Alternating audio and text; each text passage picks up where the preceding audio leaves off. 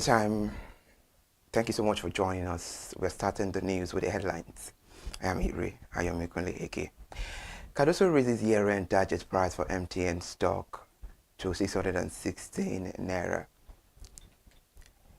Nigerian businesses created over 14,000 jobs in 2025, and Dangote deepens SME support through Kano Trade Fair.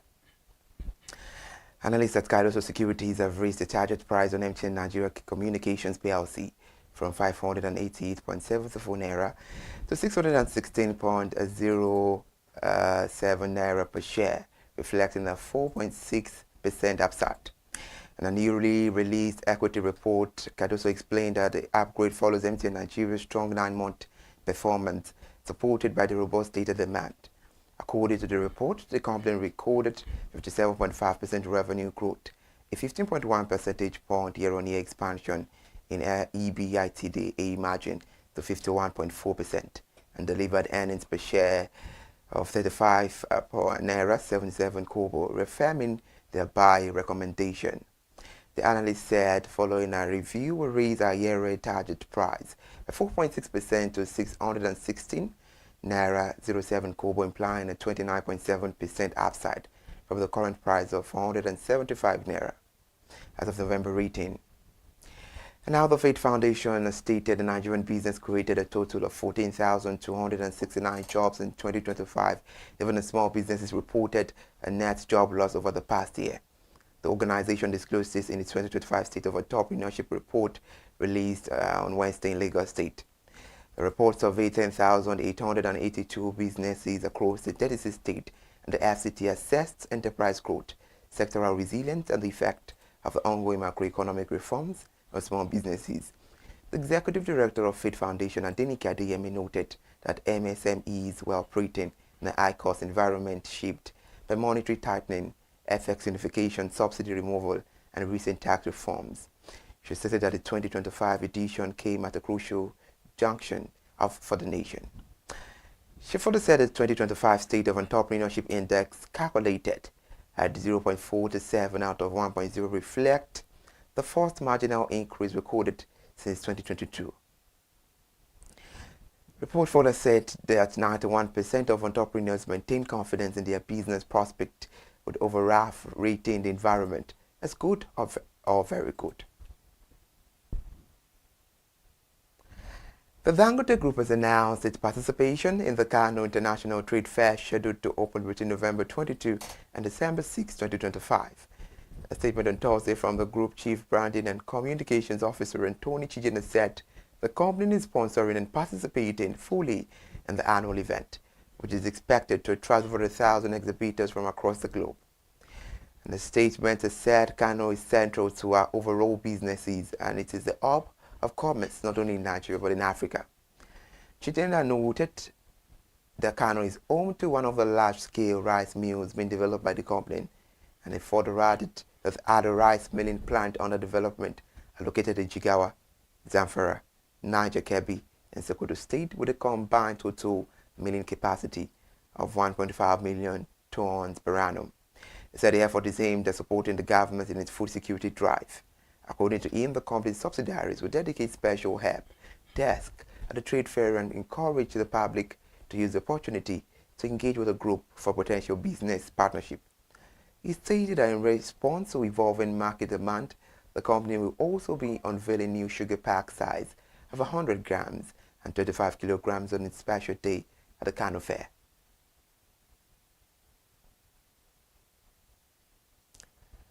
If you're just joining us, this is ConsumerHallaTV News at 8. We're right back.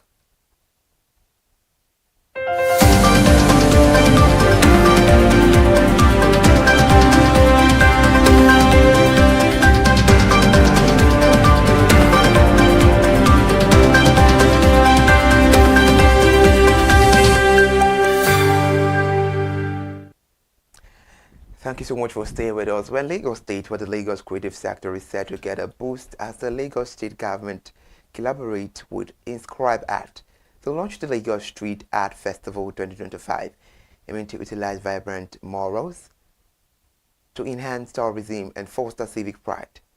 The organizers of the LSA have inscribed at the press conference held at Undubisi Kano Park in Alausa, Lagos State on Wednesday noted that the festival with the theme legendary Lagos City of Dreams will be more than a creative showcase. The further statement says it's a movement, a project by artists, for artists, and for the people of Lagos. This is about tourism and capacity building, and major cities around the world like Berlin, Miami, and Sao Paulo have used street art to attract visitors and develop their creative sectors. So as part of this festival, we're beginning international artists to Lagos. We're bringing international artists to Lagos to work alongside our artists here in Nigeria. This was made known by Karishima Danyani Chohain, a member of the LSAF Founding Council. The general manager of LASPAC, Aditun Popola, added that the festival was designed to promote tourism and culture in Lagos State. She further said the murals incorporated in the park tie into LSAF. Murals are for everyone and accessible to all. The federal government has shared a total of 2 trillion naira as October 2025 revenue with the state and local government. The sum is marginally lower than the 2 trillion distributed in September, a shortfall of 9 billion naira. The allocation figure were released after the Federation Account Allocation Committee meeting held on Wednesday in Abuja. In a statement made by the Director of Press and Public Relations, the Office of the Accountant General of the Federation, Bawa Mokwa, details of the breakdown across the 3 tiers of government were revealed. According to the communique, the 2.094 trillion naira distributed comprised the 1.376 trillion statutory revenue. Further report says 670 billion naira was the value-added tax and 47 billion naira was the electronic money transfer levy, and the total gross revenue for October stood at 2.9 trillion naira, from which 115 billion naira was deducted as cost of collection, while 724 billion naira was set aside for transfers, interventions, refunds, and savings. And now the Managing Director and Chief Executive Officer of the Niger Delta Power Holding Company, Jennifer Adigiji, has reaffirmed the company's commitment to expanding reliable power infrastructure and accelerating Nigeria's economic development. She made the pledge at the groundbreaking ceremony of a 7.5 MVA 3311 kV injection substation and 2.5 kilogram 33 kilovolt line at the 1,000-acre Muhammadu Buhari Industrial Park, Dinkowa in Gombe State. According to a statement issued by NDPHC, Mrs. Adigiji said the company's ongoing investment reflect its mandate to deliver resilient, sustainable energy solutions that will energize industries, power communities, and support the long-term national growth. She praised Governor Muhammadu Yahaya's commitment to energy security and industrialization, described Gombe's strategy as one that can unlock significant socio-economic opportunities for the state and the region.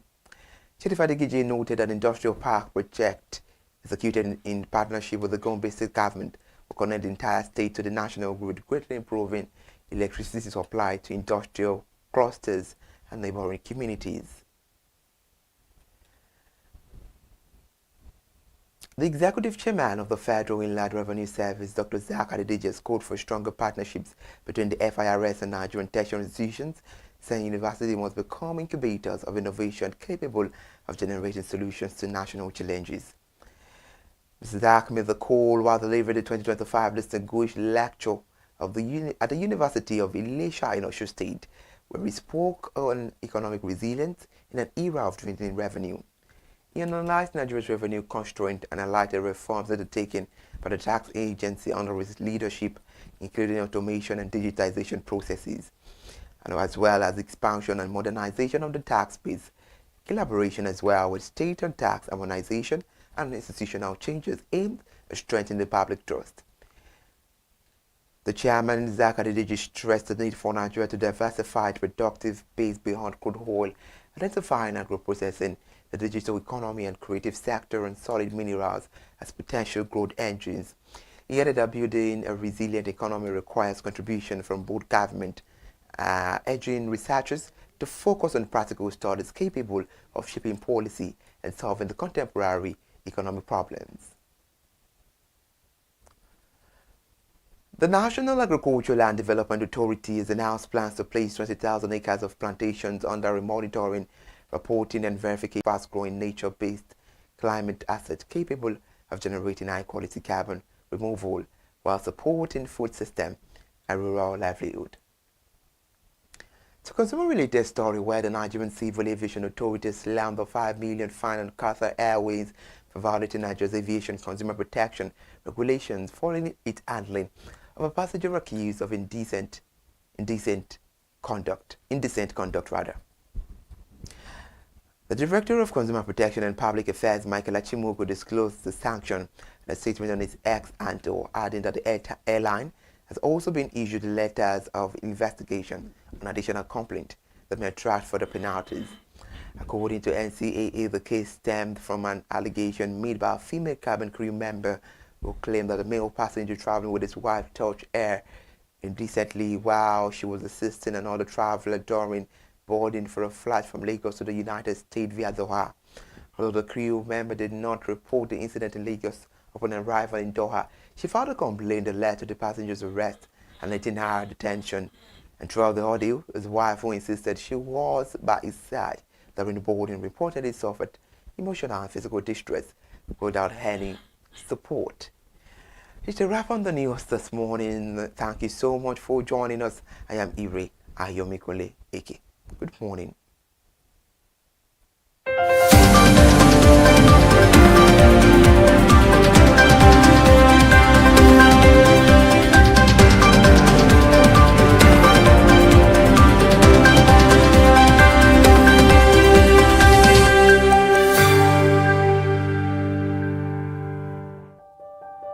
Hey there, do you know in the world today, everyone is a consumer, and as consumers, we all have the right to be heard. In Nigeria today, as a consumer, you have all right to product information, right to fair pricing, right to return goods, right to product labeling, right to fair dealings, and a lot more.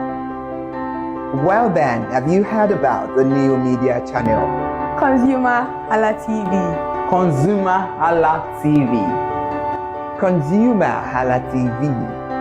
At ConsumerHallaTV, our goal is to inform and educate consumers in Nigeria with insightful news alongside development within the fast-paced world of consumers through well-researched, specialized, and analytical content. Our vision at ConsumerHallaTV is to create an engaging platform that provides right connections for meaningful brands in Nigeria, thus creating a more caring world for consumers where business thrives. And guess what? Our ConsumerHalla brand is the first consumer complaint resolution portal in Nigeria, powered by a 72-hour feedback mechanism.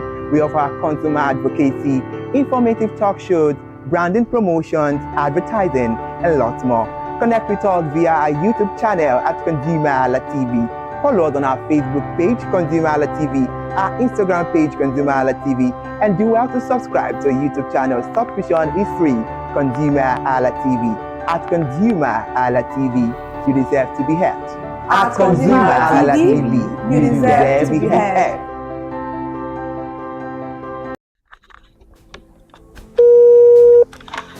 Hello consumers, you have the right to be heard, absolutely. So join us on the conversation, share your brand experience, where you tell us all your experiences about brand on the outer world via our YouTube channel every Wednesday from the hour of 4:20 to 5:20. You can watch us via our YouTube channel, ConsumerHallaTV, and subscription is free. Follow us on all our social media platforms, ConsumerHallaTV. Share your brand experience. It's about storytelling. It's about experiences. Hello consumers, you're welcome to another exciting episode of Consumer Voice on ConsumerHallaTV. I am Matilda Omenai. As you already know, Consumer Voice is a show where we'll be visiting different places in Lagos to check out people's preferences, hear what the consumers have to say about different leading brands that they make use of. Hello, it's your boy Iremofeko Foworola, and you know what? They call me the AWUF General Overseer. Every day is a blessing and it is meant to be enjoyed maximally with AWUF packages that put a smile on our faces.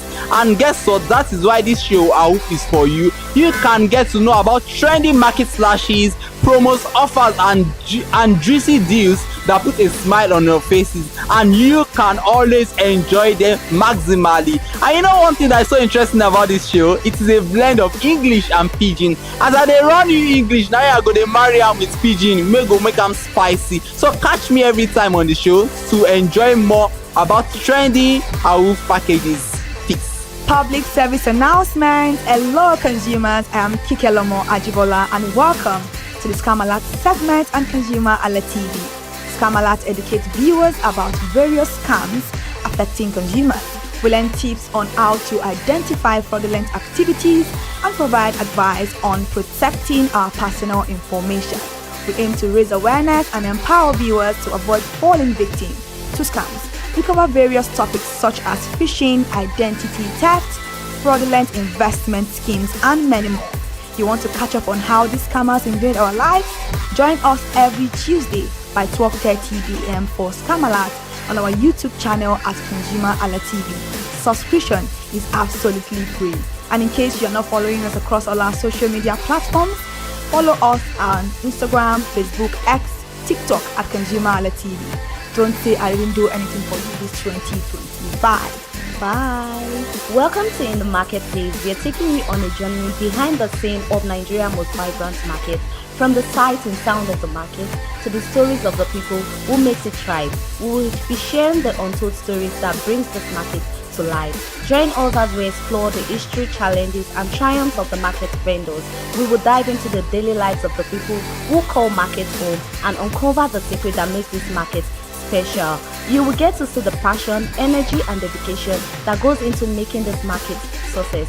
Tune in to the In the Marketplace on ConsumerHalla TV on Thursday by 11 a.m. to experience the sight and sound. Don't forget to follow us on all our social media and on ConsumerHalla TV. I am Elizabeth Abefe. Hello fellow consumers, are you looking for a program where we give analysis about brands and a program where we project the voice of the consumer? Join my team and I on Consumer Analytics and Resolution Box by calling on the program to get your issues resolved. And in case you are wondering where Consumer Analytics and Resolution Box will be showing, please join us on our YouTube channel at ConsumerHalla TV.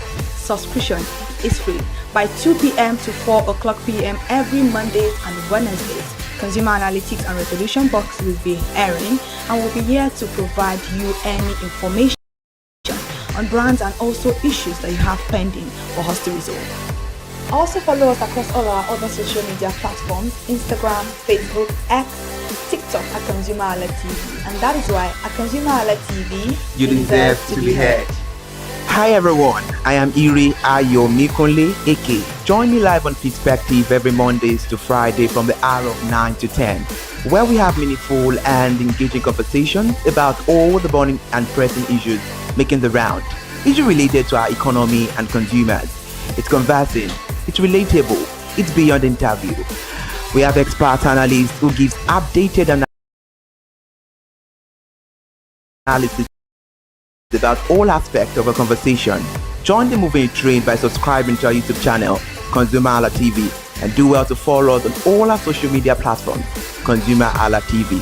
Stay informed. Thank you. I am Matilda Omenai. As you already know, Market Today is the show where we visit different markets across Nigeria, Lagos, to check out the prices of different things, ranging from household items to foodstuffs to cosmetics, electronics, every other thing. In a world of hustle and bustle, entertainment keeps us alive, and that is why at ConsumerHalla TV, we ensure you enjoy all around 360-degree entertainment program. Screen Time is the show for you, where you enjoy top 5 countdown, celebrity of the week, exclusive interview, and other segments. Don't mind me, it's just a jealous person. Oh, New God. movie release, update, and screen time. I'm going to enjoy myself because this is my favorite time on the program. I get to recommend good movie for you, and I'm also waiting for you to recommend movies to me also in the comment section.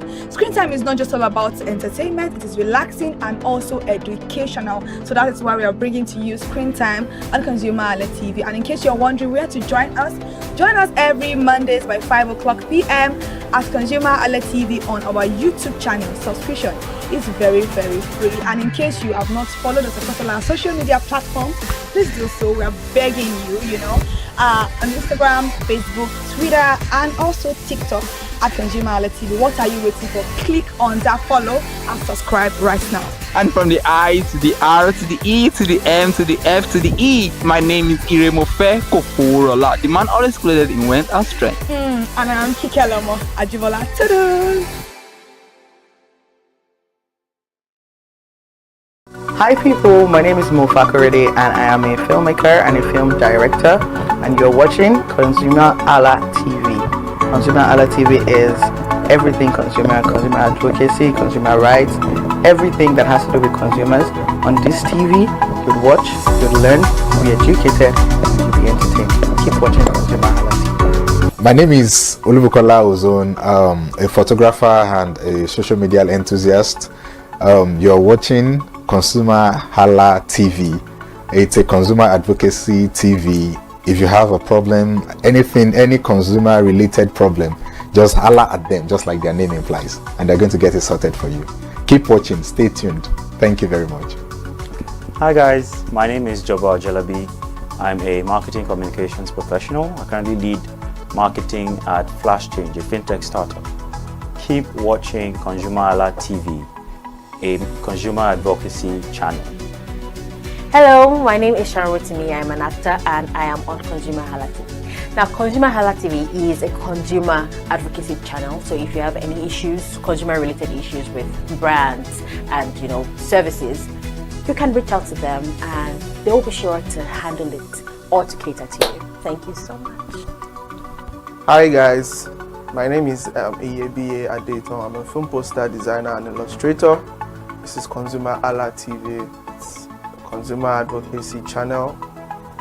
We show content on consumers-based news, entertainment, and all of that. So I want you guys to stay tuned to ConsumerHalla TV. My name is Anoluwapo Alao, a sales consultant for Star Times Nigeria. This is a ConsumerHalla TV, where they discuss anything consumer needs, and you get knowledge about anything about consumer. So keep watching Hi, my name is Adebola Ogushino. I'm a filmmaker and you're watching ConsumerHalla TV. Any consumer related issues, they've got you. Hi, my name is Stephen Olorunshisi. I'm a strategy and sales professional currently working with Obey, and you're watching ConsumerHalla TV.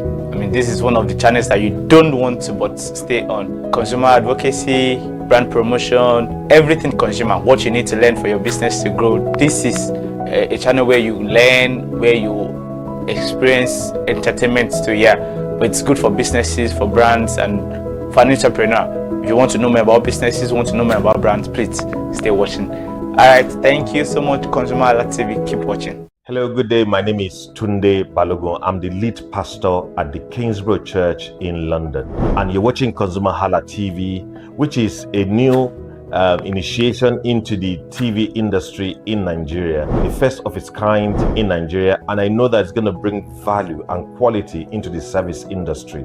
ConsumerHalla TV is here to offer value to service industry and to give a voice to consumers, bring awareness to the brand industry, and also bring education to what it is to have quality for what you paid for.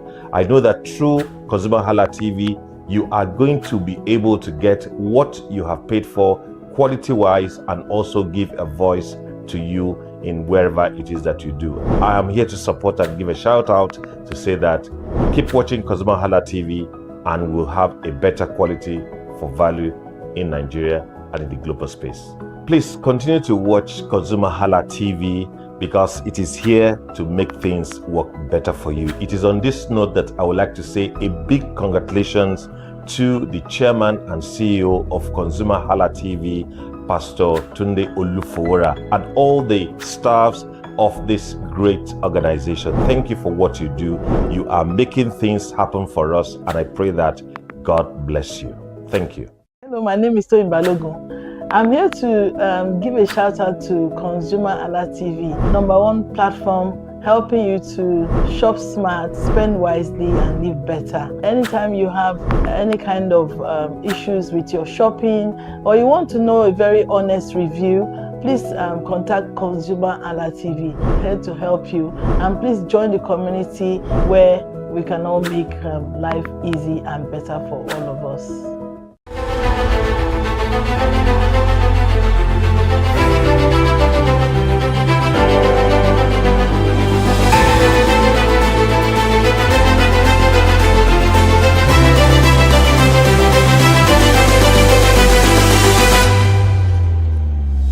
My country people, how na dey? How the weather be for your side? Na your ogbonge show be this. How market today? Where we dey visit different markets and where we go dey yarn you price of different commodity. I know say apart from food, na housing wey the more important thing wey be say man no fit do without. Na why you come the record do plank market today for Lady Lac. And we go dey ask people wey dey sell building materials from plank to wood to cardboard to pan to different ways say they dey use build house. The prices of all these items, whether they go up or they come down, come with me as I go to take you throughout this journey at this market today. May you enjoy it together.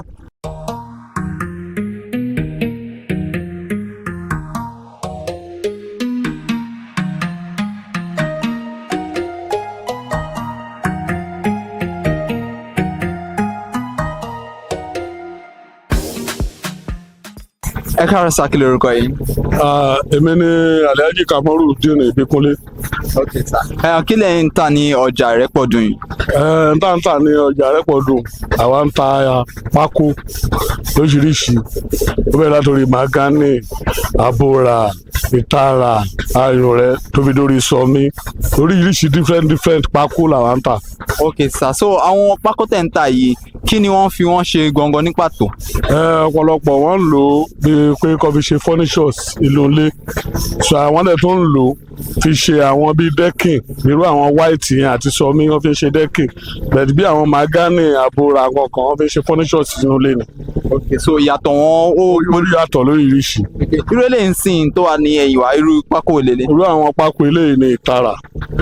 Irú àwọn eléyìí ni magani tí mò ń sọ̀rọ̀ nípa ẹ̀.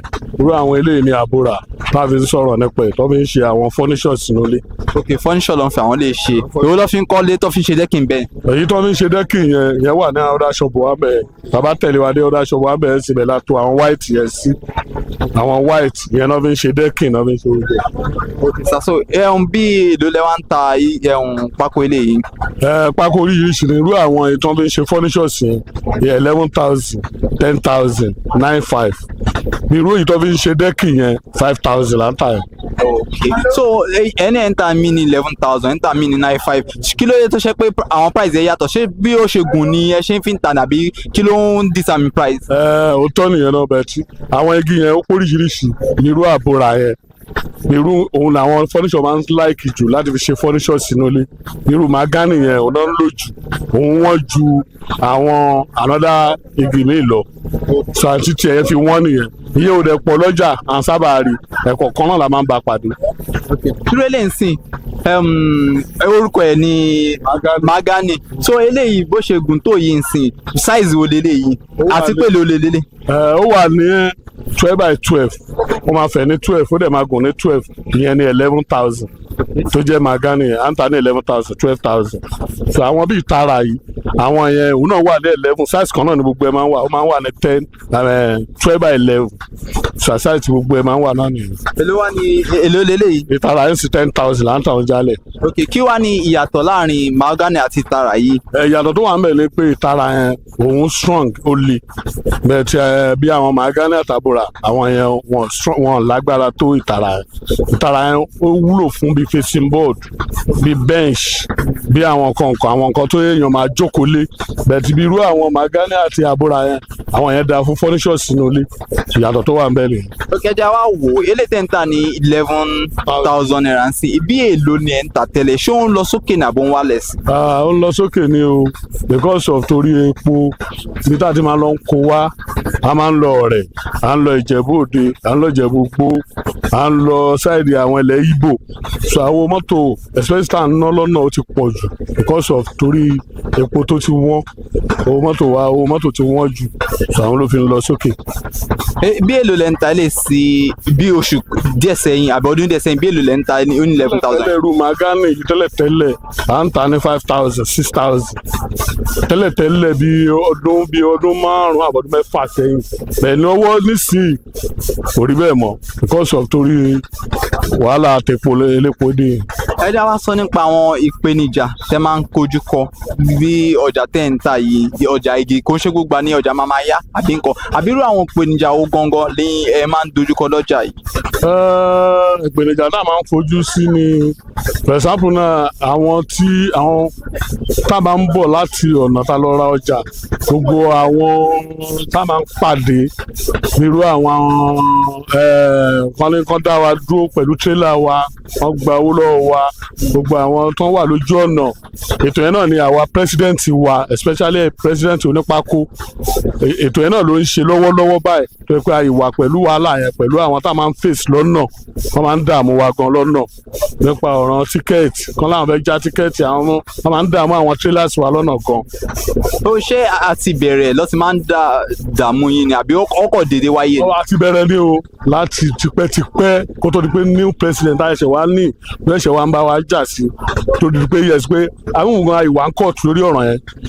ok kí wàá nẹ̀yìn fẹ́ kí ìjọba ṣe sí gbogbo kọ́ báyìí. ìjọba bá wa ṣe ń bẹ̀ náà ni pé lórí especially gbogbo àwọn kan máa ń dààmú wa bí irú àtóyó tàbá ń bọ̀ láti ọ̀rẹ́ sìn tàbá dà tóyó tàbá dé bẹ́gà wa ń bíbà ní Lagos State ń bíbà oríṣiríṣi gbogbo àwọn ọmọ ta náà máa lọ pé káwá já tíkẹ́ẹ̀tì wọ́n ń dààmú àwọn mọ́tò wa lọ́nà gan serious kí gọ́ọ̀mẹ̀ntì kan ràn wá lọ́wọ́ nípa ẹ̀. so kí n tí wàá jẹ́ kẹ́ lọ láti tó ọdún mélòó tẹ́ ti ń ta irú ọjà yìí. èmi dẹ̀ ń wo èmi ní Alhaji Kamoru Ìgbékúnlé tí mo jẹ́ chairman Amuzo ní gbogbo sọ̀ráǹdì wa mi bá èmi ní chairman wọn so ó ti lé ní ọmọ tá a bá ń wò ó sí ó ti lé ní 25 to 30 years tí mo ti ṣe. báwo kí lẹ máa sọ nípa ọjà yìí general ìgbà tẹ́sí ń ta fún 25 years báwo ni mo mọ̀ kẹ́ ẹ̀ sì fi ṣe nǹkan oríṣiríṣi ń bẹ so báwo lẹ ṣe wá ní àbí ìmọ̀ràn lẹ́yìn máa fún ẹni tó ń bọ̀ náà tó ṣẹ̀ bẹ̀rẹ̀ irú ọjà yìí. ṣe rí táwọn gọ́ọ̀mẹ̀ntì bá lè ràn wá lọ́wọ́ lẹ́pẹ́ ọjà tó dáa ni ọjà building materials ọjà tó dáa ni tó lè ti sọ ọ̀pọ̀lọpọ̀ lólówó ẹni tó rán ọmọ lọ́nlọ́ ìbò ẹni tó rán ọmọ ní skul ẹni tó kọ́lé kò sí olóṣì nínú wa adúpẹ́ fọlọ́ so abet gọ́ọ̀mẹ̀ntì náà ni kọ́ ṣàtún help wa lórí ẹ̀ kí iṣẹ́ wa lè máa lọ síwájú. ẹ ṣe púpọ̀ sà. ẹ ṣeun gan.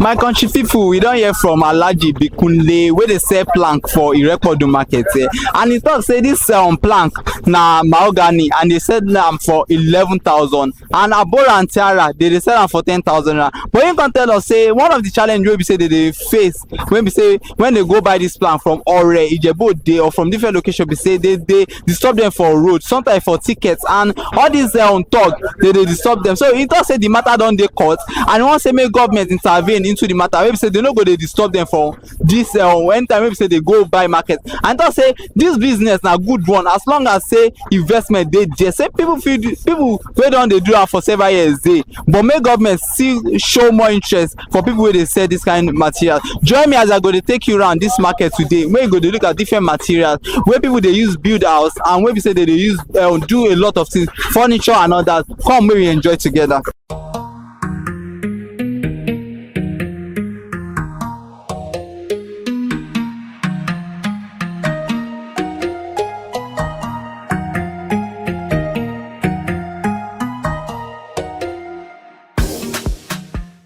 káàárọ̀ mà kí lorúkọ yín mà. ẹ káàárọ̀ sá o láti lórúkọ. kí lẹ̀ ń tà ní ọjà yìí. pákó là ń tà. ok irú àwọn pákó wo lẹ̀ ń tà. pákó dẹ́kìn adẹ́sí pákó tó fi ṣe kọ́ńbọ̀dì tó fi ṣe ṣíà tébù nǹkan tá à ń ṣe. ok báwo wá ni ojú ọjà yìí ti ṣe rí láti bẹ̀rẹ̀ oṣù yìí. a dúpẹ́ fọlọ́ alhamdulilayi àwọn wọlé ẹlẹ́njà adé ń talẹ́ tàlàfíà nínú ìsìtò àdúpẹ́. ṣé àwọn ọjà yìí nítorí àwọn míì ní pé nǹkan tó fi ń kọ́lé ó ń lọ sókè náà nǹkan ní ó ń wálẹ̀ ni ṣé ó ń wá sókè nàbó ń wálẹ̀ ni. ó ń wá sókè ni o ìdúró ló ń wá sókè. ẹ jẹ́ àwa wẹ̀ ní ẹ̀ ń ta pákó tó fi ń ṣe dẹ́kìn tó fi ń ṣe fọ́níṣọ́ tó fi ń ṣe oríṣiríṣi tábàárí arípé oríṣiríṣi pákó ló wà ń bí. èyí tó wà mí báyìí nísìn èyí tó wà lókè yìí báyìí tó wà lé ti dẹ́kìn ni. kí wàá lórúkọ ẹ̀. Sọmi lélẹ̀. Sọmi. irú àwọn eléyìí báyìí àdùdù lélẹ̀ wọ́n fi ṣe cupboard wọ́n fi ṣe surak bed àdùdù lòun à ń pè yẹn ní ìtara. eléyìí ni adùd tó fi ṣe cupboard. Sọmi. Wọ́n fi ṣe dẹ́kìn. Tẹ́ bá rí Sọmi yìí náà àti méjèèjì ó strong. àbí kí ó strong jura wọn lọ eléyìí strong jù eléyìí lọ torí tẹ́lẹ̀ bá strong jù máa dá léwu difference tó wà ń bẹ ni. ok so ẹ dá wá wò báwo ni size ẹ ṣe rí. normal length ẹ 12 mi wà tó gùn ju 12 lọ àmọ́ normal length náà ní 12 wideness ẹ 10 9 12. okay wideness ẹ 9 10 12 then length ẹ gangan 12. length ẹ 12. okay so èló. pé 12 eléyìí 9 plus. okay. or 10 plus. okay. wideness ẹ 8. okay. wideness ẹ 8 length ẹ 9. okay. so ẹ dẹ́ wá wò èló lẹ́ wá ń ta ilé báyìí. ètò jẹ́ gípẹ́ tó fi ń ṣe dẹ́kìn ilé tó jẹ́ bí adùn ní sàǹtà 9,000 àǹtà 9,500 10,000. fún ẹyọ kan. fún ẹyọ kan. ẹ̀ ń ta ní 9,000 ẹ̀ ń ta ní. àǹtà ní 9,500 àǹtà 10,000. ok èló wà lẹ́ àǹtà lé. eléyìí àǹtà 5,000 àǹtà 480. ok so èyí tẹ̀ ń ta ní 9,000 yìí tẹ́lẹ̀ tẹ̀ ń ta 9,500 yìí èló lẹ́ ń ta tẹ́lẹ̀. tẹ́lẹ̀ àǹtà 7,500. yẹ bí ọdún mélòó sẹ́yìn. a tó bí 3 years now. ok 3 years nísìnyí so òun ló wá di 9,000. 9,000 ó di 9,500 ó di 10,000. ilé wa ń kọ́ ilé lẹ́ńtà tẹ́lẹ̀. ilé tẹ́lẹ̀ à ń tà 27 38 now 48 5,000. 27 28 ló di. yes. ló wá di 5,000 naira. ok ẹ̀dá sí wàá wo àwọn igi míì tẹ̀ ta irú iṣẹ́ irú. ilé ìbáyìí nísìnyí plank làwọn eléyìí eléyìí náà ń pè ní 2x6 a máa là á sí mẹ́ta a máa fi ṣe frame or kí wọ́n fi ṣe roofing eléyìí wà fún ó yàtọ̀ fúnra 2x6 làwọn eléyìí ní plank 2x6 yẹn náà ó dẹ̀ gùn ní 12 ó wà ní 6 inches ní wideness 6 price ẹ̀ ní 12 bó ṣe wà ní. eléyìí ní 2x6 so ó dẹ̀ gùn by 12. ok òun ló fi ń ṣe. òun ló fi ń ṣe frame ọkàn fi ṣe roofing. èwo wá ní uk èwo lélẹ̀. ilé ìta lélẹ́yìí ìyẹn wà fún kan fisa board ló ń wà fún. ṣe bed cupboard. èló ẹ ń ta 2x6. tẹ́lẹ̀ àǹtẹ̀lẹ̀ 4,000 naira now 6,000 7,000 ilé ṣe wá ń sin ni. ilé wa ń kọ èlò lẹ́ ń ta. sọ fún pé eléyìí tẹ́lẹ̀ à ń ta ní 7,500 by now 9,000 9,500 10,000. ok ṣé òun náà ni ìgbélé. ó ṣe wáyé. eléyìí ni fàdálà eléyìí ni sọ́ọ̀mẹ̀ tẹ́lẹ̀ jẹ́ fàdálà ni pé kò kí ń gùn ìdẹ̀ kí ń wide. èwo ni fàdánà. fàdálà lélẹ̀ tó ń pè ní fàdálà lélẹ̀ kò kí ń gùn jù báyìí lọ ìdẹ̀ kí ń fẹ́ jù báyìí náà lọ eléyìí ni sọ́ọ̀mẹ̀ òun gùn ó dẹ̀ fẹ́ difference ẹ̀ mọ́ mi. ṣé àwọn igi tẹ̀ ń ta nìkan ni. kò sí à ń ta obì ògbúrúgbú wà obì wà ìtara dẹ̀ wà ayùnrẹ́ wà màláìnà wà. ó ní pé igi ó pé oríṣi. igi ó pọ̀ tábà ń kàrà tó 15. ẹ dá wá wò àwọn míì máa ní pé igi máa ń jẹ pípé táwọn bá ra igi pé kẹtó wọn ò ti ń jẹ kí ló máa fà á. igi náà ò pẹ́ ń gbó igi náà kò pẹ́ ní gbó mọ́tà fi lọ ń ge ẹgbẹ́ tí igi bá gbó ni ò ní ètò máa ju báyìí náà ní ìsìnkú pé kó tó di pé ó tóbi kó tó di pé ó gbó àti lọ gé ó máa jí mi wà tó pé gan máa lò tí ò ní mọ́ ọdún mẹ́wàá gan ṣì ń lò mí ìmí gan 3 years now ó máa ti máa kun powder àtọ̀dọ̀ wa dẹ̀ kọ́ bí táwọn náà ti lọ gé inú gbó. kí wàá lóde tí kò ṣe jẹ́ kó máa gbó kó tó di nítorí pé tá a bá rò ó sìn èèyàn tó bá rà òun ni ó máa affect. máa affect bẹ́ẹ̀ ni àti tí tẹ́fẹ́ yé sí pẹ̀lú yẹn ká lọ rajà ká náà ta ni àwọn ọlọ́jà ò lè sọ yẹn àwọn tó yẹn ta fa náà ò lè sọ yẹ pé kára káwa náà ta. ibo lẹ́yìn tí wọ́n ra àwọn ọjà tí. à ń lọ ra ní Oǹdó adémọ́ra ní Jẹ̀bú Òdù à ń rà ní Jẹ̀bú Igbó à ń rà l'Ákúrẹ́ There wá sọ àwọn ìpèníjà wo lẹ máa ń dojú kọ bẹ́ẹ̀ ṣe ń ta ọjà yìí. Ọlọ́run àmọ́ fi sọ̀rọ̀ ṣẹ́ wa èèyàn lè fún ọ lówó gan kán bá yàn kéèyàn fún ọ pọ́n fẹ́ rajà yìí wọ́n ti gbowó kalẹ̀ the next thing owó yẹn wọ́n bá débi ọjà yẹn máa ní àwọn ò tí ì là wọ́n dẹ̀ ti là wọ́n ti tà fẹ́ lómi mi wọ́n 3 months 4 months ànírówó yẹn gbà àwọn máa yíra wa fún adé fún adé 200 ní 500 a lè gba 300 ní 500 bó yẹn ṣe àìmọ̀ yóò tá a ti gbàgbé sọ́kọ́ tá a rí gbàdé. Tó bá wá rí bẹ́ẹ̀ ṣé kò sí àwọn bíi kọ́mítì kan tó yẹ pé wọ́n ń bá yín mójútó irú nǹkan bẹ́ẹ̀ nítorí pé kò ń ṣe ohun tó dára pé kó gba ọkọ má fún yín lọ́jà. Mo ṣe kọ́mítì kò ní ẹ fẹ́ sọ fún bá lọ bọ́ lọ́jà ẹ bá lọ bá bàbá lọ́jà bí alọ́jà a máa fún yín ní sùúrù ní pé wọ́n wọ̀rọ̀ tó bá ti láagi wọ́n á pè ẹ bá bẹ́ẹ̀ wáyé lọ́mọ́jẹ́ ọlọ́pàá mú wọn náà padà máa bá yín sẹ́tù ẹ̀ náà tí a máa gbà díẹ̀. Gẹ̀dẹ̀ wọn bèèrè á ti tó ọdún mélòó tẹ́ sí ń tajà yìí báyìí. Mọ̀ mi gbogbo bíi kó yára ń tajà yín nísìnyí wọ́n bẹ̀ mí sí bíbá yẹn wọ́n bẹ̀ mí sínú ọjà yẹn mo ti ń tajà yín nísìnyí láti wọ 27 years tí mo ti ń wá tí mo ti ń lọ àwọn báyìí náà kí mo ti wà permanent nísìnyí 15 years now. So bọ́ mo kàn fẹ́ kẹ́ mọ̀ wípé irú ìtẹ́ṣe ní pé tẹ́ bá kó fún gbà mí tí ẹ̀ ní rí ọjà àgbà yẹn irú iléeṣẹ́ tí wọ́n ń sìn àwa máa ń mójútó nǹkan bẹ́ẹ̀ yẹn wípé bí èèyàn rajà wípé kò wá rí ìtẹ́lọ́rùn bẹ́ẹ̀ ṣe bóyá ìdojúkọ wà nípa ti ọjà yẹn àwa gẹ́gẹ́ bí iléeṣẹ́ wa lè step in sínú nǹkan bẹ́ẹ̀ yẹn mo kàn fẹ́ kẹ́ mọ̀. Gbogbo bí ọjà ni ẹ ti mọ ní fàsẹ́yìn níbi ọjà tí yàn bá ti di ṣubú mélé ni wọ́n ti dọ́là ó lè dìde ń bẹ̀ ẹ bá ti pé fún yàn lówó kò tẹ̀yà fún yàn sọ́díjà ẹ lè rí ọlẹ́rọ̀jà là ń bẹ̀ mọ́. Kò ń ṣe tìjà àwa máa ń dàbí àwọn lọ́ọ̀yà ní tẹ́ka kan máa bá yí step in pé a rí i pé kò ní. Lọ́ọ̀yà tó wà wọ́n ṣe lọ́ọ̀yà tó gbọ́dọ̀ le jù tí bó wá le jù tó bá ti bá ní ìjà lé ní tó fọlọ́pàá mú tẹ̀ fọlọ́pàá sẹ́dọ̀rà tó bá rí jọ̀wọ́ lọ́jà yẹn kò ní ta fún ẹ mọ́ ẹni tó bá ṣe single mistake yín sìn mo àfọlọ́pàá máa wọn mo ṣe rí mi. So ọjà yìí ń lọ sókè yín sí ẹ má bínú ọjà yìí ń lọ sókè sí lásán náà lélẹ̀ yìí ìmọ̀ràn ó lẹ máa fún ìjọba pé gẹ́gẹ́ bí gbogbo ẹ̀ bó ṣe ń lọ sókè. ìmọ̀ tá a fún ìjọba ni pé torí pé ọjà gan fún rẹ̀ kọ́kọ́ ló wọ́n bí epo tá máa ní epo wọ́n afẹ́ lagi 300 ní ìsìn àwọn fi epo 50,000 làwọn fi là kí ni géènì tàwọn yẹn náà fi máa ṣì máa wà tí à ń lọ rajà ìmọ̀ràn tá a fún ni pé kán jọ tó lọ́kàn bá rìdíìsì owó epo yẹn díẹ̀ tán bá rìdíìsì owó epo bá ti wálẹ̀ àwa nù wọn ga láti ra ọjà yẹn tó bá ti wọ́n ọjà tá à ń ràn àwọn gbogbo ọjà ni kò mọ̀ pé igi ni gbogbo ọjà tá à ń tà ní. Ẹ ṣe gan alùbáríkà máa wá. Àmín.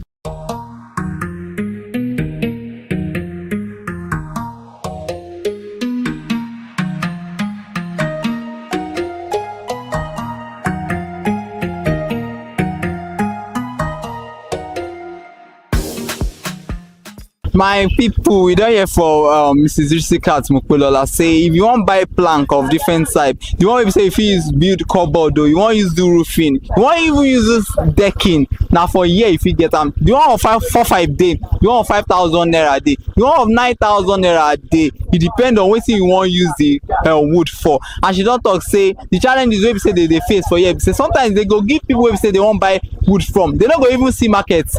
They may say they go collect and talk say factors wey dey responsible say why this wood dey go up be say fuel dey one of the reason and because say people wey dey even buy am too dey face one or two challenge. So na wetin wey she talk be this. So join me as I go take you round too make you go hear from other sellers of this market. Enjoy with me.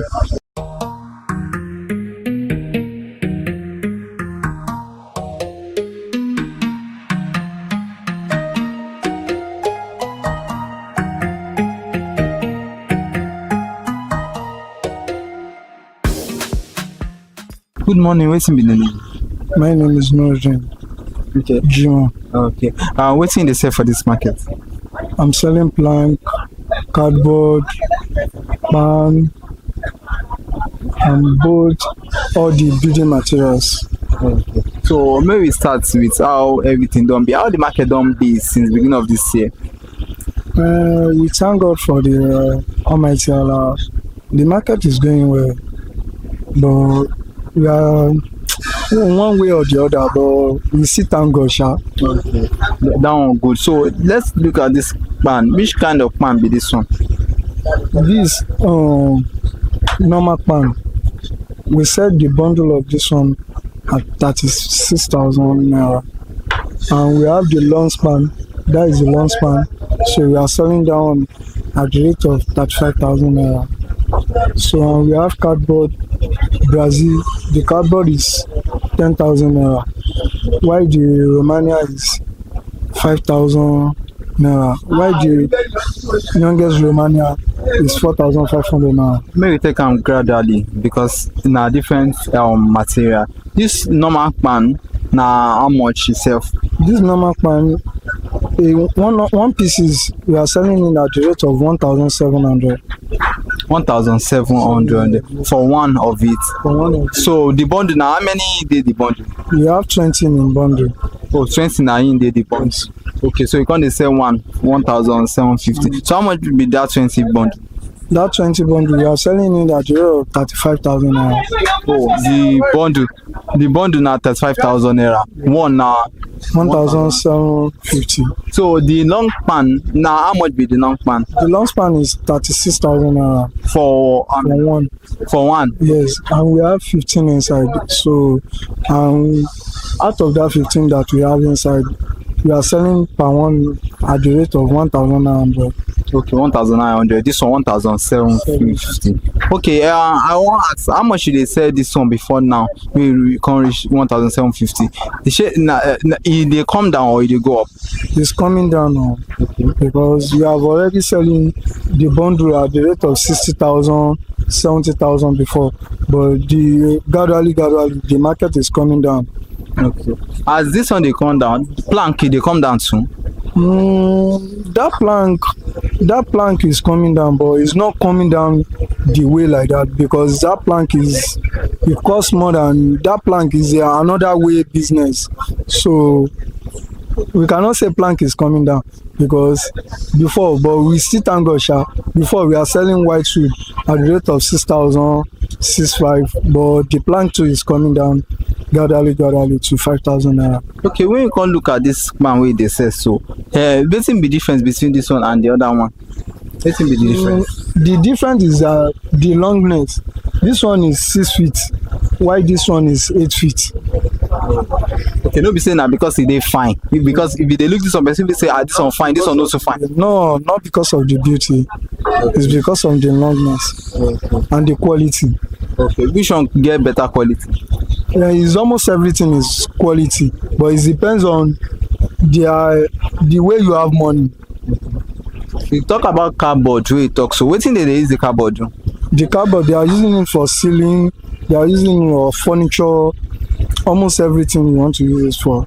Okay, so what event people too are using it. Okay. Okay, so how long you done they do this business? It's almost 14 years back now. 14 years. Wow. Why you be saying that this kind of business you choose? That is a normal business my parents are doing before. That is why I like to do it. Oh, that one's really good. So basically going to be the challenges we say that they face as they do this business. The challenges we still thank God, because we are facing challenges, but all the challenges we are facing, God help us and solve it. So we thank God about it. Okay, so we think we can't tell government now because he talk say the price they even come down, but for plank it no be so because plank be like say they go up, they come down. You know they want, but this particular one at least they come down. So that one we say no they come down. We think we can't tell government. Our government should help us. It's only our government that can help us.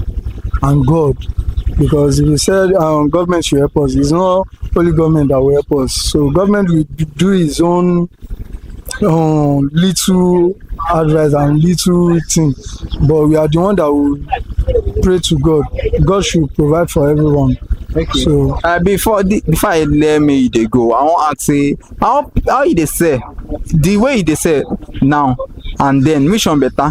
Now I see say so far nobody don't come buy anything. How the market they be? Before we are selling well, but now the market is so somehow. But we are still thanking God for the market. So we still have belief that the market will still come back. Thank you for your time. Okay, thank you, sir.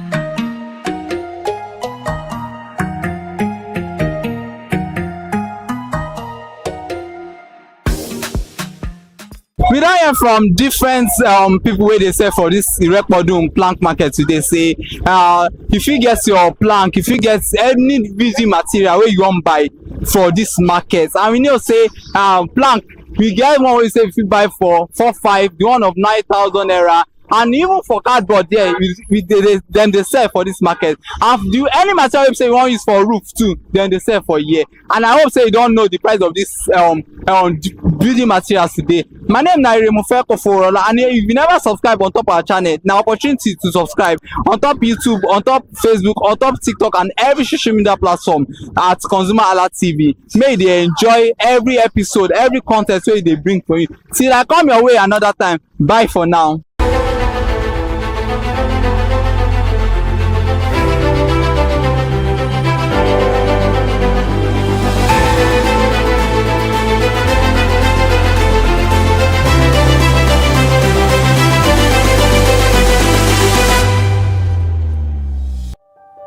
Hey there, do you know in the world today, everyone is a consumer, and as consumers, we all have the right to be heard. In Nigeria today, as a consumer, you have all right to product information, right to fair pricing, right to return goods, right to product labeling, right to fair dealings, and a lot more. Well then, have you heard about the new media channel? ConsumerHalla TV. ConsumerHalla TV. ConsumerHalla TV. At ConsumerHalla TV, our goal is to inform and educate consumers in Nigeria with insightful news alongside development within the fast-paced world of consumers through well-researched, specialized, and analytical content. Our vision at ConsumerHalla TV is to create an engaging platform that provides right connections for meaningful brands in Nigeria, thus creating a more caring world for consumers where business thrive. And guess what? Our ConsumerHalla brand is the first consumer complaint resolution portal in Nigeria, powered by a 72-hour feedback mechanism. We offer consumer advocacy, informative talk shows, branding promotions, advertising, and lots more. Connect with us via our YouTube channel at ConsumerHalla TV. Follow us on our Facebook page, ConsumerHalla TV, our Instagram page, ConsumerHalla TV, and do well to subscribe to our YouTube channel. Subscription is free. ConsumerHalla TV. At ConsumerHalla TV, you deserve to be heard. At ConsumerHalla TV, you deserve to be heard. Hi people, my name is Mofakorede and I am a filmmaker and a film director, and you're watching ConsumerHalla TV. ConsumerHalla TV is everything consumer advocacy, consumer rights, everything that has to do with consumers. On this TV, you'll watch, you'll learn, you'll be educated, and you'll be entertained. Keep watching ConsumerHalla TV. My name is Olubukola Ozone, a photographer and a social media enthusiast. You're watching ConsumerHalla TV. It's a consumer advocacy TV. If you have a problem, anything, any consumer related problem, just holla at them, just like their name implies, and they're going to get it sorted for you. Keep watching, stay tuned. Thank you very much. Hi guys, my name is Jobal Jalabi. I'm a marketing communications professional. I currently lead marketing at Flash Change, a fintech startup. Keep watching ConsumerHalla TV, a consumer advocacy channel. Hello, my name is ConsumerHalla. I'm an actor and I am on ConsumerHalla TV. Now, ConsumerHalla TV is a consumer advocacy channel. So if you have any issues, consumer-related issues with brands and services, you can reach out to them and they will be sure to handle it or to cater to you. Thank you so much. Hi guys, my name is Iyebiye Adeton. I'm a film poster designer and illustrator. This is ConsumerHalla TV. It's a consumer advocacy channel.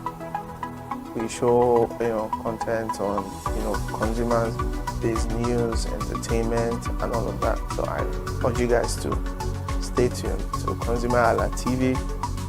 My name is Anoluwapo Alao, a sales consultant for Star Times Nigeria.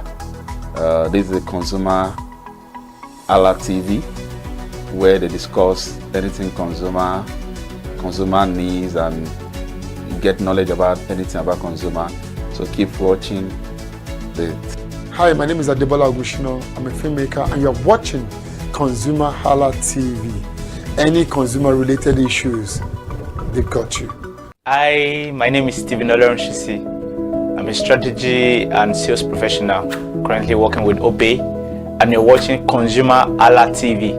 I mean, this is one of the channels that you don't want to but stay on. Consumer advocacy, brand promotion, everything consumer, what you need to learn for your business to grow. This is a channel where you learn, where you experience entertainment too, yeah.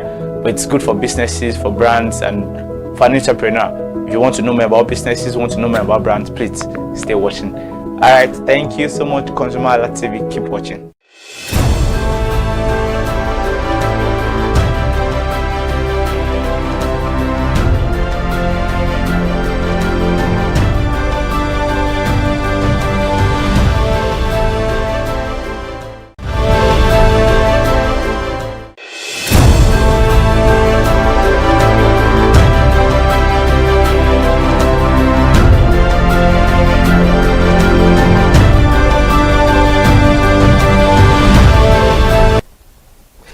Good morning, Nigeria, and thank you so much for joining us. Please grab your coffee this morning as you keep viewing. Welcome to Perspective on ConsumerHalla TV, where we focus and also talk about all burning issues making the round. I am Ire Ayomikunle Eke. On today's edition of Perspective, we'll be looking at the Central Bank of Nigeria new guidelines about the automated teller machine in Nigeria. And having said that, the Central Bank of Nigeria got a circular signed by the Director of the Payment System Policy Department by the Apex Bank, Mr. Musa Jimo, and stakeholders are expected to turn in their observations before the 31st of October 2025. The CBN said the new regulation is designed to strengthen consumer protection, improve the service reliability, and ensure greater accountability in the financial system. The proposed regulation requires banks to reverse failed transactions carried out in their account to be effective immediately. Under the new regulation, if instant reversal is not possible due to technical issues or system glitches, the transaction must be manually corrected within 24 hours. Wow, this is a very, very interesting conversation we're having on the table this morning. Please stay with us and make sure you sip your hot coffee. We'll be right back.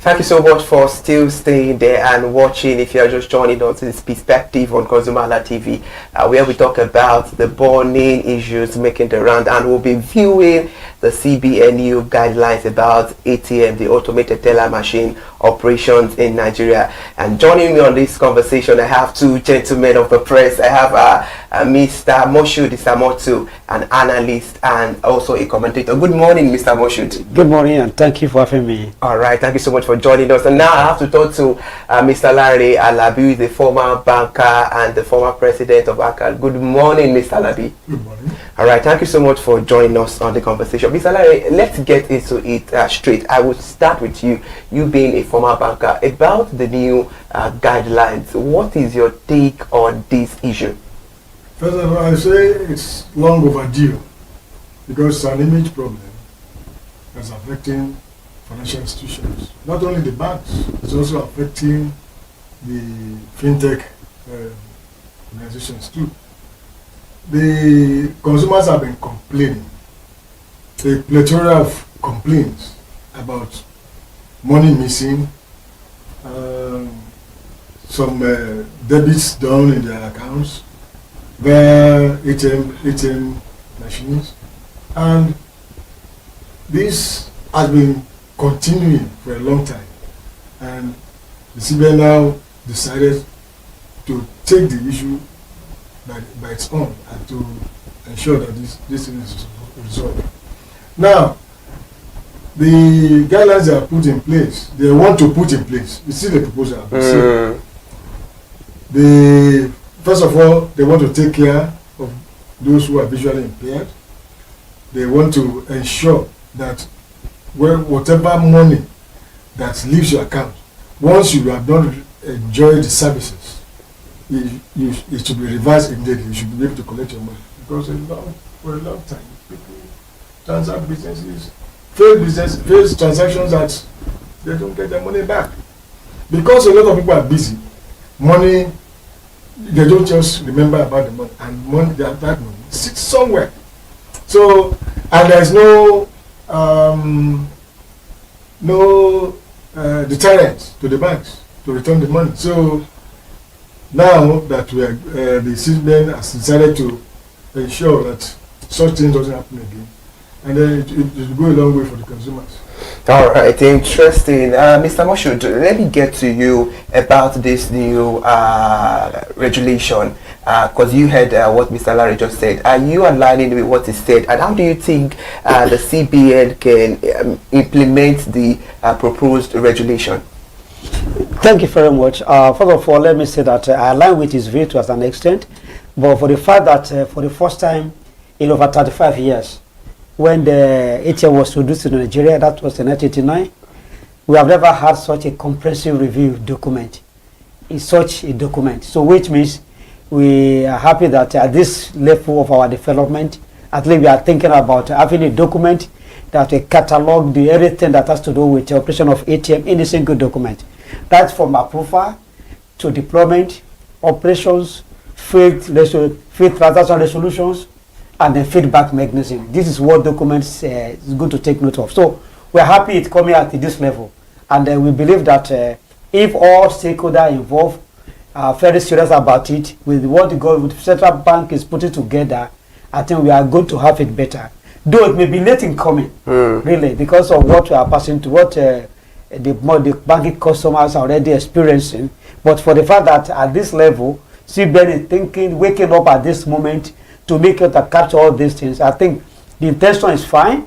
We just hope that we're able to work it through with all the stakeholders involved. A stakeholder involved different parties, and believe that by the time the document is finally signed and then deployed, I think every person that is involved, every organization that is involved, every agency or business that is involved will be able to ensure that we achieve the dream, which is promoting accountability, responsive accountability in the system. Interesting. Like I said earlier on this morning, when we started Perspective, that it's going to be very interesting, because this conversation we're having on the round table is what it's not even what almost all Nigerians are passing through this in silence. Whereby we want to go to the ATM to have access to money, we could not get the body, and they're telling us 24 hours. Sometimes they will even tell you 7 working days or 5 working days, depending on the amount or the bank you are using. And about this, our reporter Elizabeth Abefe was on the streets to seek the opinion of the consumers, to know how they feel, and to tell us their audio about this issue on board. Let's see what we have.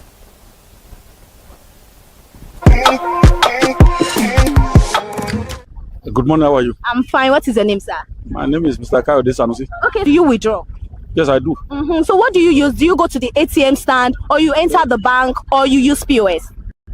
I mean the POS. POS. Yeah. Okay, so have you ever experienced failed transaction issue with your bank? Yes, of course, I've experienced that. With which bank, sir? With First Bank, initially, and I was asked to come to the bank. I got there, they gave me 7 days for rectification, which was done. So what did they ask you to bring? Did they require anything to bring? No, I think they gave me a phone and I updated it. Okay, now... Second time, I did not go to the bank, but I was thinking it's going to be reversed. It was never reversed. But these days now, with money points, sometimes they ask you for your account number and your phone number. As, like that, I think like 2 times, the money was returned to me. So this money that you wanted to send out or you wanted to withdraw that was that hanged, what did you want to use the money for? How urgent was the money? It's an urgent thing because I wanted to send to my children at school. And normally, if they don't have it, you know, they have to pass through a lot of rigors. Yeah, exactly. Okay. So now, are you aware that CBN now make a request to all banks that all fake transactions should be rectified within 48 hours? Yes, I have seen that, but I will still employ CBN too to let us have a direct contact to them, so that if you have or experience such an issue, you should directly contact CBN, not the banks. So I will ask you this: how do you think bank can rectify this issue of fake transaction that is affecting consumers? How do you think they can rectify it? What do you think they can do? I know they can. They have a lot of things to do because I am an accounting person. I know they can do it, but there are a lot of laxities among the workers of banks. They are not willing to do it. Otherwise, it doesn't take time to do. Okay. Now, are you now aware? We are from ConsumerHalla TV. We stand between brands and consumers. Just in case we are like an advocacy for consumers. Yes. Just in case you have issue with any other brand or related issues like this, you can just log into ConsumerHalla TV. Then we rectify it within 48 hours without collecting a dime. How sweet is that, sir? We are praying for that. If that one is done, I think we'll be happy. Okay. I think it's a better one, better deal. Yeah. Thank you very much. Thank you very much, sir.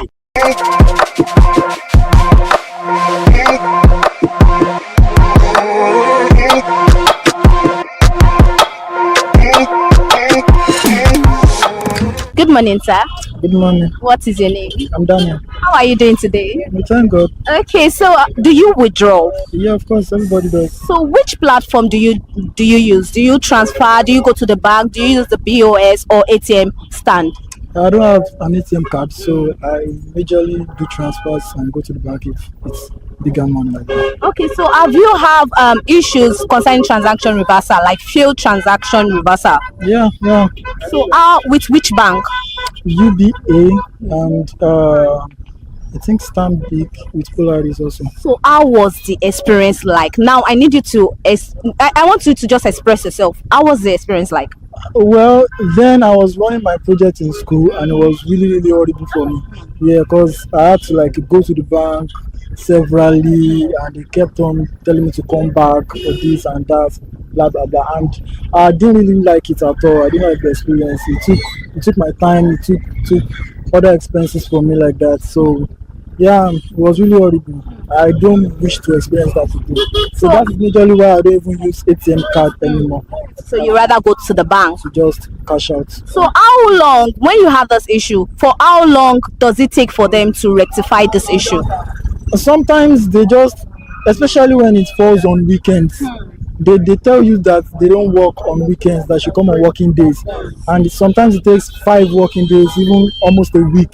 Sometimes. Serious? Yeah, and for average people like us that we don't really have much, some of us we depend on that particular money just to do what we wanted to do like that. Like I said, I was running my project then, and the experience was really bad. Then it took me like a week to rectify that, to solve that issue, and my project almost slipped off my fingers. So I'll ask you, what are the stuff they required when you were going to the bank? Because I knew quite well, whenever we had this issue, they would ask us to bring some certain things. Did they ask you to bring anything for them to rectify it, or they just ask you to fill form and come back and next?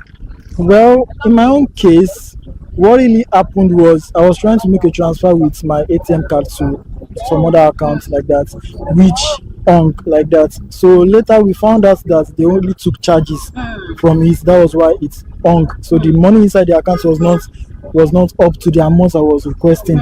So, and when I went to the bank like that, after some days, then we found out, so they didn't really tell me to bring anything, but it happened also with Polaris Bank, and then it was transfer and they bounced back the money like that.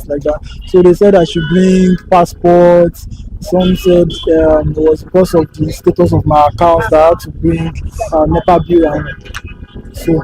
Okay, so now I want to ask you this. Do you now know that CBN requires all bank to rectify any failed issue, any failed transaction within the next 48 hours now? I'm just saying that for the first time. Okay, so now with this information right now, do you think your account, your bank requires meet up this standard? Do you think they are going to follow this? Well, I think they should. I think they should. Yeah.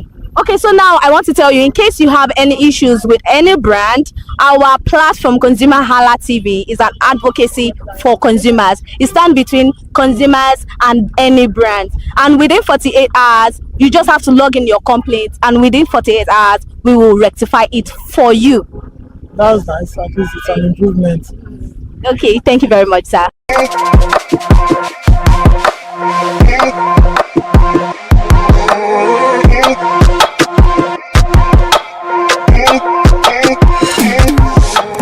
As you can see, I am still live on the streets of Lagos, Nigeria, and consumers have a lot to say concerning mis-app transfer, ATM issues, and also fake transaction issue, fake POS transaction issues. Do you know what? Let's keep it rolling.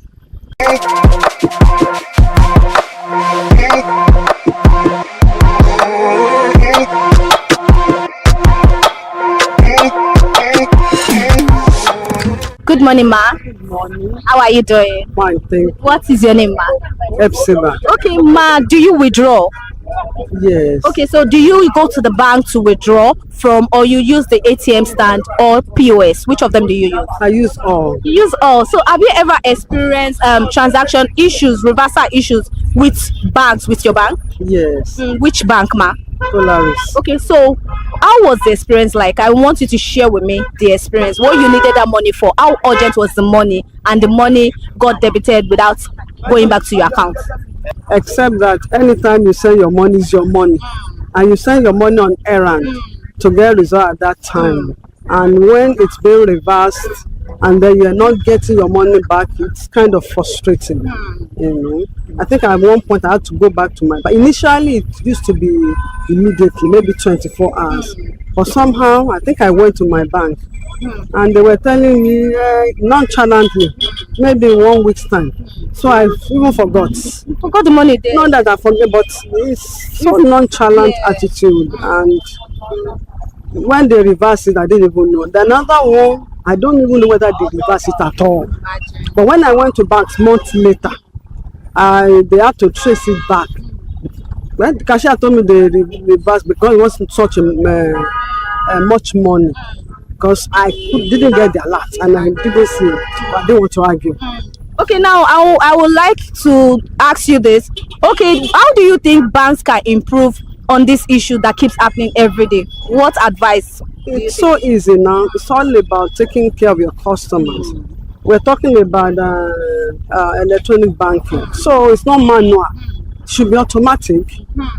Sometimes one is stranded, maybe that's the last bit of your money and for an emergency reason. And when it got stuck and you say 1 week, it could be done. So now, are you aware that CBN now makes it official and requires all banks to attend to all failed transactions within 48 hours? I think I was saying it briefly, but I didn't really read it. But I saw it passing through my phone. So I said this is a good thing. Okay, so do you think your bank will meet up with this requirement? I hope so. Okay, now in case you have any issue, we are from ConsumerHallaTV, advocacy for consumers. We stand between a brand and consumers. In case a consumer have issue with any other brand, they just have to log in their complaint on ConsumerHallaTV, and within 48 hours we answer without charging you anything. How sweet is that, ma? It will be beautiful. It will make all of us relax, and we can rely more on banks, because sometimes banks can be very frustrating. I wish sometimes we can just keep our money to ourselves. You know. Yeah, I know, right? And it's not that they are nonchalant attitudes. Yeah, it's very, very annoying. Very annoying. Very annoying. So it will be very nice if we can get prompt service, satisfying customers. because they are not doing it for free for us. They charge. Yes. So it only makes sense to make your customer happy. And it will be a very wonderful, welcoming experience. So ConsumerHalla TV is the name. Don't forget. Thank you very much, ma'am.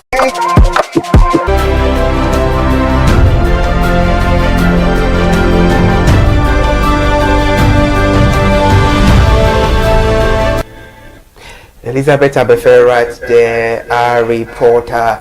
Now, before we move to the sensitive area of the conversation, Mr. Larry, I will talk to you quickly. We've gotten to know the consumer's narrative, their ordeal about how bank has failed them in one way or the other.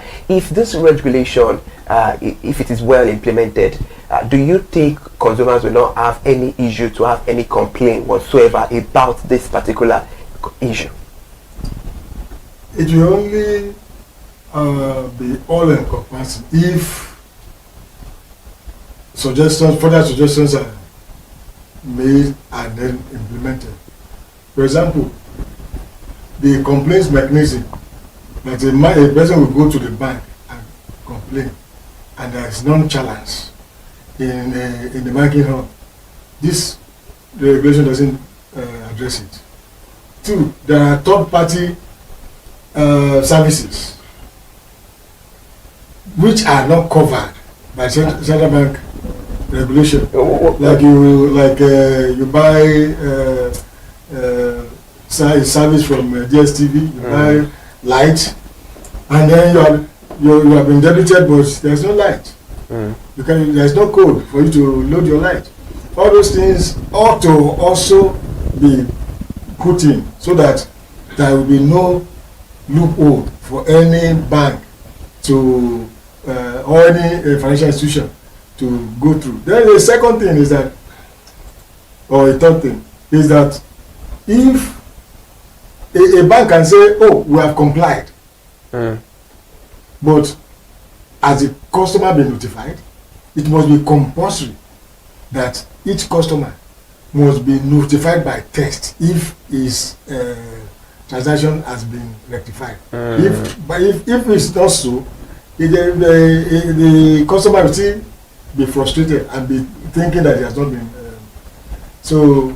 it has not been rectified. So this is one point. All right, sharply, Mr. Moshood, let's have your take on this. Do you think if these regulations are well implemented, consumers will never have any reason to have complaint in particular about this issue we are conversing on? Thank you very much. I want us to start from somewhere. I believe before the CBN come up with this proposed guideline, I believe they have done a lot of research. They have compiled a lot of feedback. They have heard a lot. They have probably visited talked to some customers about what their experience have been over the years before they come up with this document. So if they have done that, I don't see the reason why the students have put up a control valve, our implementation and monitoring valve into this document. I want to give an example. Okay. Just imagine about 3 issues came up with the people that your assistant spoke with now. Yeah. Number 1, they had to go to the bank to make a complaint. Number 2, when they got to the bank, they got about nonchalant attitude of the staff. Those things, I believe the current documents is supposed to take up that very well. Number 1, why do bank customer need to go to the bank to make complaint? Number 1, which if he goes to the bank and then you reverse his money, you have wasted his time, you have wasted the resources to go to that place, you have wasted the energy. Just imagine. So which means what he got in back was not even the value of what he was done before. So the issue is that they have to make it so seamless. Complaints will be seamless, it will be resolved, and if it's not resolved within this 24 hours or 48 hours maybe, which there must be a third level escalation from the customer without presently incurring much energy. For example, why do you need to go to the bank? They can write there, even call a dedicated line to CBN. Understand? Call your bank and call to the CBN as well. By the time we get some of them resolved at that level, bank will sit up. But I believe that because the input of the bank, I believe, will have been sought into this document. I believe probably they will have probably been thinking how to meet all these regulations. That is why the Federal Bank has not imposed it on the system yet. They are still asking for opinion document, which means I believe the bankers now, they should be making their own presentation, what is going to take them, the expectation as well, if they are going to have support from the central bank to get it done. And all other parties that are involved in resolution of fake transaction. Mind you, fake transaction is just one of the items of the document, because probably that is what concerns every some of us see around. Am I correct? But the document, if you have I know you will have read it, is very comprehensive, right from the detention to deploy ATM up to the when issue came up and then resolved. It's very comprehensive. I think what you are going to want, the will of the bank, of the central bank, and then the preparedness, and then the intention of the banks to make sure that they still work. And then I think we have, as I said, it will be coming late, but it's never been too late. But I believe document is comprehensive enough, and if well implemented, it may be a game changer. But let me quickly add, there is no deterrent. If there is a deterrent like a fine, and the bank or the financial institution, you start, like the document is not only talking about banks, mind you, it's also talking about fintech organizations. So if there's a deterrent, none of them will do it again. If the deterrent favors the complainant, like that is, if you complain and the CBN resolves it in your favor, you are going to be paid so much amount. Then people will start reporting, and then CBN will now stand up, be alive to its own responsibility to ensure that they monitor. Now let's be factual here as we look at the guidelines of the new operations of ATM in Nigeria. It says ATM technology standard and specification. 2% of ATM deployed by each acquirer shall have tactile graphics, symbol for the use of visually impaired customers. Location of such ATMs are to be visibly publicized on their corporate website at the minimum. In fact, we know that to get money from our ATM machines is quite taxi. We all know that, and it's worrisome because when you get to the ATM, you do not see the exact amount you want. Most of the time, you see people on a long queue, and we have POS just even in front of bank. You see a small cubicle where someone does a POS operation there. About this, what is your analysis? What is your take? What are your insights? This particular guideline is addressed solely to those who are visually impaired, and those who are visually impaired cannot see what the buttons are showing. So what do? A visually impaired can read braille letters. So if you have an ATM, it says that a bank must have an ATM machine that has braille letters where a blind person can come in and press. So that's what this particular guideline is saying. And it has something to do with the POS. So once a blind person comes, he's able to press, withdraw his money, and go. And what he's saying is that each bank must have at least 2% of what it has for blind people, so that they can be driven to that particular ATM machine and withdraw their money. This is a very good development. Before, the blind person has to send somebody to get money, but now he can be driven to that place, collect his small money by himself, and then and go and do his own transaction. So this is a good, very, very good development. I think if I may consider that's a good one, and that's why I said this document, if we all put our heart into it, all of us, I think it's going to be better for us.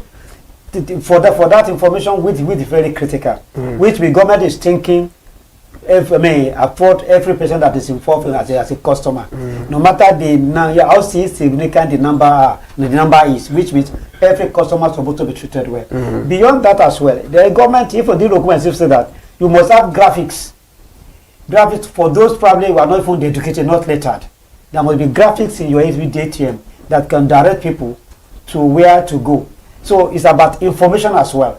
But I said, not just having the machine there, you have to have enough information to aid people, to support people, so that people on there without any assistance, they can walk in any time of the day, but I said unaided, and get their services done. So that I'm saying, and the other area which you just mentioned, that the banks need to probably publicize where they have their ATM. I think with what everything, especially in major centers right now, by the time you go a little distance, you see those banks. And if those banks are not there, you have the POS people who can as well. But I want to tell you that the Nigerian population has room for every player. I'm telling you, both the POS, both the bank, because most of the ATM you have, they are just on major streets. If you go entirely into some of these communities, you will not have those banks there, even communities in small towns. So the POS that have come to stay, and they are equally very important in the value chain in the cash transaction business. So I want to say that POS, banks, all of them have their role to play, but they need to be monitored, they need to be, operation need to be controlled and guided as being encapsulated in this document.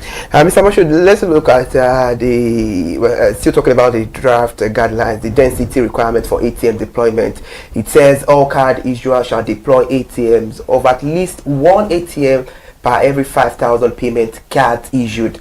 This level shall be achieved over a period of 3 years, of which compliance levels are staggered as follows: as 30%, which has to do with the first year, and the 2026, 60%, second year 2027, and the third year, that is a whole complete 100%. That has to do with the year 2028. Can you let the consumers understand better what this density requirement for ATM deployments means? Now, let us get it this way. In Nigeria today, as far as October last year, we have about 220 million bank accounts in Nigeria. Let's just say half of them, or 50% of them, is for retail people that are ATM card enabled, which about almost more than 100 million ATM accounts that are ATM enabled. And we have less than 5,000 ATM machines in the country, which means one ATM machine will be serving about what? About 30,000 people. So that's what the guideline is saying. The guideline is saying that if you are a bank, a financial institution, or fintech, you have issued 5,000 ATM cards. It is mandated on you to provide minimum of one ATM, at least on the average, which means 5,000 people will be servicing. I mean, one machine will be servicing 5,000 participants. So which means, holistically, if you have about 50,000 or 1 million or 10 million ATM cards, divide that by 5,000, you must serve that. So which means that's going to reduce the number of queue. I mean, the length of queue you have in ATM. Because if you have that number, on the average, those 5,000 people will go and be queue collecting money at the same time. Am I correct? So with the intention is that you are going to have enough queue, I mean, you won't have enough queue time on those ones. At the same time, you don't need to go far, understand, for you to have to access it. And the peradventure, you go to one, and then there's a problem there. It will be difficult for you to locate the next one. Instead of instead of printing the card, and they don't mind, we don't have the outlet to service the cards. So I think it's very, very important. I think that I said before, the banking public is going to be better for it if you're able to implement it. Because the government even said that if having those number of ATM cards is not even what is very important, you still stop there. It must work. Understand? And if it doesn't work consecutively for 72 hours, that's a problem. If you have a technical glitch, maximum is that it must be put in place within 78 hours. Maximum 72 hours, 3 days. So which means if you're having enough monitoring compliance, monitoring serviceability is going to be new level of service delivery in the type bank if it's implemented. Interesting. I'm sure at home you all are grabbing your hot coffee with us on the conversation. And if you're just joining us this morning, it is Perspective, where we talk about all the pressing and burning issues making the round. And on today's edition, we are viewing a very critical aspect that has to do majorly with banks and the consumers in reference about the CBN new guidelines on automated teller machine operations in Nigeria. It's a very, very important issue we need to view this morning. And on the conversation, I have Mr. Moshu Disamotu, an analyst and a commentator as well. And with me, I have Mr. Larry Alabi, a former banker and also a member of ACAN. Now, Mr. Larry, let's get a proper oversight about, we are still looking, we're still taking a critical look at the draft guidelines from the CBN. Now we are on the ATM operations, because that's the major reason why this whole regulation was being implemented in the first place. And on the draft I have here with me, it says, which I read, all ATM deployers shall ensure that, number one, the ATM downtime due to technical fault shall not exceed 72 consecutive hours, where this is not practicable. Consumers shall be duly informed by the deployer. Then the help desk contact are adequately displayed at the ATM terminals, and at the minimum there should be a dedicated telephone line for reporting fault, and such telephone line shall always be functional and be manned. About that, that sounds like something interesting, but tell us your overview. If this is well implemented, what does this simply mean? I think if it is implemented as it's written, it's going to be a win for the consumers. For 72 hours, not only 72 hours report, the customer will be informed that his case is being treated, and then when it is resolved, he also will also be informed via text. Not that he is going to go to the bank. It is going to. Then there will also be a help desk. The help desk is now the problem, because most institutions don't put enough people at the help desk. So when you call, it takes time. They can ask you to wait for some time, that the help desk person is still attending to another person, and it takes a lot of time. And some organizations just warehouse the help desk in one place. And while people are calling from Maiduguri, people are calling from, so it takes a lot of time. So they should expand, invest more in this help desk to ensure that customers are not kept waiting. All right, interesting. This conversation, we have to have it again. But before we end this program, just in a brief, the draft says resolution of failed transaction, which has to do with failed ATM transaction reversal, shall be instant. However, where instant reversal fails due to technical issues or other system glitches, the timeline for manual reversal shall not exceed 24 hours, and the timeline for refund on failed, not on all ATM transactions, shall not exceed 48 hours. In brief, just in 1 minute, what's your take on this? Well, that is very strict regulations, and the issue is that this must be well monitored and then complied with by the banks. I believe the challenge is now for the bank, for them now to up their game, either through technology, getting more hand, and then work in synergy with other service providers to ensure that they play by it. And I want to tell you that if CBN is serious, by the time they get scapegoats for this, any bank that flout this, I think it's going to be other bank will sit up. So it's very achievable. With technology now, artificial intelligence will be integrated with the operation system. There's no reason why you should put a call to your bank for a lead. There are no even know why you should even make a call at all. Ordinarily, it should be automatic reversal. Technology has gone beyond that level. You can, if you have a fake transaction within 20 or 30 minutes, maximally technology is able to detect it and correct it. If it's even intra-party, intra-bank. If it's interbank, a clearing house for that shouldn't take more than 1 or 2 hours. Because you know what money is? You need money for an emergency thing. And then your money is trapped there 24 hours, 48 hours. That is not acceptable in the modern world. All right. Thank you so much, Mr. Moshudi Samoto, an analyst and also a commentator. Thank you so much for your time on the conversation this beautiful morning. Mr. Larry Alabi, former president of ACAN and a former banker, we appreciate your time on the conversation this morning. And now we have to bring things on perspective this morning. I'm very sure this conversation is not ending anytime soon. We'll bring it again because there are a lot of areas that we have not touched on another edition of our perspective. I'm very sure, and on a certain note, I'm saying we will touch all this area. Thank you so much for joining us on Perspective on ConsumerHallaTV. Good morning, Nigeria. Stay with us for the rest of the day. Up next after Perspective this morning is News at 10. Good morning. I am Ire Ayomekole Eke.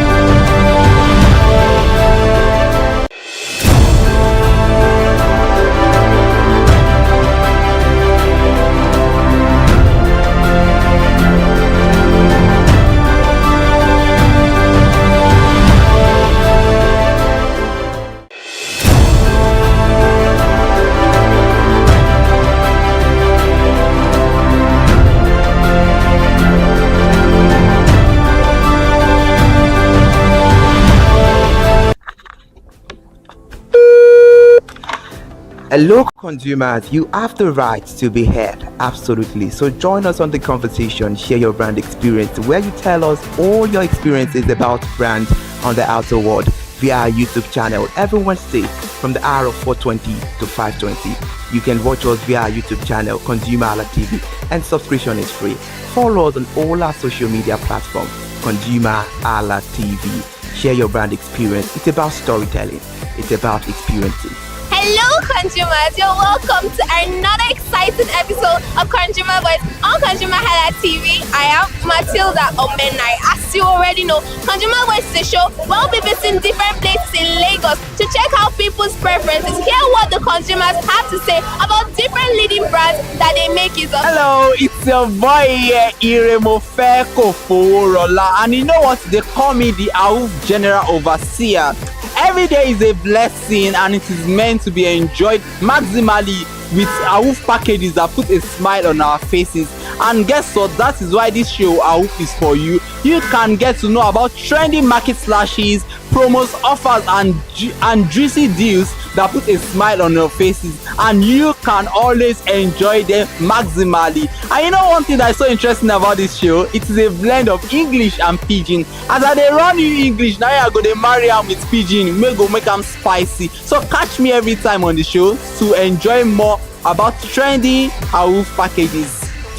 Public service announcement. Hello consumers, I am Kikelomo Ajibola and welcome to the Scam Alert segment on ConsumerHallaTV. Scam Alert educates viewers about various scams affecting consumers. We learn tips on how to identify fraudulent activities and provide advice on protecting our personal information. We aim to raise awareness and empower viewers to avoid falling victim to scams. We cover various topics such as phishing, identity theft, fraudulent investment schemes, and many more. You want to catch up on how these scammers invade our lives?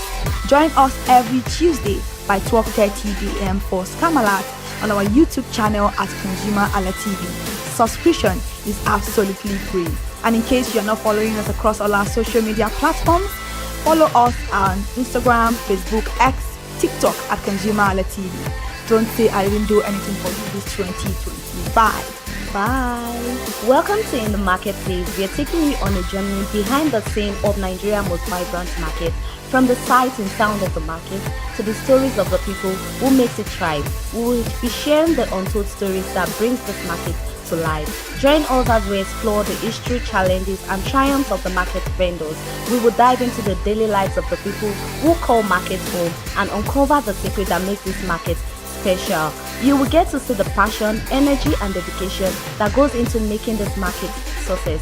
Tune in to be in the marketplace on ConsumerHalla TV on Thursday by 11 a.m. to experience the sight and sound. Don't forget to follow us on all our social media handle on ConsumerHalla TV. I am Elizabeth Abefe.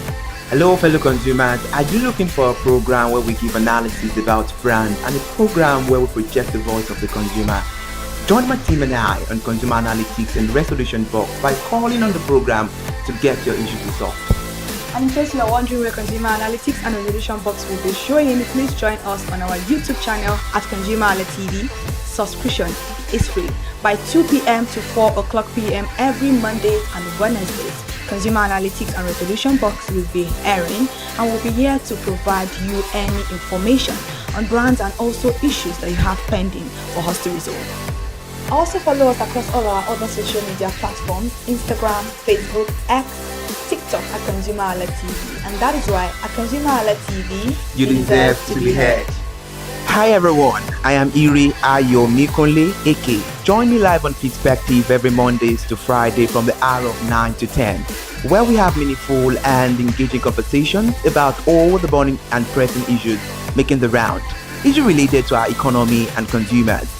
It's conversing, it's relatable, it's beyond interview. We have expert analysts who gives updated analysis about all aspects of a conversation. Join the moving train by subscribing to our YouTube channel, ConsumerHalla TV, and do well to follow us on all our social media platforms, ConsumerHalla TV. Stay informed.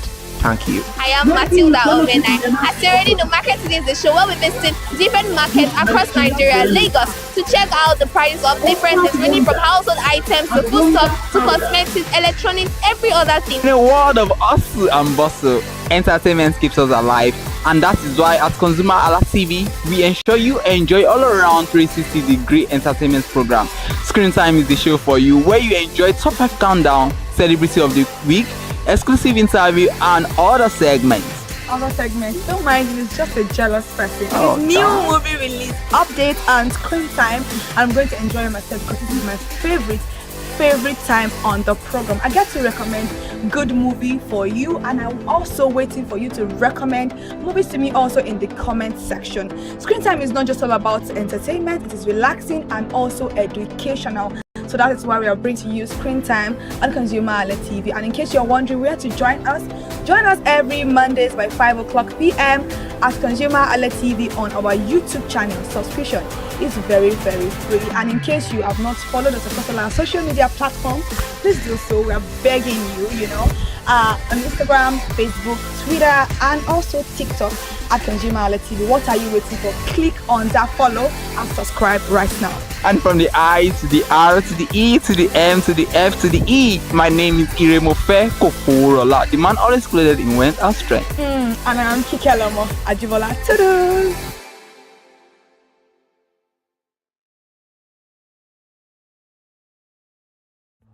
My name is Tunde Olufowora. I'm the CEO of Brand Eye Communications.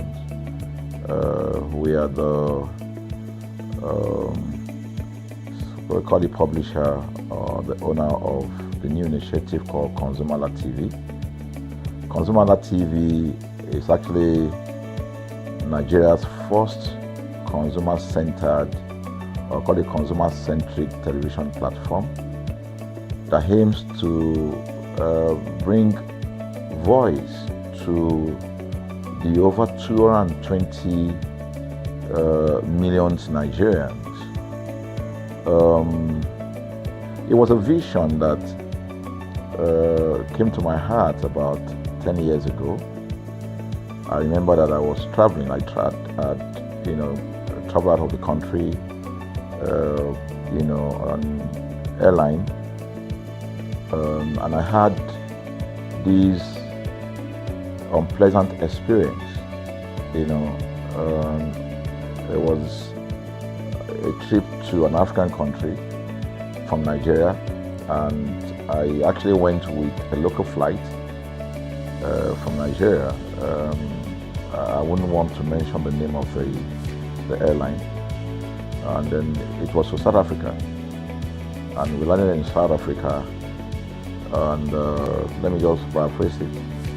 When I was coming back, I had some money, in some dollars, and that someone had given to me to hand over to another person in Nigeria. So I wanted to help out. I didn't want to carry the cash on myself. So for whatever reason, I opted to. I had a small case, and I felt that it was safer for me to put the money in my luggage. So I put it in a safe place in my luggage, got everything intact, and I checked in my luggage. My arrival in Nigeria, I was standing and was waiting about the carousel just so that I could pick up my luggage, and then I was there for 1 hour and waiting for my luggage. I didn't know that my luggage already arrived, and it was one of the luggage that was moving around on the carousel. So after about 1 hour wait, I looked to my left and my right. Almost everybody had gone. I think there were just about 2 or 3 left. So I beckoned on the woman that was on my side, and I noticed she was really in tears. Madam, what happened? She said, her bag has just been torn and a lot of things stolen. So I said, well, I've also been waiting for my own. She said, you better go and check those, those luggages there. Maybe yours is one of them. And lo and behold, I went around there. Mine was one of them. By the time I got it, everything inside my luggage was gone. All the valuable things there were gone. To cut the long story short, we felt there was need for us to report the case, at least to the airline. It was in the night, about 8 o'clock or 9 o'clock. We went in to go and see the officer that was in charge. As soon as we got in there, the officer said, "Oh, so sorry, but you will have to go to our head office in somewhere in Victoria Island, to lodge a complaint." Okay. So the next day we went to the Victoria Island and we lodged a complaint, and that was it. And since that day, I'm talking a story of over 10 years ago, I didn't get a call, not even a call from that airline to talk to me about what happened to my luggage. Now, about a month after that trip, I had another opportunity to travel out of the country. This time around it was to US, and it was an official assignment. And I flew on, I will mention the airline this time around. I flew on a BA. I really didn't like BA. I usually go with Virgin Atlantic and things like that. But my protocol officer convinced me and said, "Okay, you will love BA. Why don't you go on BA?" Anyway, so I went on BA to US. And of course, when I returned from US to Nigeria, we had to do, of course, there'll be like a connecting flight, from Heathrow. So we got into London Heathrow, and then because it was through Heathrow that we went, and then so they changed since it was BA, they changed the aircraft this time around to a bigger one. I mean, clearly because there were more Nigerians, or more people that were planning to come to Nigeria, and then we boarded. Not quite 10 minutes into the flight, in the air, the aircraft started malfunctioning. The air conditioning compartment were not functioning very well. I was on what we call business economy. The whole of that business economy, all the way to economy side, the ACs were not working well. It was hot. And then I was watching. And then from that moment till we got to Nigeria. From that moment till we got to, I'm just trying to paraphrase. From that moment till we got to Nigeria, I could remember very well how many times the pilot, broke into conversation and had to apologize and say, "We're really very sorry about this." He was giving us almost every 30 minutes. There's always a kind of update. "So sorry, this is what we're doing now, this is what we're doing." while we were on that journey, I also remember an incident. So they came, the crew apparently couldn't resolve it. They couldn't manage the crisis or what was going on about it. They couldn't fix it. So they come up and said, we're so sorry, but for all the inconvenience, we're declaring, free lunch, free whatever it is you want, you can get. So trust Nigerians, you need to hear how everybody was jubilating, But something struck me. The experience I had just about a month before, and this experience, somehow I started comparing them. I was trying to see how this matter will be managed. Again, to cut the story short, we landed in Nigeria on a BA. Before we landed, the pilot announced and said that for the inconvenience, they will be giving a voucher of £50 to everyone that flew on that aircraft. I thought it was a joke. I mean, it was my first time with BA, but for what I knew or know of the British man would never even play with his 1 penny, talking of £1. So I felt that must be a joke of the year. So we left. I got back to my office. I think it was just about a week after. My officer, our guys in our mail room came up and said, "Oh, you have a parcel." So I said, "Parcel? Yeah." So they bought this parcel wrapped. I opened it and boom, I bought the document out. It was the £50 voucher from BA. So what's the tenor of this story? An experience with one airline was terrible. No apology. An experience with another one, even though it was a bad experience, but it was very well managed. So managed that even if we have suffered anything in that aircraft, you probably, for the sake of how they manage it, will have forgiven them. So that was how this journey started. So I started thinking, my mind, this is what we go through in this country. But are we different from other nations? So God put in my heart the idea of ConsumerHalla. That's why the Hala came with consumer. And we started that journey about 10 years ago. We started by creating a platform called ConsumerHalla, where consumers, so I discovered that Nigerian consumers don't have a voice. So things happen, and that's it. We live with everything.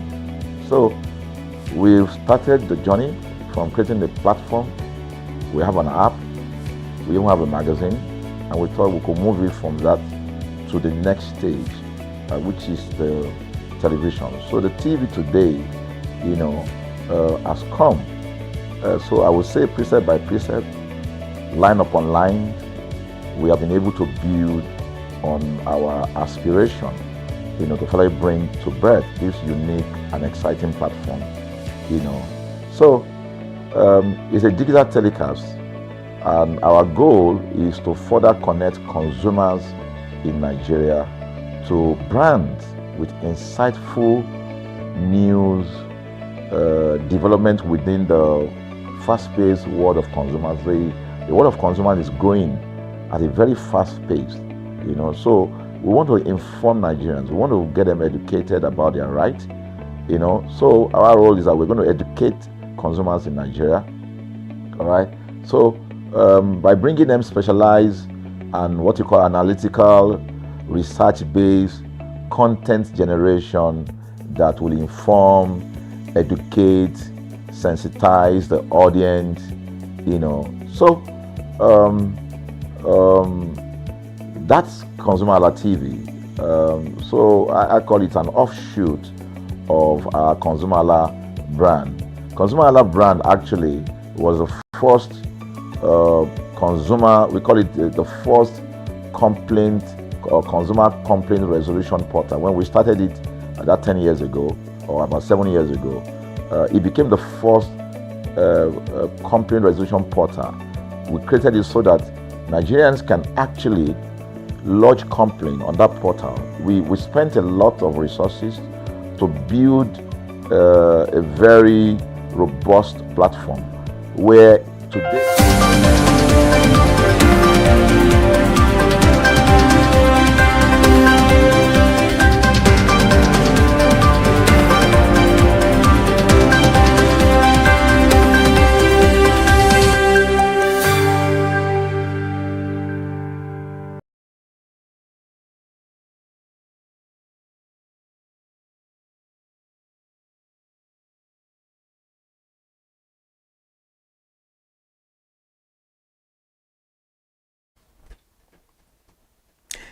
The time is 10 o'clock. Thank you so much for joining us on the news. I am Ire Ayomikule Eke. We begin ConsumerHalla TV news at 10 this morning by talking about analysts at Cardo Securities as they've raised the target price on MTN Nigeria Communications PLC from 588 Naira to 660 Naira per share, reflecting a 4.6 upside. In a newly released equity report, Cardos explained that the upgrade follows MTN Nigeria's strong 9-month performance, supported by the robust data demand. According to the report, the company recorded 57.5% revenue growth, a 15.1 percentage point year-on-year expansion in EBITDA margin to 51.4%, and delivered earnings per share of 35 Naira 77 kobo. Referring their buy recommendation, the analyst said, and I quote, following a review, we raised our year-end target price by 4.6% to 660 Naira, implying a 29.7% upside from the current price of 475 Naira as of November 18. And now away from that, the Faith Foundation has stated that Nigerian businesses created a total of 14,269 jobs in 2025, even as small businesses reported a net job loss over the past year. The organization disclosed this in its 2025 State of Entrepreneurship report released on Wednesday in Lagos State. The report, which was surveyed 10,882 businesses across 36 states, and the FCT assessed enterprise growth, sectoral resilience, and the effect of the ongoing macroeconomic reforms on small businesses. The Executive Director of Faith Foundation, Adenike Adeyemi, noted that MSMEs were operating in a high-cost environment shaped by monetary tightening, FX unification, subsidy removal, and recent tax reforms. She asserted that the 2025 edition came at a crucial junction for the nation. She further said the 2025 State of Entrepreneurship Index calculated was about 0.47 out of 1.0, which reflects the first marginal increase recorded since 2022. Mrs. Adenike Adeyemi added that 91% of entrepreneurs maintain confidence in their business prospect, with over half rating the environment as good or very good. On business now, where the Dangote Group has announced its participation in the Kano International Trade Fair scheduled to open between November 22 and December 6, 2025. The statement released yesterday from the Group Chief Branding and Communications Officer Anthony Chijena said the company is sponsoring and participating fully in the annual event, which is expected to attract over 1,000 exhibitors from across the globe. The official statement says Kano is central to our overall businesses and it is the hub of commerce, not only in Nigeria but in Africa, he said.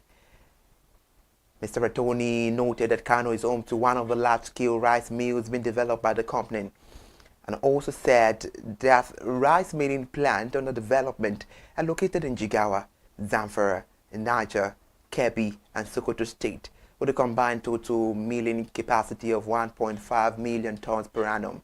He said the effort is aimed at supporting the government in its food security drive. According to him, the company's subsidiaries will dedicate a special help desk at the trade fair and encourage the public to use the opportunity to engage with the group for potential business partnership. He stated that in response to evolving market demand, the company will also be unveiling new sugar pack sizes of 100 grams and 25 kilograms on a special day at the Kano Fair. And now we'll move away from Kano. Here in Lagos State, the Lagos State creative sector research to get a boost that the Lagos State government collaborate with Inscribe Art to launch the Lagos Street Art Festival 2025, which aim to utilize vibrant murals to enhance tourism and foster civic pride. The organizers of the Lagos State AF inscribed at a press conference held at Ndubisi Kano Park in Alausa, Ikeja on Wednesday, noted that the festival with the theme legendary Lagos City of Dreams will be more than a creative showcase. It's a movement, a project by artists for artists and for the people of Lagos. The statement release says this is about tourism and capacity building. Major cities around the world like Berlin, Miami, and Sao Paulo have used street art to attract visitors and develop their creative sectors. So as part of this festival, we're bringing international artists to Lagos State to walk alongside our artists here in Lagos. The general manager of Las Park, Aditun Popola, added that the festival was designed to promote tourism and culture in Lagos State. She said the murals incorporated in the park tie into the LSAF, and the murals are for everyone and accessible to all. Away from Lagos State, the federal government has shared a total of 2 trillion naira as October 2025 revenue with the state and local government. The sum is marginally lower than 2 trillion naira distributed in September, a shortfall of 9 billion naira of 0.43%. The allocation figures were released after the Federation Account Allocation Committee meeting held on Wednesday in Abuja. The statement made by the Director of Press and Public Relations at the Office of the Accountant General of the Federation, Bawa Mokwa. The details of the breakdown across the 3 tiers of government were reviewed. And according to the communique, the 2 trillion naira distributed comprised the 1.3 trillion naira statutory revenue, 670 billion naira value-added tax, and 47 billion naira the electronic money transfer levy. The total gross revenue for October stood at 2 trillion naira, from which 115 billion naira was deducted as cost of collection, while 724 billion naira was set aside for transfers, interventions, refund, and savings. Total Energy has signed an agreement with Connoy Producing Limited for an asset swap involving 2 offshore blocks in Nigeria. Under the deal, Total Energies will acquire a 50% operator stake in oil prospecting license, which is a 257 OPL from Connoy, while Connoy will take over the company's 40% participating interest in oil mining lease 136 OML.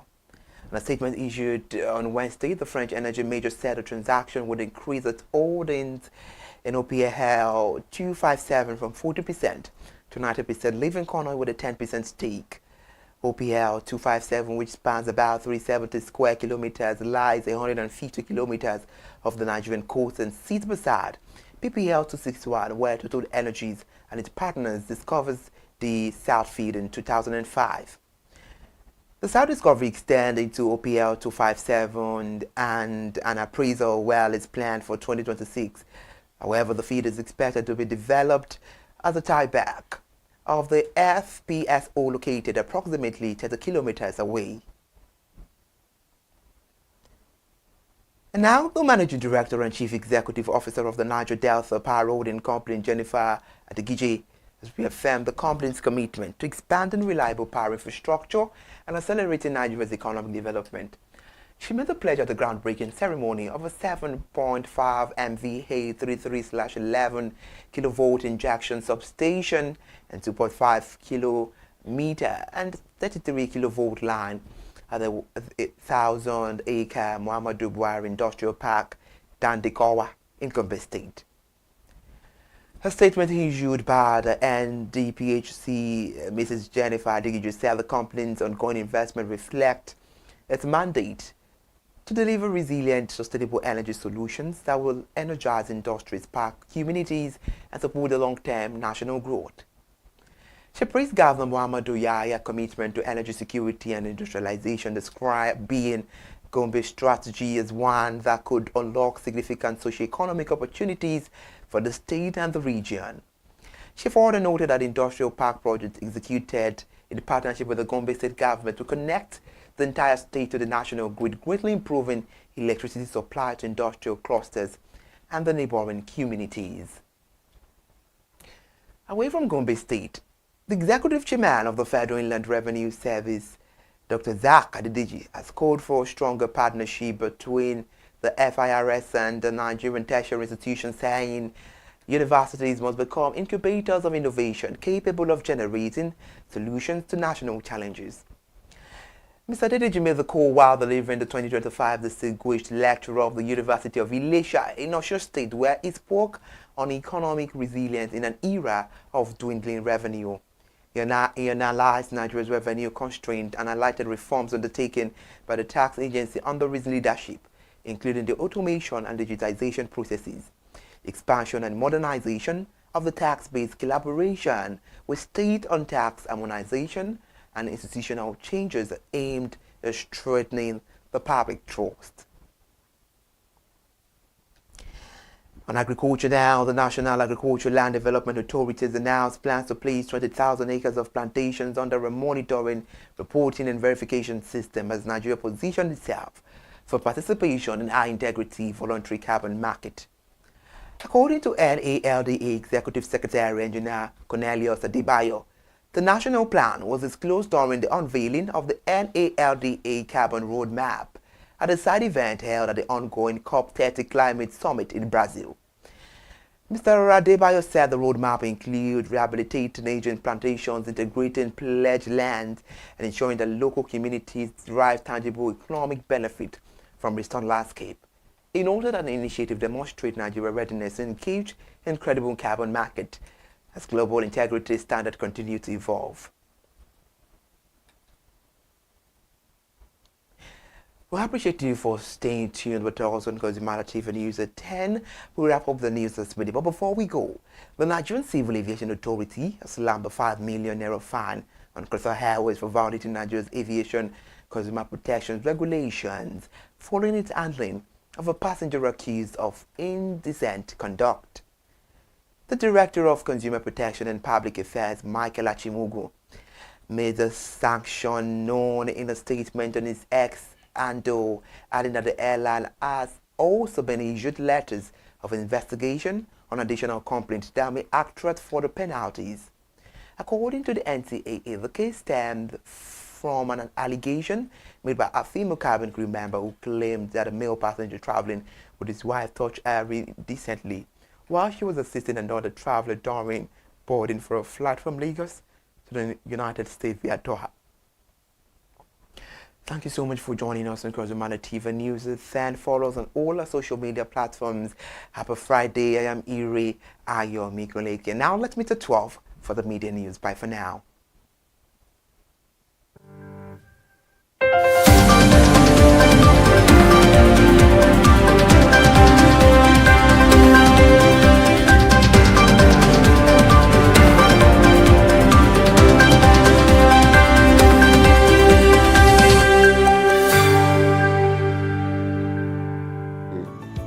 If you have any complaint, about any brand, any leading brands in Nigeria, and you go on that platform, you can actually click, just a click, you can find the brand, you can actually lodge your complaint, and once you submit it, that complaint will be routed to that organization, and within 72 hours, we will obtain feedback for you. We've built it in such a way that we have connection to almost all the organizations. And it's been working.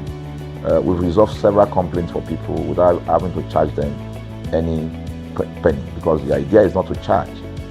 So what we have done with ConsumerHallaTV is to take it to the next level. So we hope to, change the narrative. We want to, give, the right direction. Nigeria has the largest consumer market in the world, with a population of over 220 million people. Why should we be the one that is suffering the most? Everywhere you turn to, it's as though Nigerian consumers don't have a voice. You're traveling, you buy a ticket. For whatever reason, an airline will wake up middle of the night,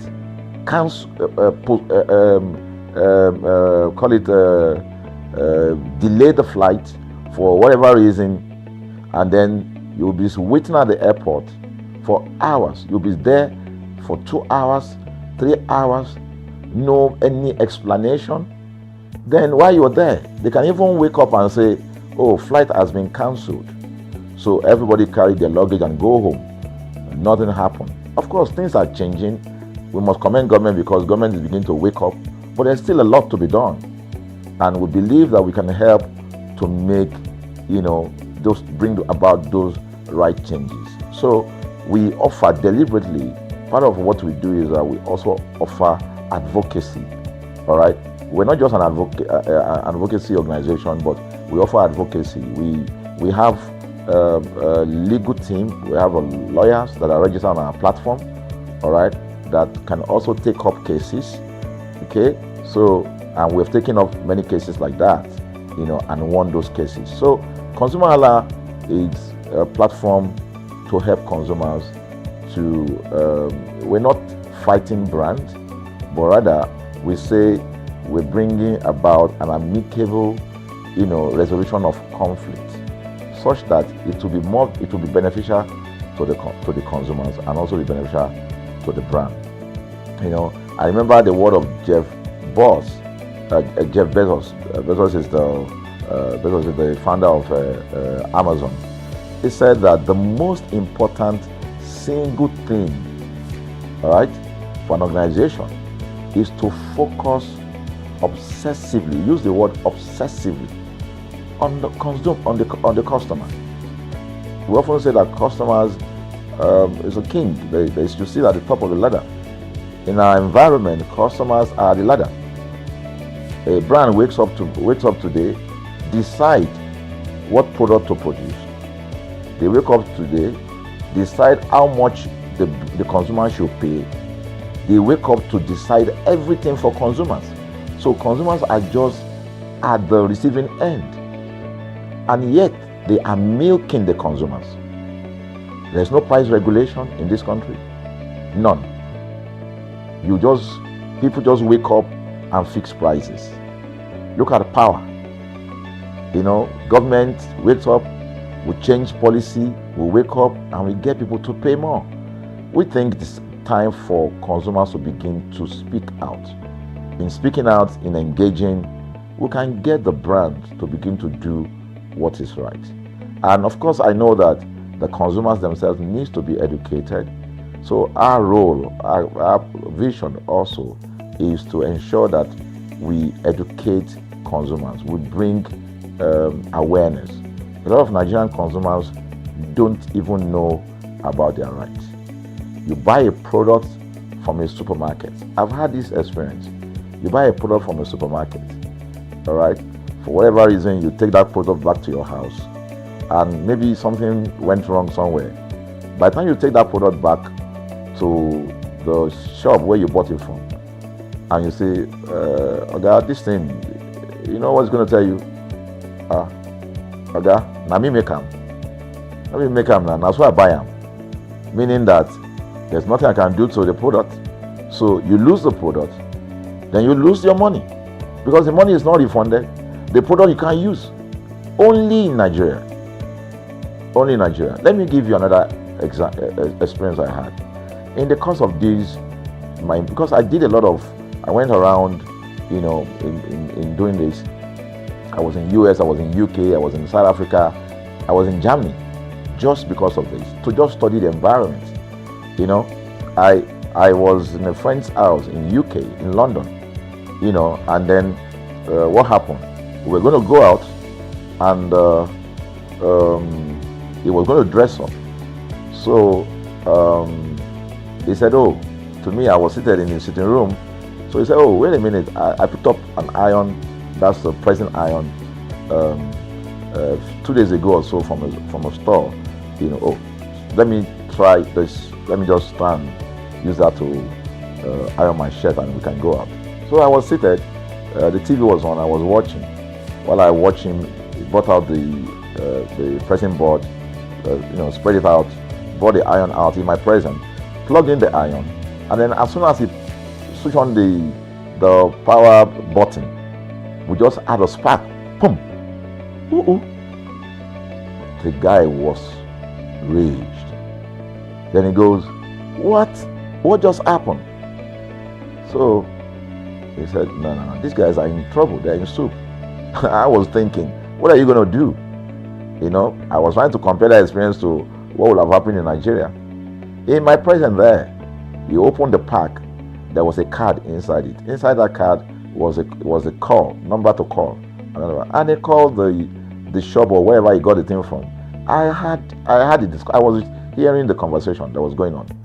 And all he said to them on the phone was, look, by the time he even called, clearly because they already, through the call, they could trace where he was calling from and who was calling. He said, I picked up this number, I picked up this iron yesterday, and guess what? I just plugged it to power, and then this thing just, stopped, didn't work.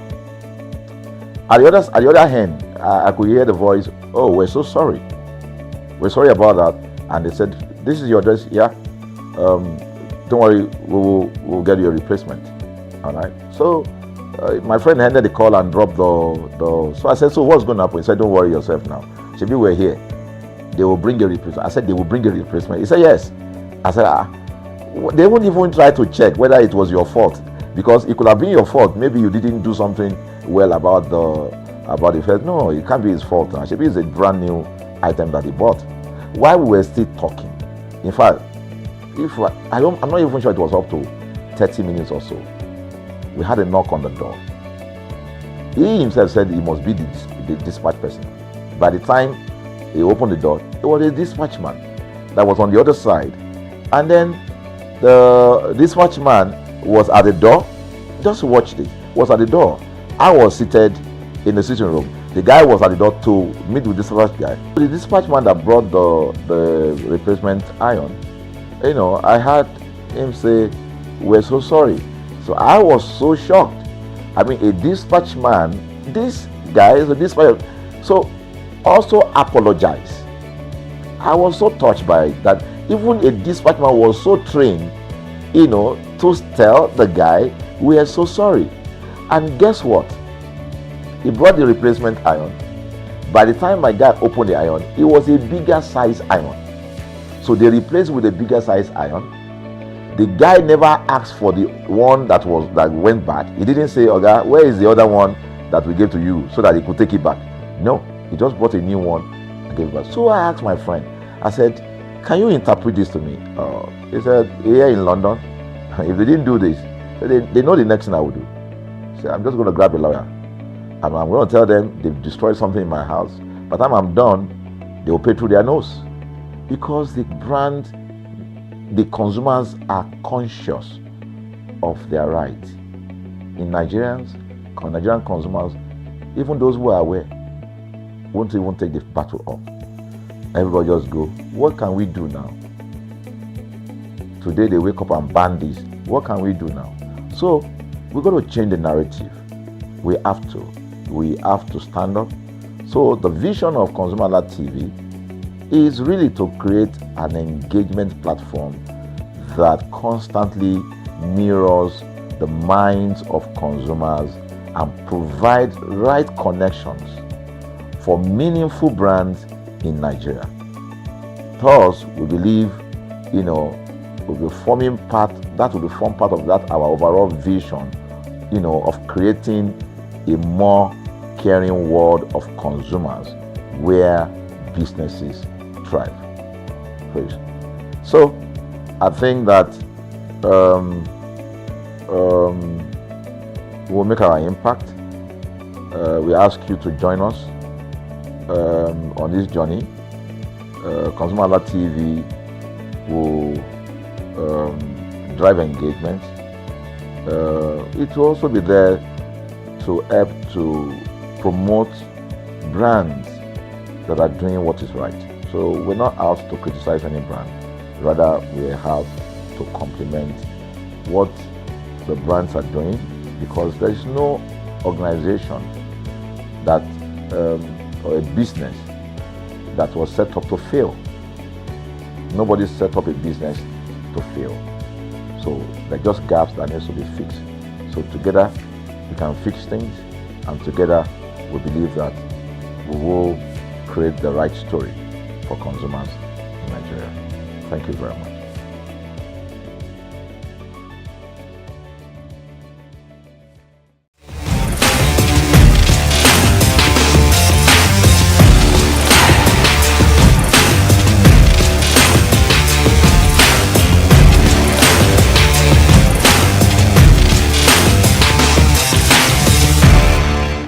Smooth, silky hair, a desire for many.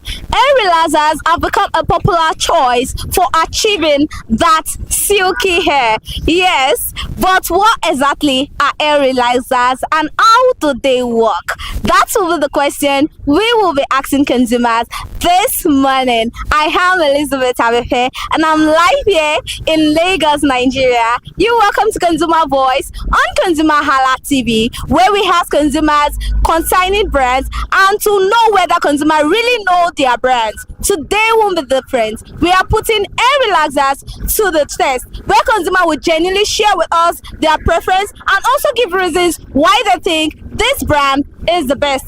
Do you know what? Come with me. Let's go find out.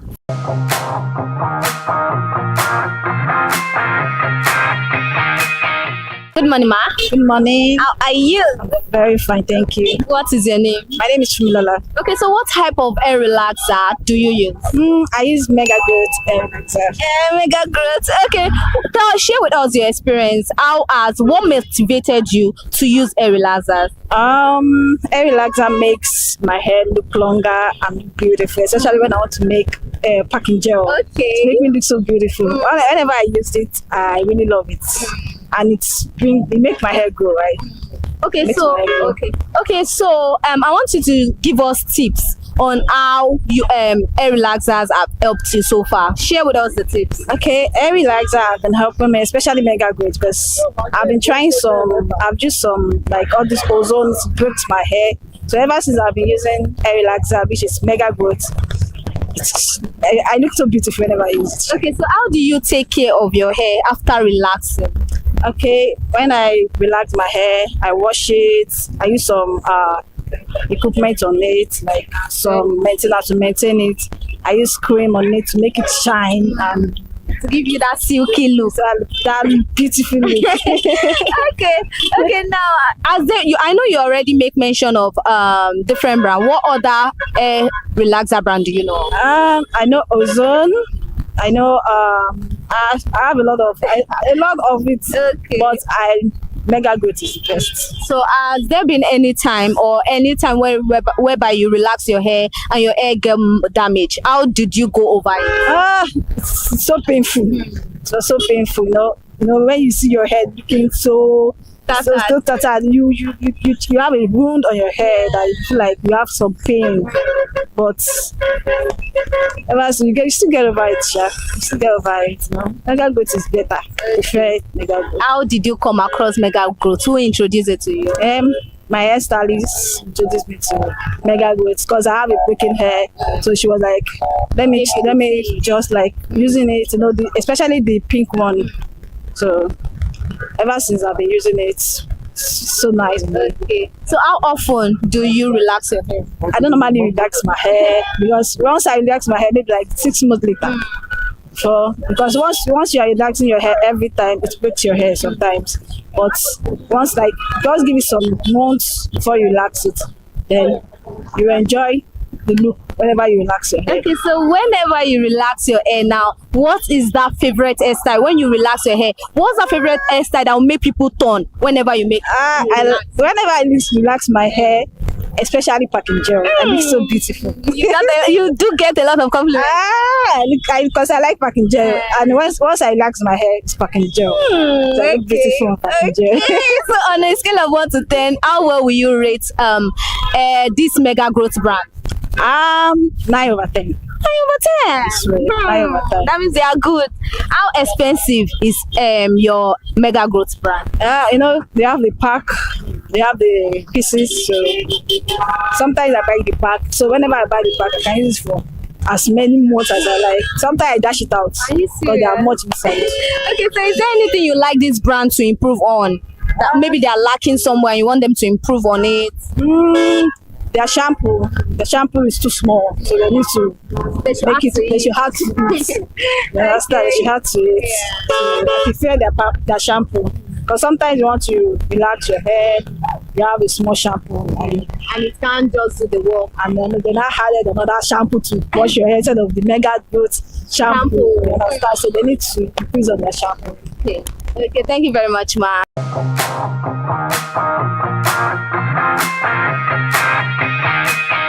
Good morning, ma. Good morning. How are you? I'm very well, thank you. You look so good. Thank you. Okay, so what is your name? My name is Abisola. So what type of hair relaxer do you make use of? I use organic. Organic? Yeah, but recently I had to change it because it's been scarce. Are you serious? Yes. So which other brand do you change to? I changed to ConsumerHalla. ConsumerHalla? Yeah. But ConsumerHalla, it's actually, there's a particular place you can't get it anywhere.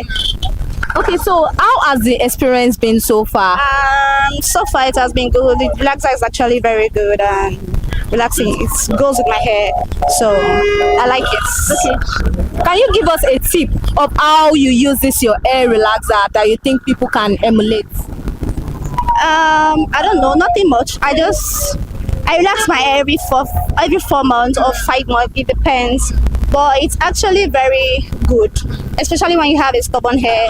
So it helps your hair to, get more relaxed and all that. So yes. Okay, so I will ask you, have there been any time whereby you make use of hair relaxer and it damaged your hair? Yes. There was a time in school, I remember that I used one organic. I don't want to mention the name of the relaxer. So it actually damaged my hair. I had to cut my hair and start all over again. Yes. What motivated you to start relaxing your hair, and how has it been so far? I think from day one I've been relaxing my hair. So and it has been good. I have a very strong hair, so I can't comb it without relaxing. So I prefer relaxing my hair. So how do you take care of your hair after relaxing? Okay, so I don't, once I relax my hair, I don't make it until a month later, so just give it breathing space. Okay. Yeah, so I just pack my hair, put cream, then I wash it probably every 2 weeks and all that because of dirt and all that. So that's how I maintain my hair. On a scale of 1 to 10, how well will you rate Sony Hair Relaxer brand? It's 10 over 10. 10 over 10. Yeah, trust me, the relaxer is very good. Okay, how expensive is it? Okay. It's actually not much, but depending on the economy of the country economy, so it's it's on the high side. Yeah, a little. Okay, so is there anything you would like them to improve on? Please just help us, make it easy for us to get. Don't let us go far to get it. Okay. Just make it available anywhere in the supermarket to get. Okay, so what's that favorite hairstyle you make whenever you relax your hair? What's that thing that make you look fly? For me, it's packing jello. Okay. It's ponytail, please. Okay, thank you very much, ma.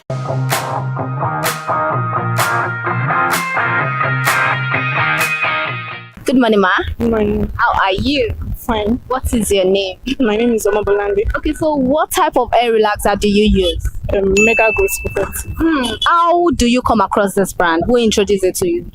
Okay, because I'm an hairstylist. Okay. So yes, I'm an hairstylist. I started using it when I went to learn work, like 2020. Okay, so thank you. What motivated you in using a relaxer, and how has been the experience so far? Because naturally I have very stubborn hair, so I cannot keep natural hair. That's why I have to relax, and it's been good. It's not like it doesn't cut my hair. My hair is okay. My hair grows well, and there's nothing wrong with it. So which other hair relaxer brand do you know of apart from Mega Growth? ORS, Olive Oil, Viva, Lush, and the likes. Okay, now I will ask you this. What tip will you share with us concerning hair relaxer? As an hairstylist, hair relaxer, I'll say if you have stubborn hair, you think you cannot keep virgin hair, you have to relax your hair, okay, so your hair is supposed to be easier, because there are some styles, some people they will come, they want to make styles that for relaxed hair, you get, but and they'll be bringing their hair that is not relaxed, that is virgin hair. So how do you want us to go about it? What magic do you want to perform? We cannot perform magic. Okay. So just there are some virgin hair that are actually good and okay. Some people they don't know how to maintain virgin hair. They don't know how to maintain. They'll bring their hair is strong instead of them to use the necessary things to use. They won't use it to maintain the hair. They won't use it. Okay, so how do you take care of your hair after relaxing?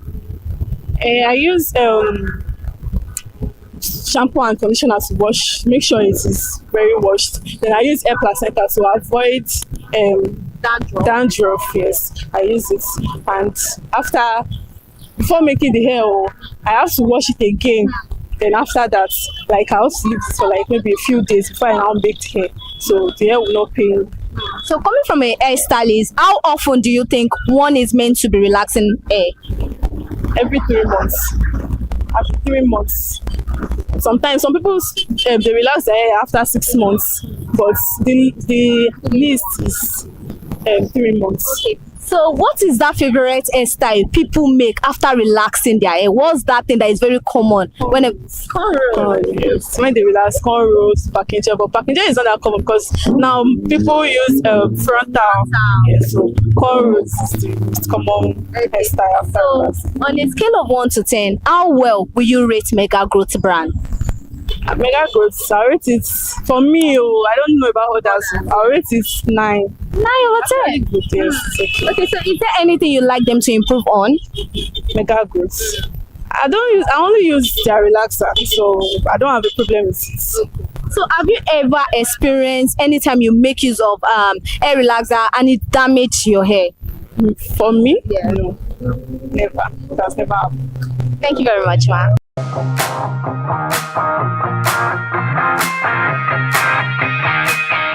Good morning, ma. Good morning. How are you?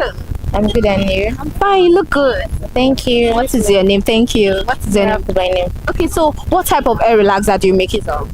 Okay, I make use of Beaver. Beaver? How come Beaver? How do you come across Beaver? Well, I was kind of using one relaxer before I switched to Beaver, so it was like giving me hair breakage. So my stylist advised I stop the relaxer, then switch to Beaver. So Okay. that's why. Okay, so which other brand of hair relaxer do you know of apart from Beaver? I know Mega Growth. I know I know a lot. Just the one I can remember now is like Mega Growth, Beaver, and Okay, so what motivated you in relaxing your hair and how has been the experience so far? Well, what motivated me, because I was kind of keeping virgin hair, but you know that with your virgin hair there's some certain hairstyles you can't make. So like seeing my fellow girls doing some different nice hairstyles and stuff, yeah, so I was like, I need to relax my hair so I cannot like make nice hairstyles and stuff like that. So that was what motivated me. So then I will ask you, how do you take care of your hair after relaxing your hair? Okay, after relaxing my hair, let's say I relax my hair today, I will like give it a week before I will like make another hair. I will just like wash, do some settings, then be on my whole back. Then after a week that my hair is fully okay and relaxed, I can braid any style I want. Okay, so I will ask you, have you ever experienced one time whereby you make use of one particular hair relaxer and it damaged your hair? Yes, that was what I was saying earlier. The relaxer I was using before, before Beaver, it damaged my hair. It do cut my front hairs and stuff like that. Yeah, so that's why I stopped. Though I can't remember the name of the relaxer. Yeah, though I can't remember, but it did spoil my hair. How do you feel then? I was feeling so bad. I was mad because it's kind of cut all my edges, like all my front hair. So like if I want to braid hair, I'll always be on single braid, like one, so at least it will be able to cover my front hair. So that was just the stuff I got from it, and I was kind of upset. I wasn't happy, so that was why I switched to Beaver. So on a scale of 1 to 10, how well will you rate Beaver brand? On a scale of 1 to 10, I'll rate them 9 over 10. 9 over 10. It's really good. Like, it's good on my hair. I love it. Is there anything you'd like them to improve on? For now, I don't think there's anything I want them to improve on. It's good. It's okay for me. Yeah. Okay, so what is that favorite hairstyle you make whenever after relaxing your hair that make you feel so fly? The hairstyle I make after relaxing my hair, Ghana weaving. Yeah, my scalp, everything will just be showing neatly braided and stuff like that. So that is it. Okay, thank you very much, ma.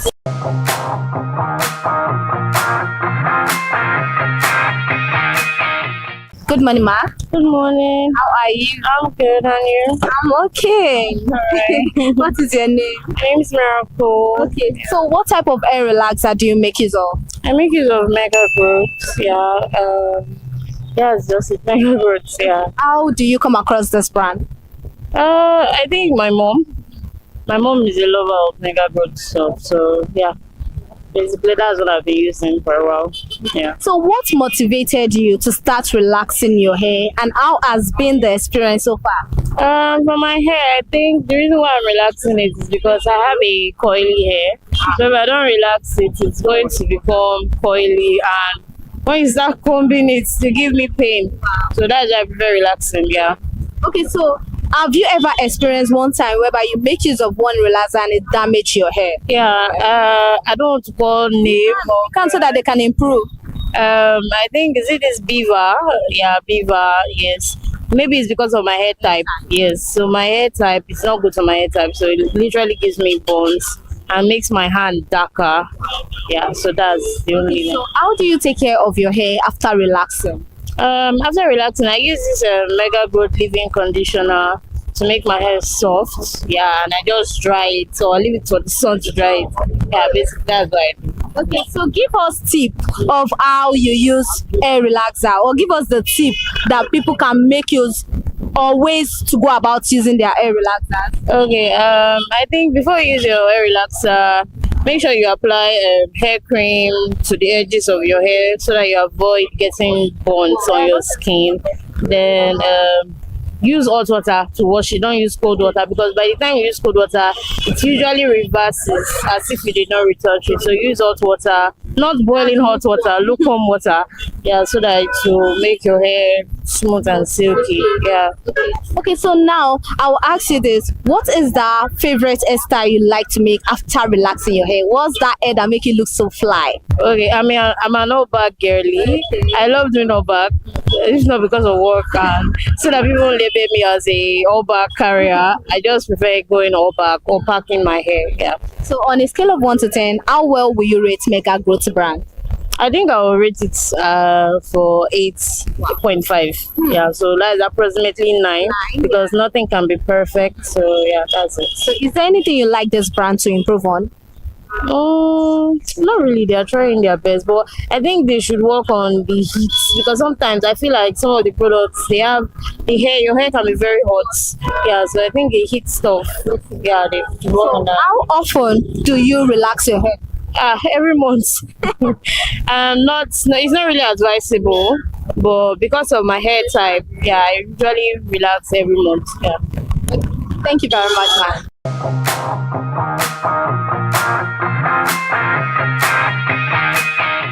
Good morning, ma. Good morning, ma. How are you? Fine, ma. What is your name? I'm Olaifo. Okay, so what type of hair relaxer do you make use of? I've used Lush and Mega Growth. So and they are very nice. Like once I use it make my hair very soft. Because I'm very active. Like yeah. So and Okay, so what tips will you consider in hair relaxer? What tips? How do you make use? What works well for you? Well, for me, like in what with the hair relaxer? I want you to give us the tips of how it works for you considering hair relaxer. What tips can you share with us concerning hair relaxer? Concerning hair relaxer, like the thing is, before you relax your hair, just make sure that there is no like water or something, so that it's not going to burn the hair. So and it will make it you won't feel any pains when relaxing it. If you don't put water, you understand, before you relax it on that same day. So, and it should not stay too long because a mega growth is very active. Mega growth, very active. So, what else again? Okay, so what motivated you in relaxing your hair, and how has been the experience so far? It's very nice now because at least make my hair smooth and Okay, so what motivated you? Like, okay, me relaxing my hair, I'll be able to make like different hairstyles. She understand? I'll be able to and I'll be able to style my hair in different ways. You understand? So unlike all this virgin hair, so you won't be able to style it. You just be like sponge. Don't do that. Okay, so I want to ask you this: how do you take care of your hair after relaxing? After relaxing, I will just be styling for like a week before I start baking it, so that I will not be feeling pain when I want to make it with attachment. So how often do you relax your hair? Like maybe every 2 months. I mean, after 2 months, I'll relax it again. Things like that. Okay, so have you ever experienced any time you relax your hair and your hair got damaged? No. Or burned? Unless maybe like this water waiting I'm talking about now, hair. So if the relaxer stays too long on my hair, so the front side will be very peppery, like I'll be feeling a lot of pain in the front side, and it might spot the front side, the front hair. She understands. So on a scale of 1 to 10, how well will you rate Mega Growth brand? Mega Growth, at least 8. Nice, yes. Okay, is there anything you like this brand to improve on? Like it's too harsh, you understand? Like it's very harsh and active than other brand like Beaver. Beaver is like it's not that active compared to Mega Growth. It's very harsh, and you want to use like this, your hair will be very smooth, and so if it is like it's very, you can just reduce the harshness get. So how expensive is it? It's not too expensive. It's not too expensive. Okay, so what is that favorite hairstyle you make whenever you relax your hair? That favorite hairstyle you love making that immediately when I relax my hair, this is the go-to hair you make. Like knotless. Knotless. Why knotless? It's going to shine my scalp get, so yes, and it's make it to last more longer. Okay, thank you very much, ma. Good morning, ma. Good morning. How are you? I'm fine. Okay, what is your name? Blessing. Okay, so what type of hair relaxer do you make use of? Ozone. How do you come across this brand? My mom recommended it. Okay, so what motivated you to be relaxing your hair, and how has been the experience so far? What motivated me is that right from childhood, every 3 months, my mom liked relaxing my hair, so I grew up with the habits. So which other brand of relaxer do you know of apart from Ozone? Ebony. This one, I've forgotten it. Okay, so how well will you rate this brand? On a scale of 1 to 10, how well will you rate it? 8/10. Why 8/10? Because other brands are coming up and they might do better than them. Who knows? Okay, so is there anything you like this brand to improve on? Nothing per se, just that the Ozone of before and now it's not the same. It's now a little bit lighter than the way it used to be. Probably they discovered that it is better than before. Who knows? They know their brand well. They know what works. Okay, so how do you take care of your hair after relaxing the hair? So after relaxing my hair, I dry it with a towel and I cream it. I use Soulmade hair cream, then allow it to dry. Then make another back. Okay, so has there been any time whereby you relax your hair got damaged? No. So you've been sticking with Ozone for how long now? 17. Yeah. And you're not ready to cheat on them? No, because I'm used to it. Because it fits your hair personally, right? Yeah. Okay, so what's that personal favorite hairstyle you like to make after relaxing your hair? All back. Okay, so all back make you feel fly. Yes, because there's some hairstyle you can't plait when you relax your hair. When you just relax your hair, you have to leave it for some time before making it. So yes, making something like rubber will only drag it and attachment will cut it. But I can't say for others. This is what works for me. If I make any other hairstyle apart from all back, the outcome will not be good. So you're all back master. Yes. Thank you very much.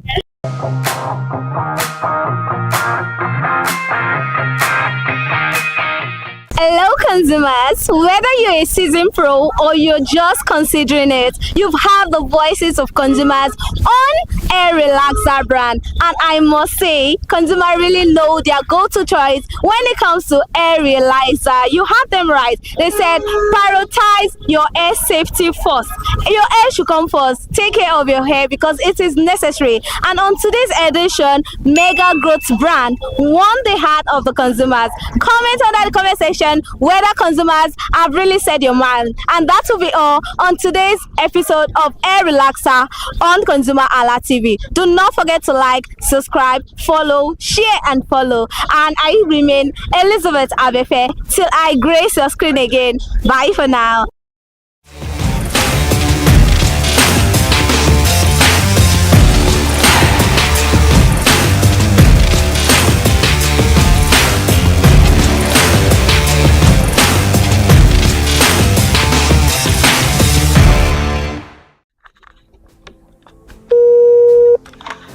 Hello consumers, you have the right to be heard, absolutely. So join us on the conversation, share your brand experience, where you tell us all your experiences about brand on the outer world via our YouTube channel every Wednesday from the hour of 4:20 to 5:20. You can watch us via our YouTube channel, ConsumerHallaTV, and subscription is free. Follow us on all our social media platforms, ConsumerHallaTV. Share your brand experience. It's about storytelling. It's about experiences. Hello consumers, you're welcome to another exciting episode of Consumer Voice on ConsumerHallaTV. I am Matilda Omenai. As you already know, Consumer Voice is a show where we'll be visiting different places in Lagos to check out people's preferences, hear what the consumers have to say about different leading brands that they make use of. Hello, it's your boy Iremofe Koforola, and you know what? They call me the AUF General Overseer. Every day is a blessing and it is meant to be enjoyed maximally with AUF packages that put a smile on our faces. And guess what? That is why this show AUF is for you. You can get to know about trendy market slashes, promos, offers and juicy deals that put a smile on your faces, and you can always enjoy them maximally. And you know one thing that's so interesting about this show? It is a blend of English and Pidgin. As I dey run you English, now I go dey marry am with Pidgin, make am spicy. So catch me every time on the show to enjoy more about trendy AUF packages. Peace. Public service announcement. Hello consumers, I am Kikelomo Ajibola and welcome to the Scam Alert segment on ConsumerHallaTV. Scam Alert educates viewers about various scams affecting consumers. We learn tips on how to identify fraudulent activities and provide advice on protecting our personal information. We aim to raise awareness and empower viewers to avoid falling victim to scams. We cover various topics such as phishing, identity theft, fraudulent investment schemes, and many more. You want to catch up on how these scammers invade our lives? Join us every Tuesday by 12:30 p.m. for Scam Alert on our YouTube channel at ConsumerHallaTV. Subscription is absolutely free. And in case you're not following us across all our social media platforms, follow us on Instagram, Facebook, X, TikTok at ConsumerHallaTV. Don't say I didn't do anything for you this 2020. Bye. Bye. Welcome to In the Marketplace. We are taking you on a journey behind the scene of Nigeria's most vibrant market, from the sight and sound of the market to the stories of the people who makes it thrive. We will be sharing the untold stories that brings this market to life. Join us as we explore the history, challenges, and triumphs of the market vendors. We will dive into the daily lives of the people who call markets home and uncover the secret that makes this market special. You will get to see the passion, energy, and dedication that goes into making this market success. Tune in to the In the Marketplace on ConsumerHallaTV on Thursday by 11 a.m. to experience the sight and sound. Don't forget to follow us on all our social media and on ConsumerHallaTV. I am Elizabeth Abefe. Hello fellow consumers, are you looking for a program where we give analysis about brand and a program where we project the voice of the consumer? Join my team and I on Consumer Analytics and Resolution Box by calling on the program to get your issues resolved.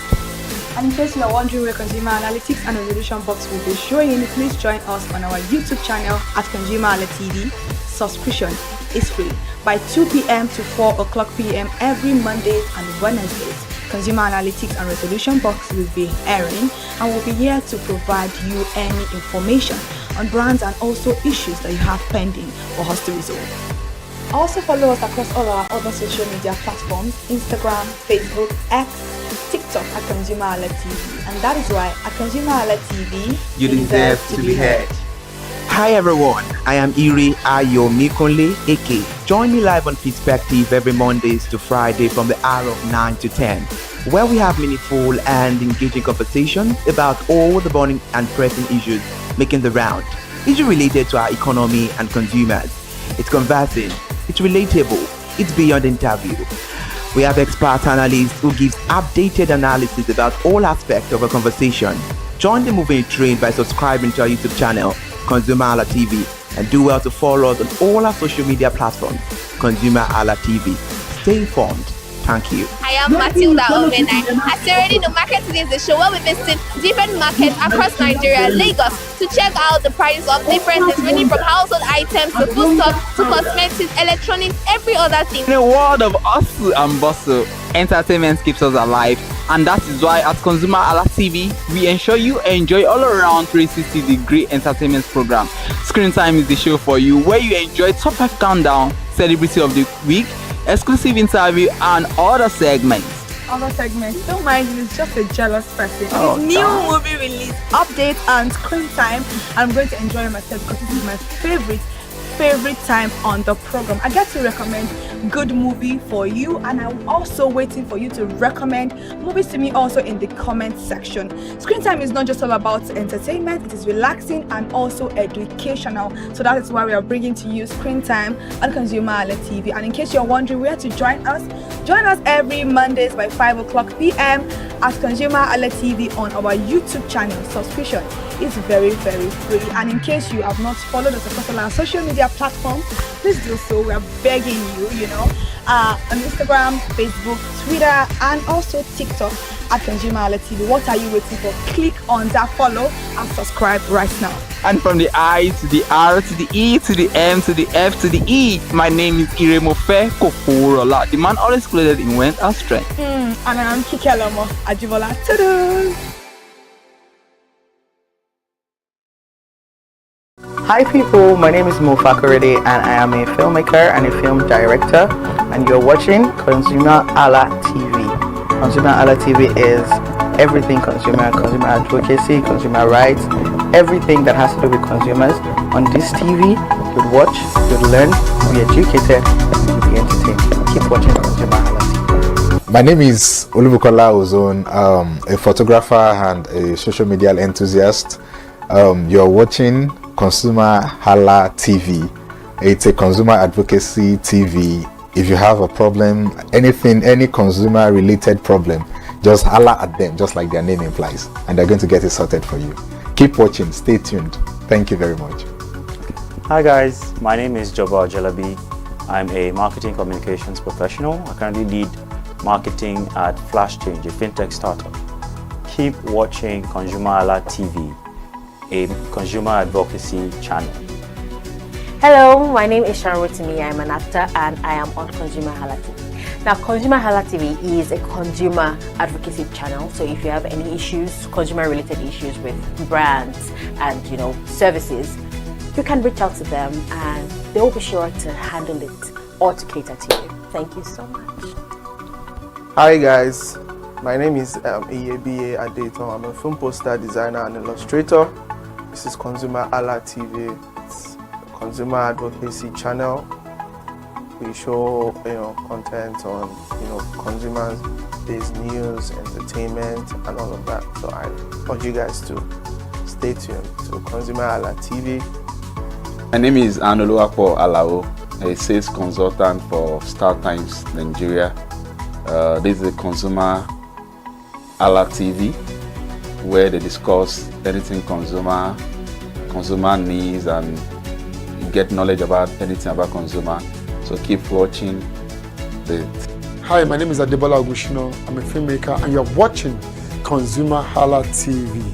Any consumer related issues, they've got you. Hi, my name is Stephen Olorunshisi.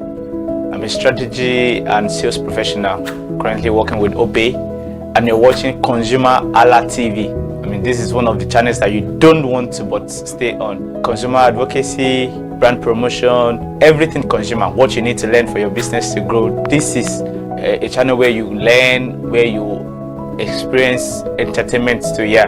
But it's good for businesses, for brands, and for an entrepreneur. If you want to know more about businesses, want to know more about brands, please stay watching. All right, thank you so much, ConsumerHalla TV. Keep watching.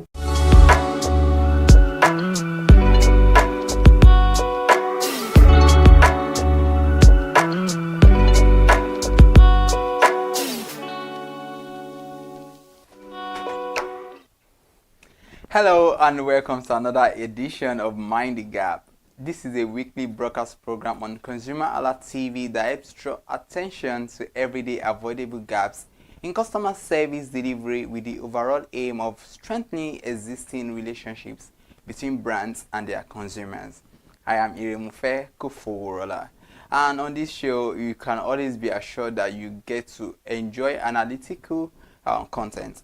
And if you have not subscribed to our channel, please do well to subscribe across all our social media platforms. On this edition of the program, we would be discussing how safe is AI in brand promotion, risk, opportunities, and the future of digital influence. And it is no doubt that artificial intelligence, AI, can help with brand promotion. However, there are opportunities and risks that may be associated with using AI for brand promotion. My guest today is Mr. Olanite Habidemi, who is the visionary founder of All and Tech, a passionate advocate for innovation and artificial intelligence in Nigeria. He is the driving force behind 9060 AI. Welcome on the show once again. Thank you very much for having me. I mean, it's not the first time on the show, and the last time you were here, it was very mind-blowing because we really delved into the world of artificial intelligence, and we are still talking about that today because if you look at it, people have their concerns. You know, they know there are opportunities, but they are more concerned about the risk and safety about AI. But let's start with this. How can AI help solve everyday challenge in the world of tech? Thank you very much once again, and thank you for having me on our AI discussion at ConsumerHalla TV. So, artificial intelligence as a subset of technology has been something that has been a research work before now, and it has evolved over the years. And it's really not a new thing. It's just that research has really showcased it to be one of the biggest and the largest groundbreaking innovation from tech at large. And the power that artificial intelligence kind of boasts of now comes from what we call data science or data ecology, a scenario whereby human practice generally have this thing called data generation on a regular, that if you understand it, you can predict and you can forecast and give you this superpower, which is what push artificial intelligence to the brim of technology innovation as we have it now. So if you look at artificial intelligence from another angle, the depth that it has added to technology, it cannot be overemphasized, because the more we continue to generate data, the more we have our ability to predict the future. So out of everything that artificial intelligence is bringing to the table, the fact that it can make you use what you already know to have to some probability level of what you don't know is something that is going to reshape the future, and it has started reshaping the future from the now.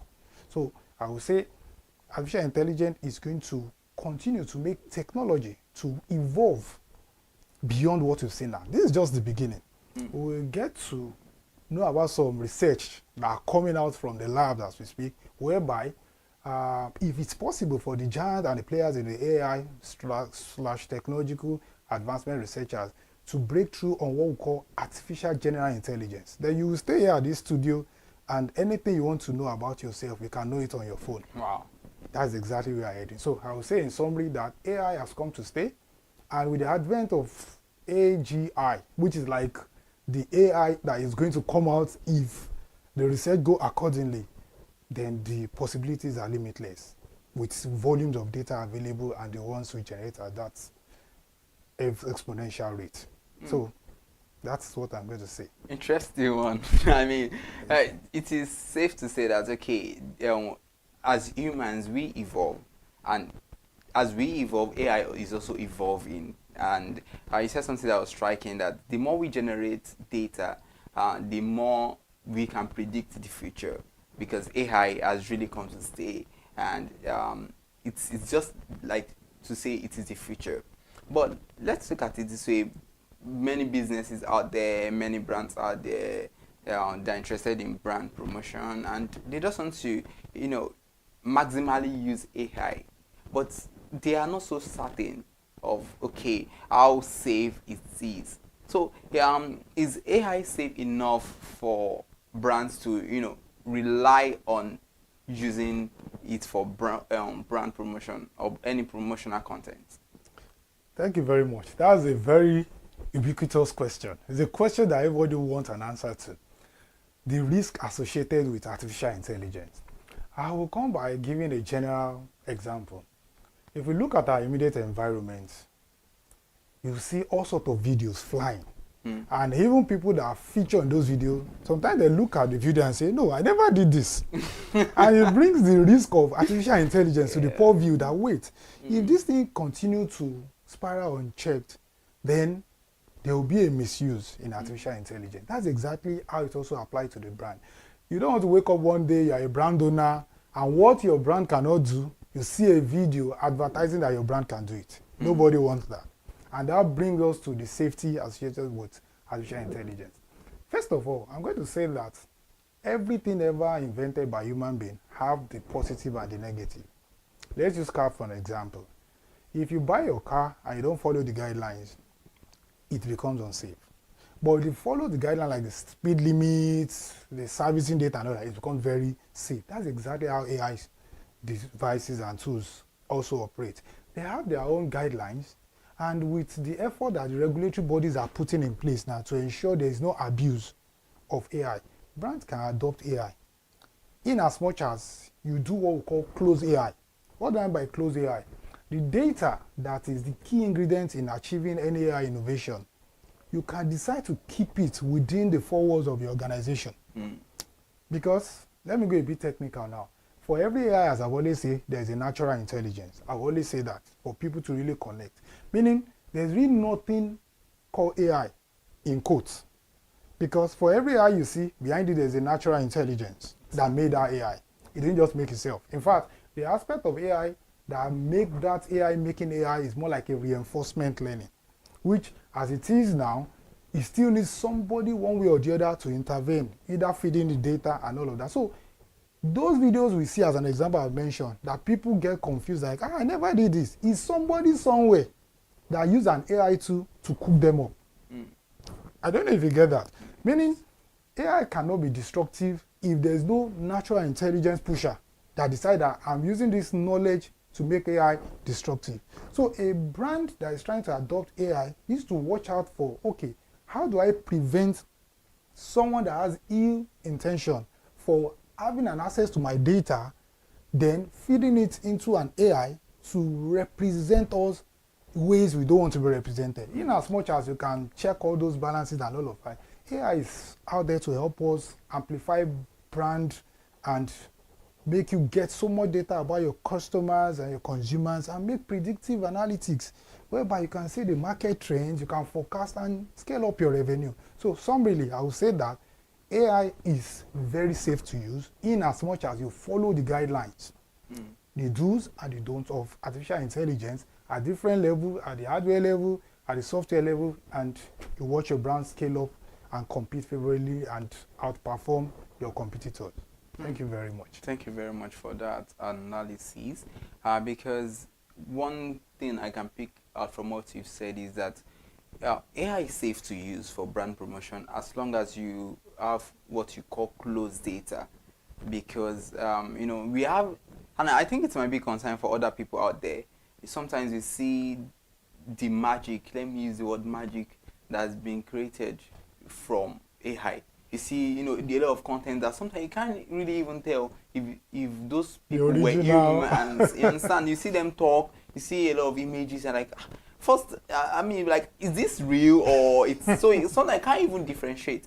So that might just be making you so curious, like, I don't think this is safe. You understand? As long as somebody can even generate a lot of content, even your voice, you are not so yes. Exactly. So AI tools for all of that. So, but with that now, brands can be assured that okay, they can use AI for brand promotion. Now let's also look at, since we are talking about brands and promotions, all of that. So, what are the biggest risks brands face when using AI in marketing campaigns? Because marketing campaigns are very important for any organization.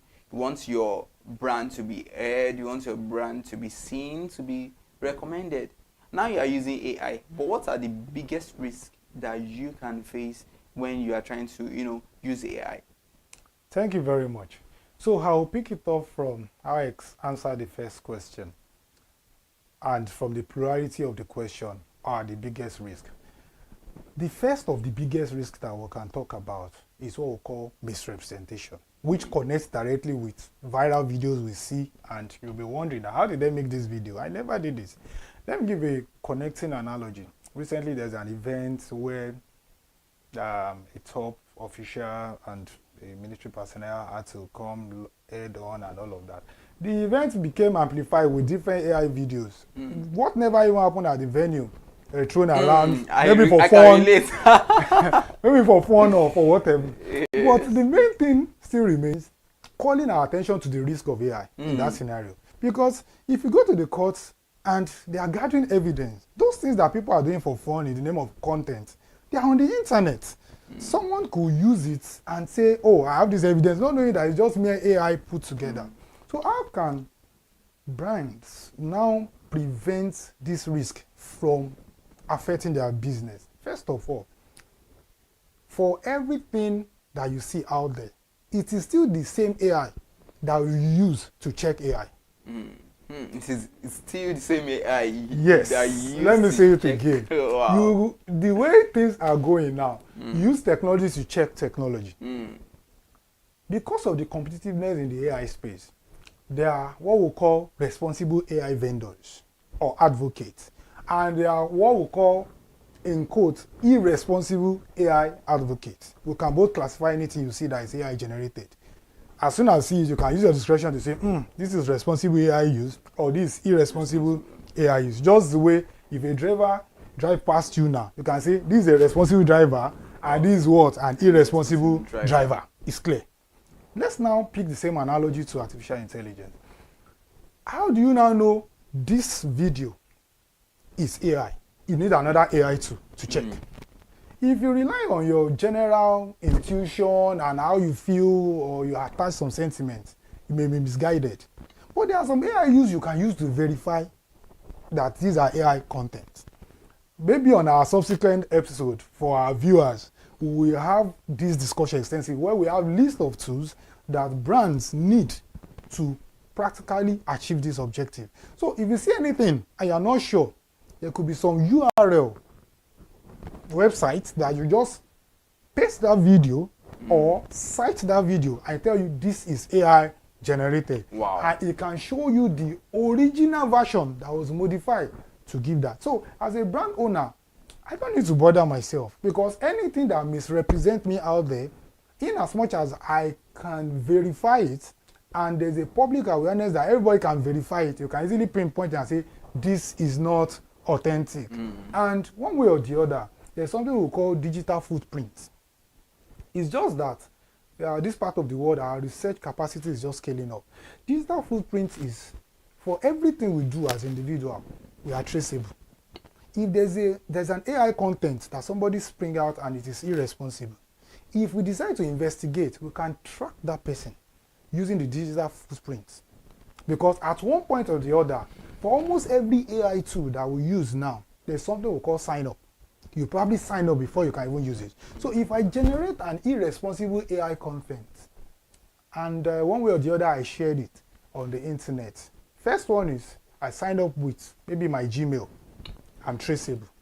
Second one could be I use my handle to post it, which I'm the primary source before reshare, retweet, and all of that.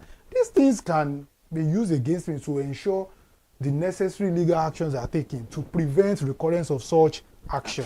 So with that, brands need not to fear anybody about the risk. They can go all out, adopt AI, and all the risks are minimal or positively managed. So conclusively, brands can adopt AI, irrespective of these risks as I've lifted, and be rest assured that you also use AI to check what? AI. And there are also AI tools that before the damage is done, they can prompt you that there is something out there.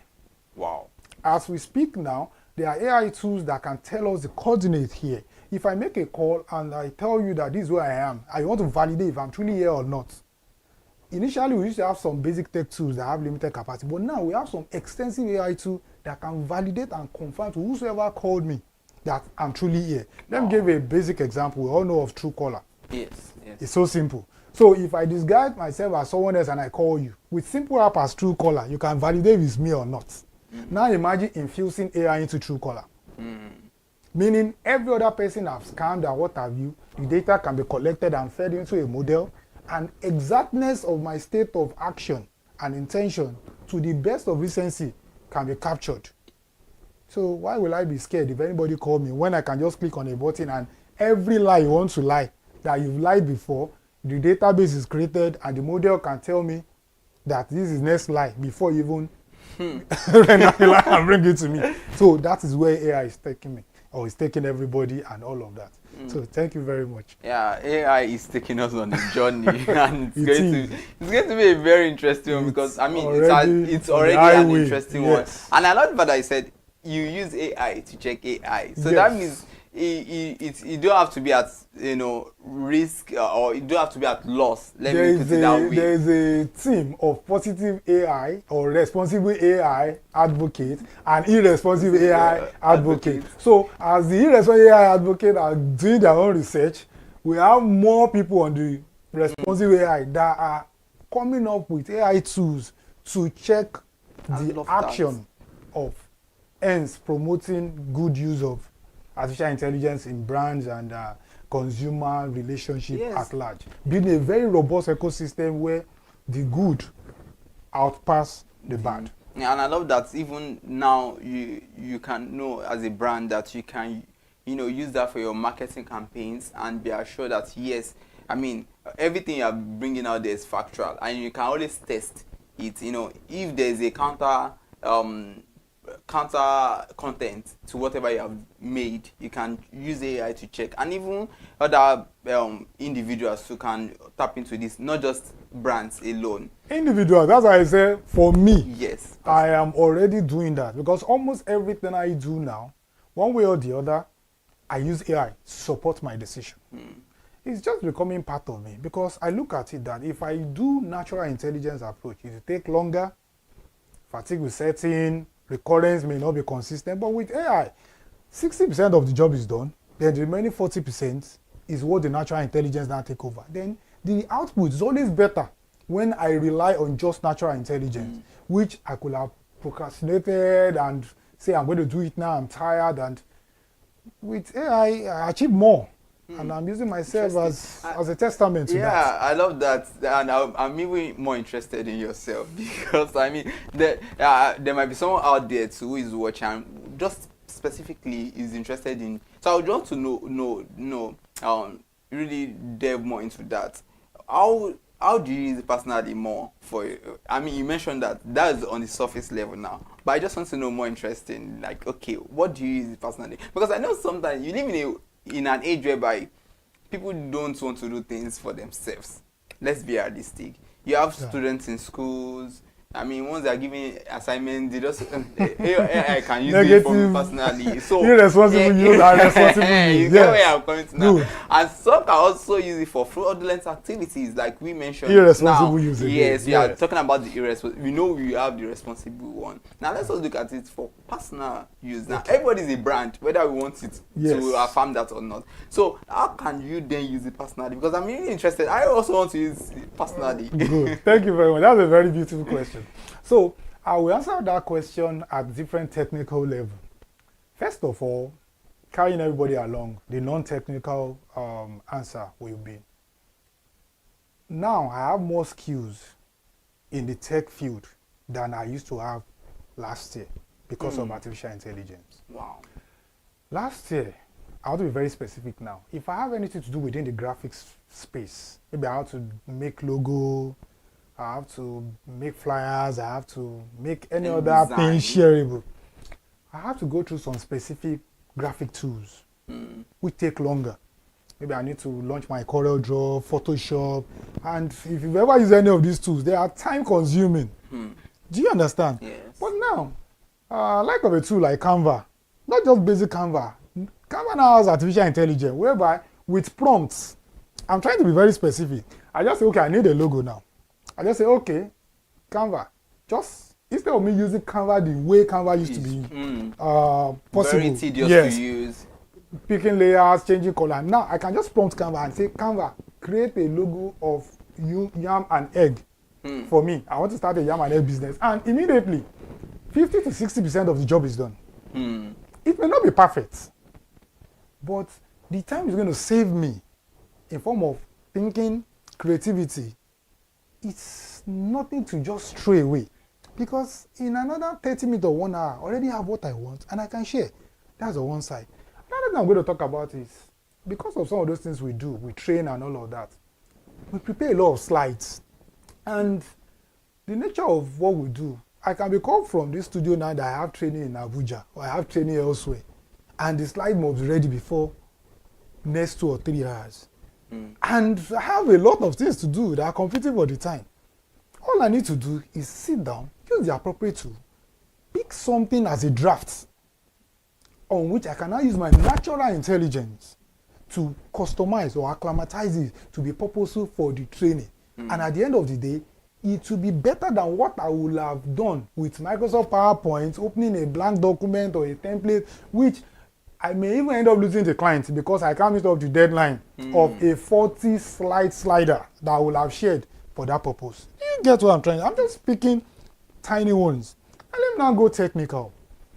We are in the era where we do something we call vibe coding. I'm a developer and I write programs, I develop applications and all of that. As a developer, one of those things we face the most is debugging. When you write codes and it's not working and something somewhere is not just making it working, I keep telling you, check line so. You fix that one, it tells you go to line 600 and something. Or sometimes it's not even showing you the clue. It's not just working. Sometimes you write code 1,400 and something and it's telling you the error is 6,000 and something, and maybe that one is from the library you have imported. Humanly, it takes hours and neck-breaking time to figure out what's wrong. But this time around, we have AI tools like Windsor and some other AI coding assistants that can help you with what we call autopiloting.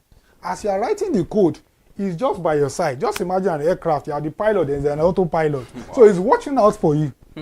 So as soon as you write anything and there's an error, you know what you do? Just copy that code and feed it. And say, look for what is wrong with this.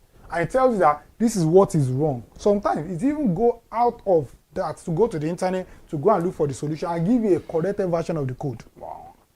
Just imagine the manpower that is saved that will have expended all to find out, oh, I didn't put a semicolon in this Java program or what have you. That on one side. Then on another side is AI is evolving from the responsive aspect of things, where we've reached an extent we have what we call multimodal AI. Multimodal AI means I don't need to always just type. I can even speak to it. I can just tell my computer now that, look, this code is not running. Can you show me why it's not running? And just run to the spot on the line, tell me this part is why it's not running. I say, okay, now that it's not running, can you import and correct the code and generate the version that will run based on this? Then the next thing is what? Generated. Now see how that is moving. But the caveat will be, don't rely on that. Don't just copy and paste that code, even though it's working. Still align and input your natural intelligence, because the AI cannot think out of the box. It's just going to think within the prompts and the instruction you're giving it. At that point, you say, why it's not working? It's not thinking about the security concern. It's only solving one problem at a time. Let me make this code work.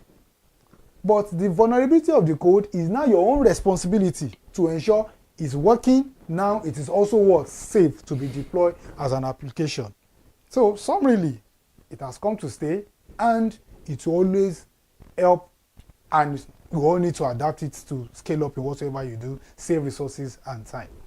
Thank you very much for that. Insightful. I mean, I've learned so much, and especially with the fact that as a personal brand, or personally, you can use AI to your advantage. And he said something that was striking, and I believe you can hold on to that. If you've not held on to anything, just hold this on that. With AI, you shouldn't lose that client. I mean, you should start making the money, and that doesn't mean that you shouldn't come with the natural intelligence as well. Don't just rely 100% on it and not do anything. But with it, I mean, you should get more clients. Skills. Yes, as I am here, I'm a trained developer, but I fill up spaces when my people are kind of lagging. When I tell them, please, I need someone to quickly do this. Gone are the days when I'll be so afraid. All I need to do is look for the AI from my list of seminars and other content I have, pick a particular AI tool that can save the minutes before I can now deploy a core professional. But at the end of the day, I will still have something to show. Unlike total loss for me. So I advise everybody to also explore that. You can sit down here and learn a lot online with AI. Yes. Interesting. Instead of you looking for, let me give a very common, I'm looking for one YouTube video that will teach me how to cook a Japanese or a Chinese cuisine or what have you. You can ask AI to go to YouTube and go and look for the top 10 AI videos on how to cook Japanese cuisine and what have you. You get the logic. Instead of you sitting, watching one video and saying, no, this one doesn't teach me well, let me watch another one, and you download hundreds of videos only for them to, you need to start deleting and they don't meet your expectation. But with AI, specifically, it can even go into the video and even summarize, and you don't need to waste time. You can go to the time frame and tell you, okay, I don't need the entire rice. I just want to know how to add the spices and all of it. I tell you, this is the timestamp you should watch. Watch from 1 hour, 3 minutes to, instead of watching the entire video. And before you know it, you go practical, you scale up to it, you open your outlet and you start delivering. And look at what you will have saved by now adding your natural intelligence to it. Wow. So interesting. It is now and the future. Now it is really the future, and I'm going to start maximizing it. I mean, I'm going to tap into it. Not just the viewers alone. Personally, I want to start using it. I'm so proud of myself. This is getting more interesting, but you know one thing, you just have to go on a quick break now. We will be right back. Go nowhere.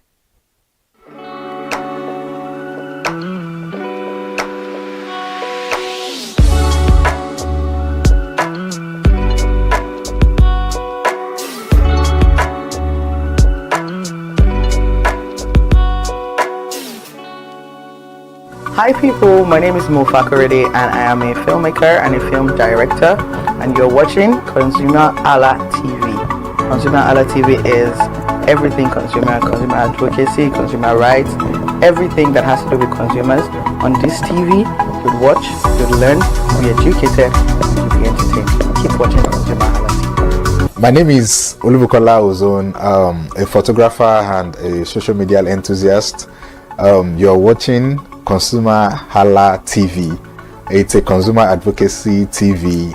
If you have a problem, any consumer related problem, just holla at them, just like their name implies, and they're going to get it sorted for you.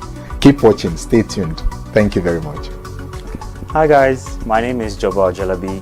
I'm a marketing communications professional. I currently lead marketing at Flash Change, a fintech startup. Keep watching ConsumerHalla TV, a consumer advocacy channel. Hello, my name is ConsumerHallaTV. I'm an actor and I am on ConsumerHallaTV. Now, ConsumerHallaTV is a consumer advocacy channel. So if you have any issues, consumer-related issues with brands and services, you can reach out to them and they'll be sure to handle it or to cater to you. Thank you so much. Hi guys, my name is Advocacy. I'm a film poster designer and illustrator. This is ConsumerHallaTV. It's a consumer advocacy channel. We show content on consumers-based news, entertainment, and all of that. So I urge you guys to stay tuned to ConsumerHallaTV. My name is Advocacy, a sales consultant for Star Times Nigeria. This is a ConsumerHalla TV, where they discuss anything consumer needs and get knowledge about anything about consumer. So keep watching. Hi, my name is Adebola Ogushino. I'm a filmmaker and you're watching ConsumerHalla TV. Any consumer-related issues, they've got you. Hi, my name is Stephen Olorunshisi. I'm a strategy and sales professional, currently working with Obey, and you're watching ConsumerHalla TV. I mean, this is one of the channels that you don't want to but stay on. Consumer advocacy, brand promotion, everything consumer, what you need to learn for your business to grow. This is a channel where you learn, where you experience entertainment too, yeah. But it's good for businesses, for brands, and for an entrepreneur. If you want to know more about businesses, want to know more about brands, please stay watching. Alright, thank you so much, ConsumerHalla TV. Keep watching.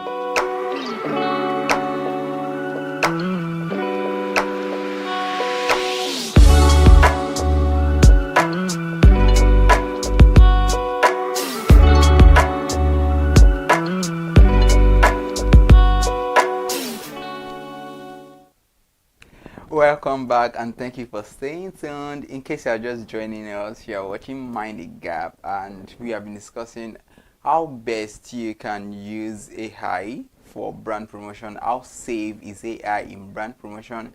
We are looking at the risk, opportunities and the future of AI when it comes to brand promotion.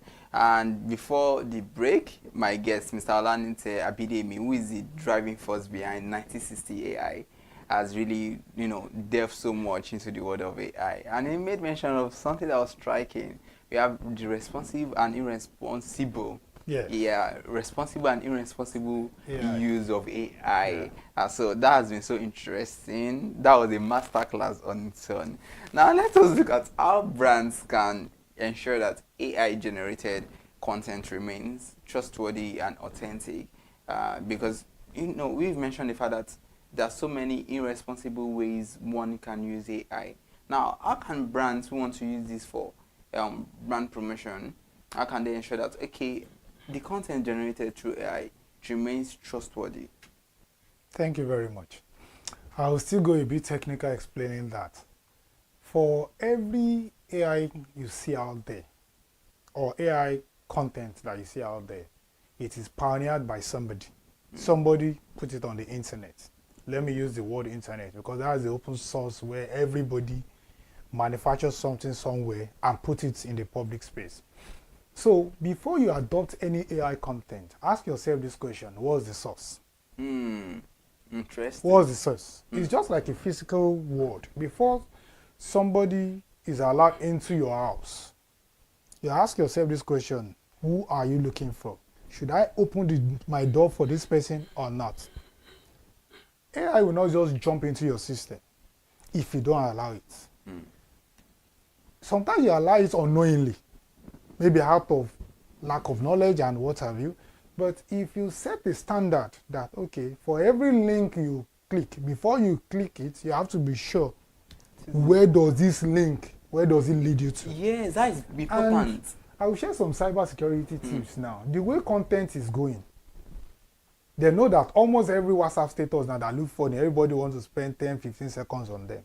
So cybersecurity experts are not really looking into that space very well. And cyber attackers are exploring all of that, funny skits and all of that. That people just click for the fun of, wow, I know this guy now is a content, and behind that click lies something that has access to some things you don't have people to have access to. So the advice would be, before anything you click, let me make it very simple. You see, your finger is very powerful in digital technology because almost everything you interact with, your mobile device, it involves that word, click. And once you click it, terms and conditions apply, which you never read. I have not seen anybody that will say the terms and conditions of Google, somebody read it from the beginning to the end. Most of us are always lazy to read it. And there's this tiny square button or square check sign that we just click and say, let me just move to the next. And they say, you just skip. And the next thing, you are in there. So if anything happens, they won't take responsibility. Because they wrote it there that, look, this does not mean we are 100% perfect. Always double check. So for everything that looks like, even AI video, I just say, this thing I heard, oh, it's so funny, and you click. It's a 50-50 thing. It could be for the content that the person created it, or it could be for the content plus other ill intention. So ask yourself, why do I need to click on this video? But sometimes you can't even know what's in the video. It's when you click that like, oh, I've clicked already. Then get education on what you should do. Some of those things we are going to be rolling out for free now, which will be rolling out subsequent episode of this program for people to continue to learn and for brands to continue to stay tuned to know how they can deploy this AI and other technology are: one, there is a need for regular change of password. If I ask this question, how often do we change our passwords? That is one. Two, there's a need for regular change of file addressing. Because behind the scene, when attack happens, some of those things, the attacker, they want to phish your password or your login details. Let me generalize. And the way computer is designed, everything you have on your phone or on your laptop, they are wired in a straight address.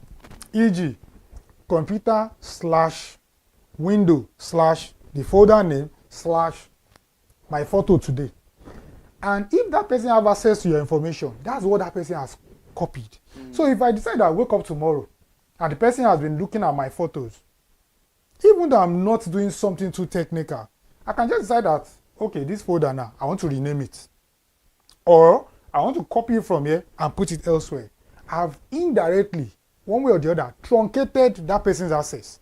Because that's embedded threat that the person is used to snip through your resources is working with the previous directory that at the point it had access to your system. And now that you have modified it, it's just like you're opening something on your computer and it said document cannot be what? Found. Just because you have resaved it. That's exactly what is likely going to happen at the basic level. Do you get? So if we have practice such as regular change of password, changing our folder, renaming our folder, and spending personal time trying to overhaul our internal document within there, there's a very high tendency that even though you are vulnerable by mistakenly clicking on something, the impact will be very minimal. Then if you now scale up using some cybersecurity AI tools that before you even click, you can run it through it, so it will check on your behalf and revert and advise you that the probability that this is a threat is this. Then you can now judge by your natural intelligence and say, I want to click or I don't want to click. Then it becomes something that everybody can deploy. As a brand, as an individual, as a family, and all of that. And with that, you're safe.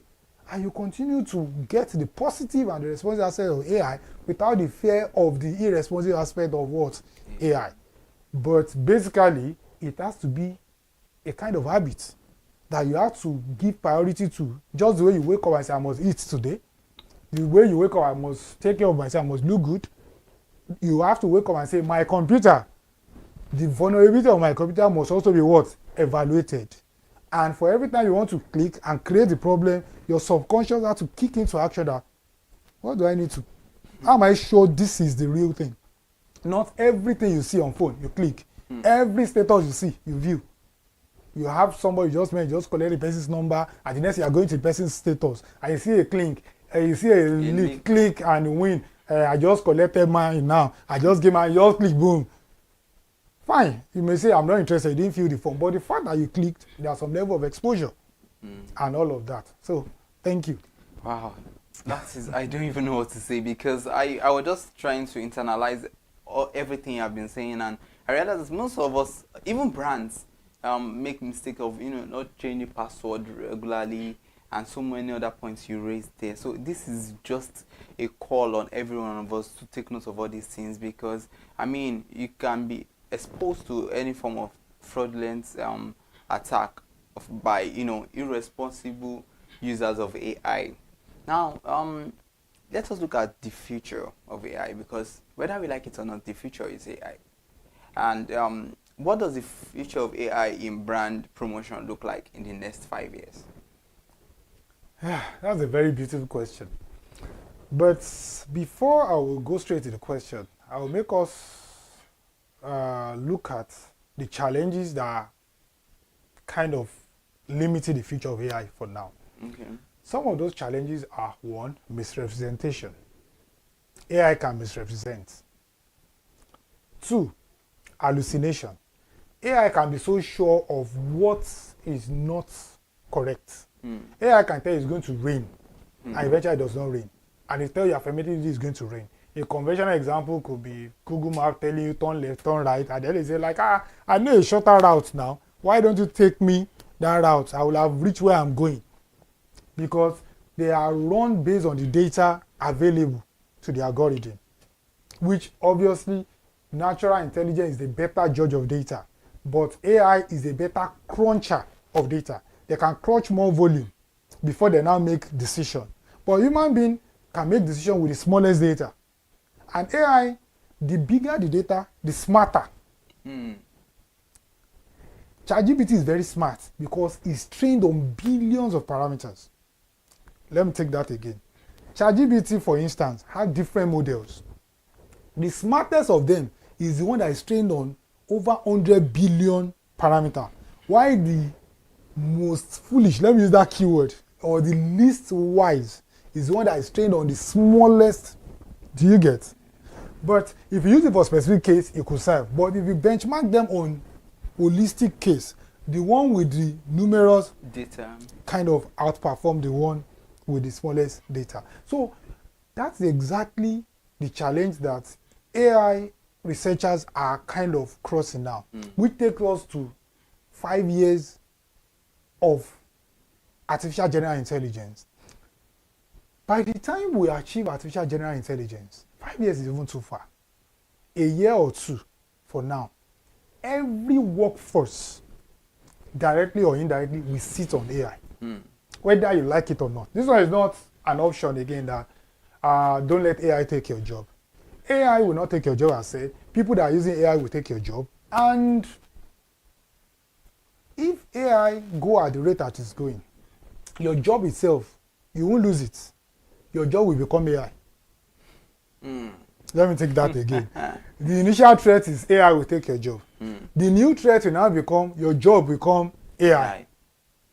So it's not like so it's not like you get there, as I've said, that you just AI sitting on the chair and now the new employee and the AI. If you now turn to your job trying to redefine their operations based on AI standard, because they need to compete, it's not sustainable again to compete with people that are using AI. Hence, whether you like it or not, every other operations you have will be AI driven. Let's use our studio as an example. Imagine here we have robots that handles camera.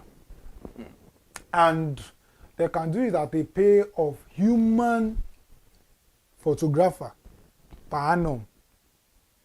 Initial cost could be expensive for purchasing the robots. But over the years, you discover that it becomes what? Sustainable. Another one could be they won't go on leave. They won't close. Do you understand? Where humans cannot go, those robots can take cameras there. Do you understand? So those are the things that we'll continue to see if this research on the artificial general intelligence is achieved in less than 5 years. But the timeline of 5 years looks like something that is very visible based on the output that is coming from seminars and publications on how close we are to super intelligence. So somebody I would say the future of AI has come to stay. Even AI is absorbing technology. Let me give a general example to back this up. Almost every website that has been in existence, they are now adding AI to it. Wow. Let me say that very clearly. Check most international websites that you've not logged in recent time.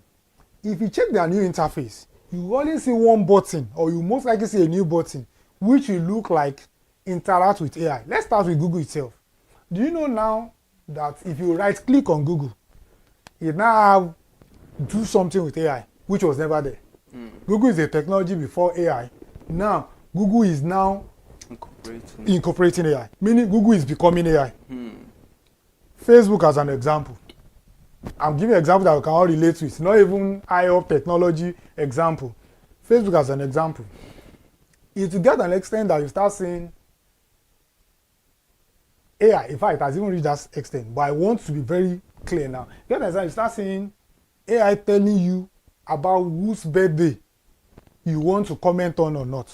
Unlike the conventional one we have now that all and sundry have birthday tomorrow. Because as we speak now, on the Facebook environment, we have some AI functionality attached. Let me now go to the one that we can all relate with, WhatsApp. WhatsApp of last year, there was no Ask Meta AI. Am I correct? But now, you know what they did? They put that button, you can't delete that button. I stand to be corrected. Maybe they've now made it data privacy light. That okay, you have an option to turn off Meta. Maybe, but as last time I checked, maybe I didn't check completely. It's almost any time you click, you have that button, Ask Meta AI. And whether you click or not, the suggestions that you are getting from one thing or the other is underground, powered by some AI machine. And that's why it looks smarter. Meaning, what I said earlier is that your job will become what? AI. Just the way your WhatsApp now has become what? AI. Do you understand? Yeah. That's exactly where we are going. So 5 years from now, at this rate, everybody's job is going to be like AI.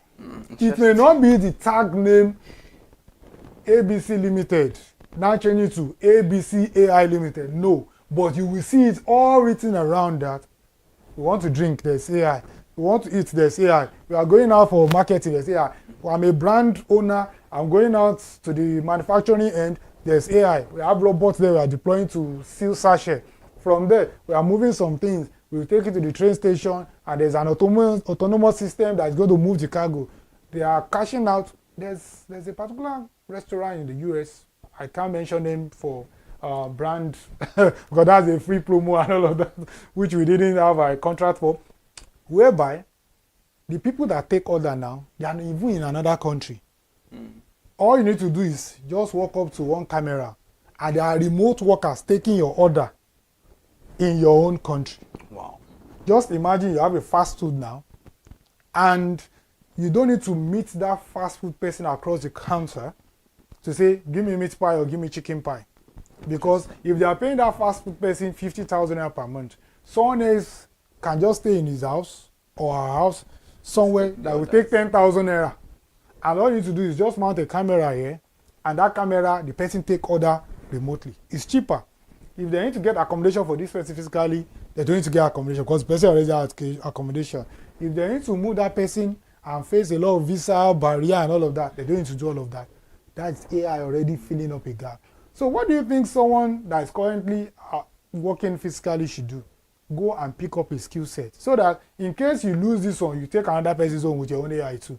Or you become relevant and you be a supervisor to those people that are working remotely because you now have AI knowledge. Because for that thing to be possible, there is a natural intelligence behind those system setup that the person in his own remote home must sign up to be able to log in and take order remotely. It is natural intelligence that does all those setups. Definitely. So you can decide to transit from losing your job and filling up that space so that your relevance is. So 5 years from now, we'll see all sorts of this exploding and taking over work practice. Thank you very much. Interesting one. It has really been an insightful edition today on Mind the Gap. And do not forget that you can use AI responsibly in your own space, AI won't take your job, but your job becomes AI.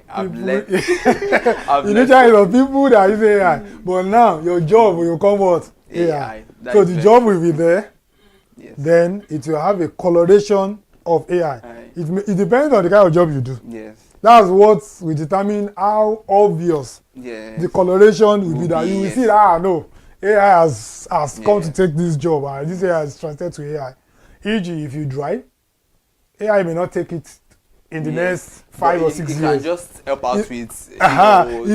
Let me give you a practical example. Gradually, the kind of cars they produce now is already gradually taking the job of drivers. It has not taken it totally because they are still driven around by executive drivers. But the driver is now doing. But the driver can just find a way to implement it, and his job becomes easier for him. The driver is even doing like 50% of what he's paid to do. Because of AI. Because of AI. Yes. Imagine a Danfo driver and a Rolls-Royce driver. A Danfo driver, you need to manually do this, do that, check. But now a Rolls-Royce have a 360-degree camera. So, which makes it easier for him. For the driver. Do you understand? That's very interesting. That's very interesting. For now, the driver's concentration, okay, is different from what it used to be. It used to be. Definitely. And the need for reliance on driver for total safety, certain percentage of it has been taken away by AI. Because as soon as you drive close to those luxury vehicles, the side mirrors start beeping. Some start flashing. Yes. Some even have auto drive mode that it can switch to and try to adjust the steering in the appropriate safe terrain. Yeah, that makes which is not the driver's judgment. Yes. Just with the AI. Thank you very much. Yeah, so thank you so much for joining us on today's edition of Mind the Gap. Till I grace your screen on the next edition, please do well to follow us on all social media platforms: Facebook, Instagram, YouTube, X. I am Iremufe Koforola. Bye for now.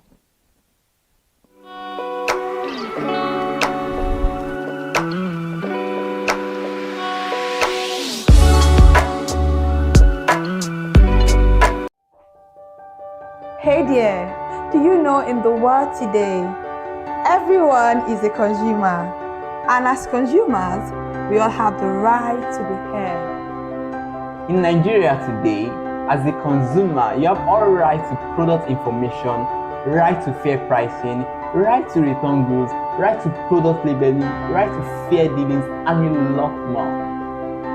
Well then, have you heard about the new media channel? ConsumerHallaTV. ConsumerHallaTV. ConsumerHallaTV. At ConsumerHallaTV, our goal is to inform and educate consumers in Nigeria with insightful news alongside development within the fast-paced world of consumers through well-researched, specialized, and analytical content. Our vision at ConsumerHallaTV is to create an engaging platform that provides right connections for meaningful brands in Nigeria, thus creating a more caring world for consumers where business thrive. And guess what? Our ConsumerHalla brand is the first consumer complaint resolution portal in Nigeria, powered by a 72-hour feedback mechanism. We offer consumer advocacy, informative talk shows, branding promotions, advertising, and lots more. Connect with us via our YouTube channel at ConsumerHallaTV. Follow us on our Facebook page, ConsumerHallaTV, our Instagram page, ConsumerHallaTV, and do well to subscribe to our YouTube channel. Subscription is free. ConsumerHallaTV. At ConsumerHallaTV, you deserve to be heard. At ConsumerHallaTV, you deserve to be heard.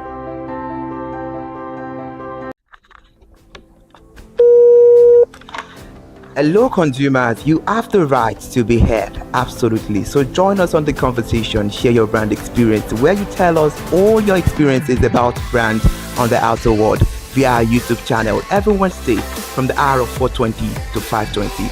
You can watch us via our YouTube channel, ConsumerHallaTV, and subscription is free. Follow us on all our social media platforms, ConsumerHallaTV. Share your brand experience. It's about storytelling. It's about experiences. Hello consumers, you're welcome to another exciting episode of Consumer Voice on ConsumerHalla TV. I am Matilda Omenai. As you already know, Consumer Voice is a show where we'll be visiting different places in Lagos to check out people's preferences, hear what the consumers have to say about different leading brands that they make use of. Hello, it's your boy Iremofeko Foworola, and you know what? They call me the AWUF General Overseer. Every day is a blessing and it is meant to be enjoyed maximally with AWUF packages that put a smile on our faces. And guess what? That is why this show AWUF is for you. You can get to know about trendy market slashes, promos, offers and juicy deals that put a smile on your faces, and you can always enjoy them maximally. And you know one thing that is so interesting about this show? It is a blend of English and Pidgin. As I dey run you English, now I go dey marry am with Pidgin, make am spicy. So catch me every time on the show to enjoy more about trendy AWUF packages. Peace. Public service announcement. Hello consumers, I am Kikelomo Ajibola and welcome to the Scam Alert segment on ConsumerHalla TV. Scam Alert educates viewers about various scams affecting consumers. We learn tips on how to identify fraudulent activities and provide advice on protecting our personal information. We aim to raise awareness and empower viewers to avoid falling victim to scams. We cover various topics such as phishing, identity theft, fraudulent investment schemes, and many more. You want to catch up on how these scammers invade our lives? Join us every Tuesday by 12:30 a.m. for Scam Alert on our YouTube channel at ConsumerHalla TV. Subscription is absolutely free. And in case you're not following us across all our social media platforms, follow us on Instagram, Facebook, X, TikTok at ConsumerHalla TV. Don't say I didn't do anything for you this 2025. Bye. Welcome to In the Marketplace. We are taking you on a journey behind the scene of Nigeria's most vibrant market, from the sight and sound of the market to the stories of the people who makes it thrive. We will be sharing the untold stories that brings this market to life. Join us as we explore the history, challenges, and triumphs of the market vendors. We will dive into the daily lives of the people who call markets home and uncover the secret that makes this market special. You will get to see the passion, energy, and dedication that goes into making this market success. Tune in to the In the Marketplace on ConsumerHalla TV on Thursday by 11 a.m. to experience the sight and sound. Don't forget to follow us on all our social media and on ConsumerHalla TV. I am Elizabeth Abefe. Hello fellow consumers, are you looking for a program where we give analysis about brands and a program where we project the voice of the consumer? Join my team and I on Consumer Analytics and Resolution Box by calling on the program to get your issues resolved. And in case you are wondering where Consumer Analytics and Resolution Box will be showing, please join us on our YouTube channel at ConsumerHalla TV. Subscription is free by 2 p.m. to 4 o'clock p.m. every Mondays and Wednesdays. Consumer Analytics and Resolution Box will be airing and will be here to provide you any information on brands and also issues that you have pending for us to resolve. Also follow us across all our other social media platforms, Instagram, Facebook, X, TikTok at ConsumerHalla TV. And that is why at ConsumerHalla TV, you deserve to be heard. Hi everyone, I am Iri Ayomikunle Eke. Join me live on Perspective every Mondays to Friday from the hour of 9 to 10, where we have meaningful and engaging conversations about all the burning and pressing issues making the round. Issues related to our economy and consumers. It's conversing, it's relatable, it's beyond interview. We have expert analysts who gives updated analysis about all aspects of a conversation. Join the moving train by subscribing to our YouTube channel, ConsumerHalla TV, and do well to follow us on all our social media platforms, ConsumerHalla TV. Stay informed. Thank you. I am Matilda Omenai. As you already know, Market Today is the show where we visit different markets across Nigeria, Lagos, to check out the prices of different things, ranging from household items to foodstuffs to cosmetics, electronics, every other thing. In a world of hustle and bustle, entertainment keeps us alive, and that is why at ConsumerHalla TV, we ensure you enjoy all around 360-degree entertainment program. Screen Time is the show for you, where you enjoy top 5 countdown, celebrity of the week, exclusive interview, and other segments. Don't mind him, he's just a jealous person. Oh, His new movie release, updates, and screen time. I'm going to enjoy myself because this is my favorite favorite time on the program. I get to recommend good movie for you, and I'm also waiting for you to recommend movies to me also in the comment section. Screen time is not just all about entertainment, it is relaxing and also educational. So that is why we are bringing to you Screen Time on ConsumerHalla TV. And in case you're wondering where to join us every Mondays by 5 o'clock p.m. at ConsumerHalla TV on our YouTube channel. Subscription is very, very free. And in case you have not followed us across all our social media platforms, please do so. We are begging you, on Instagram, Facebook, Twitter, and also TikTok at ConsumerHalla TV. What are you waiting for? Click on that follow and subscribe right now. And from the I to the R to the E to the M to the F to the E, my name is Iremofe Koporola, the man always clothed in wealth and strength. And I am Kikelomo Ajibola. Ta-da!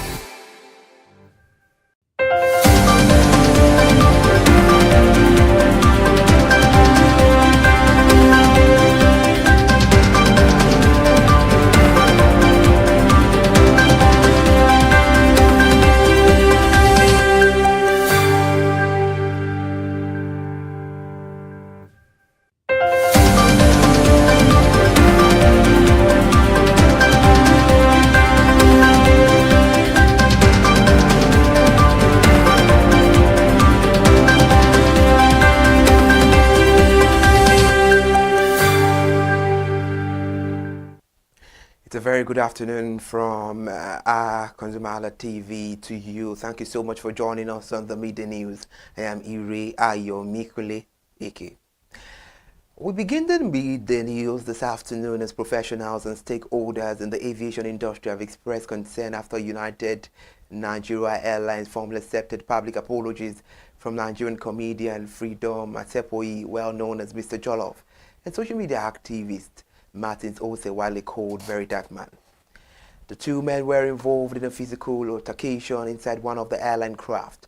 The incident occurred on a flight scheduled to depart Asaba International Airport from Murtala Mohammed International Airport in Lagos State. In a statement issued by the airline's public relations officer Chibuike Uloka, United Nigeria Airlines confirmed that it acknowledged the remorse expressed by both individuals on social media platforms. The airline said both men pledged to refrain from any future actions that could jeopardize aviation safety or disrupt order run its flight or any other airline. The British American Tobacco Nigeria has been lauded for its significant contribution to Nigeria's manufacturing sector, having generated over $300 million in export sales between 2022 and 2024. The company announced this at the 53rd annual general meeting of the Manufacturers Association of Nigeria. According to a statement, the company received the Diamond Sponsor Appreciation Award at a 3-day event themed Nigeria Fest, prioritizing patronage of Made in Nigeria in recognition of its long-standing support for industrial growth and content promotion. AGM drew captains of industry, government officials, and business leaders, including the keynote speaker industrialist Adi Dangote. Man Expert Promotion Group or DRE Megazine received the award on behalf of BAT Nigeria, and she said this recognition is a demonstration of belief in the potential of the Nigerian manufacturing sector. She further said that they will continue to prioritize local content and export expansion because they believe that sustainable wealth creation begins with building strong, competitive, and proud Nigerian manufacturing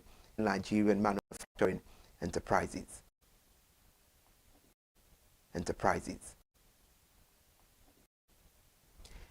And now on static analysts at Cordos Securities have raised their target price on MTN Nigeria Communications PLC from 588 on MTN Nigeria Communications PLC from 588 naira to 616 naira per share, reflects to 616 naira per share, reflecting a 4.6 upside. The new released equity report, Cordos upside. The new released equity report, Cordos explained that the aggregate follows MTN Nigeria's strong 9-month performance supported by the robust data demand. According to the report, the company recorded 57.5% revenue growth, a 15.1 percentage point year-on-year expansion in EBITDA margin to 51.4%, and delivered earnings per share of 35 naira 77 kobo, reaffirming their buy recommendation. The analyst said, following a review, we raised our year-end target price by 4.6% to 616 naira, implying a 29.7% upside from the current price of 475 naira as of November reading. The Fed Foundation has stated that Nigeria businesses created a total of 14,269 jobs in 2025. Even a small business reported a net job loss over the past year. The organization disclosed this in its 2025 State of Entrepreneurship report released on Wednesday in Lagos State. The report, which surveyed 10,882 businesses across the 36 states and the FCT assessed enterprise growth, shows a very sectoral resilience and the effect of the ongoing macroeconomic reforms on small businesses. The executive director of Fed Foundation, Adenike Adeyemi, noted that MSMEs were operating in a high-cost environment shaped by monetary tightening, FX unification, subsidy removal, and recent tax reforms. She asserted that the 2025 edition came at a crucial junction for the nation. She said the 2025 State of Entrepreneurship Index was calculated at the rate of 0.47 out of 1.0, which reflects the first marginal increase recorded since 2022. But Adeyemi added that 91% of entrepreneurs maintain confidence in their business prospect, with over half rating the environment as good or very good. The Dangote Group has announced its participation in the Kano International Trade Fair, scheduled to open between November 22nd and December 6, 2025. A statement released yesterday from the group Chief Branding and Communications Officer Anthony Chijena said the company is sponsoring and participating fully in the annual event, which is expected to attract over 1,000 exhibitors from across the globe. The official statement says Kano is central to our overall businesses and it's the hub of commerce not only in Nigeria but in Africa. Meanwhile, Mr. Tony noted that Kano is home to one of the large-scale rice mills being developed by the company. He further added that other rice milling plants under development are located in Jigawa State, Zamfara, Niger State, Kebbi, and Sokoto State, with a combined total milling capacity of 1.5 million tons per annum. He said the effort is aimed at supporting the government in its food security drive. According to him, the company's subsidiaries will dedicate special help desk at the trade fair and encourage the public response involving market demand. The company will also be unveiling new sugar pack sizes of 100 grams and 25 kilograms on its special day at the Kano Fair. From Kano now, we're in Lagos State. The Lagos creative sector is set to get a boost as the Lagos State government collaborates with the Inscribe Act to launch the Lagos Street Art Festival 2025, which aim is to utilize the vibrant murals to enhance tourism and foster civic pride. The organizers of the event, Inscribe Art, at the press conference held at Ndubisi Kano Park in Alausa, Lagos State on Wednesday noted that the festival with the team legendary Lagos City of Dreams will be more than a creative showcase. It's a movement and also a project by artists for artists and for the people of Lagos. The statement says this is about tourism and capacity building in major cities around the world like Berlin, Miami, and Sao Paulo have used street art to attract visitors and develop their creative sectors. So as part of this festival, we're bringing international artists to Lagos to work alongside our artists here in Nigeria. The general manager of LASPAC, Aditon Popola, added that the festival was designed to promote tourism and culture in Lagos State.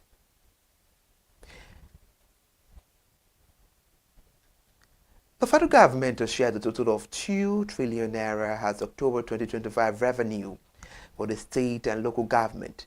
The sum is marginally lower than 2 trillion naira distributed in September, a shortfall of 9 billion or 0.43%.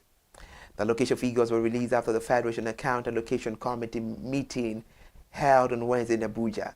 In a statement made by the Director of Press and Public Relations at the Office of the Accountant General of the Federation, Paramoko details of the breakdown across the three tiers of government was reviewed. According to the communique, the 2 trillion naira distributed comprised the 1.3 trillion naira statutory revenue and also the 670 billion naira value-added tax and 47.8 billion electronic money transfer levy.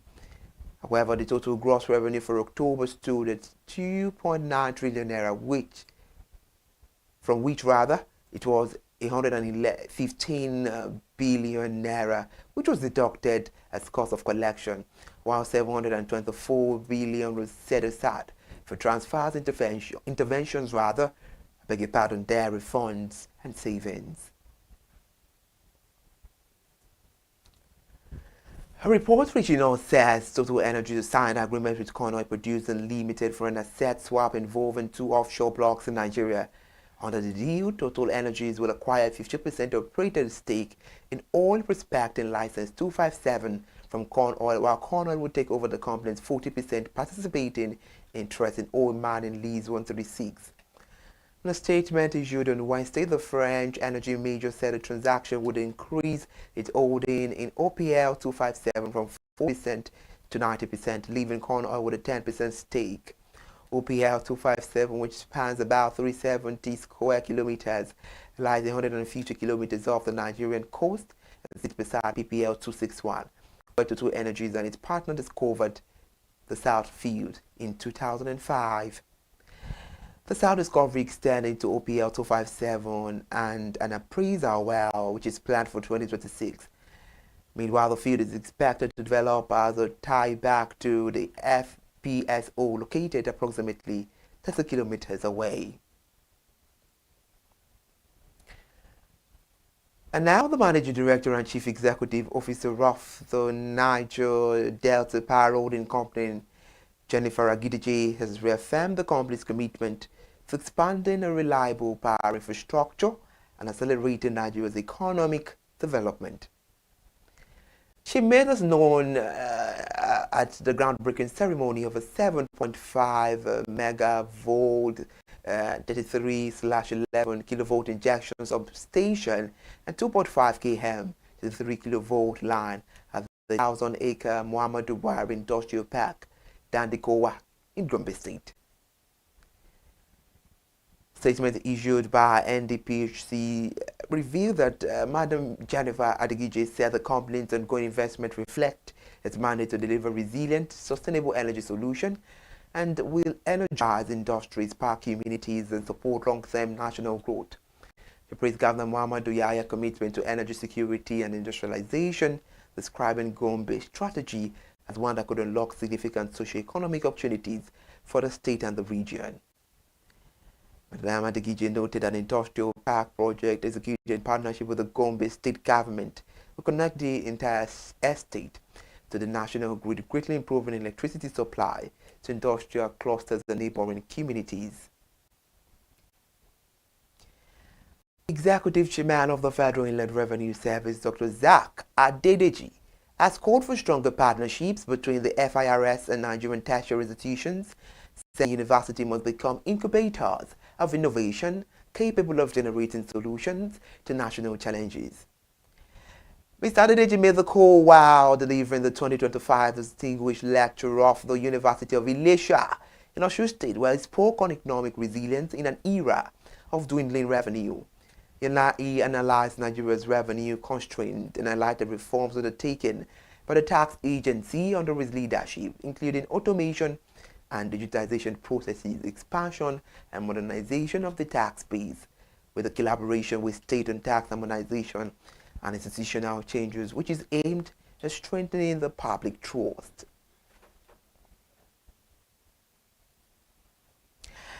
To wrap on the media news, thank you so much for joining us. Stay connected via all the social media platforms and stay connected as well on our YouTube page, ConsumerHallaTV. I am Ire Ayomikoleke. It's a happy Friday afternoon. Good afternoon once again.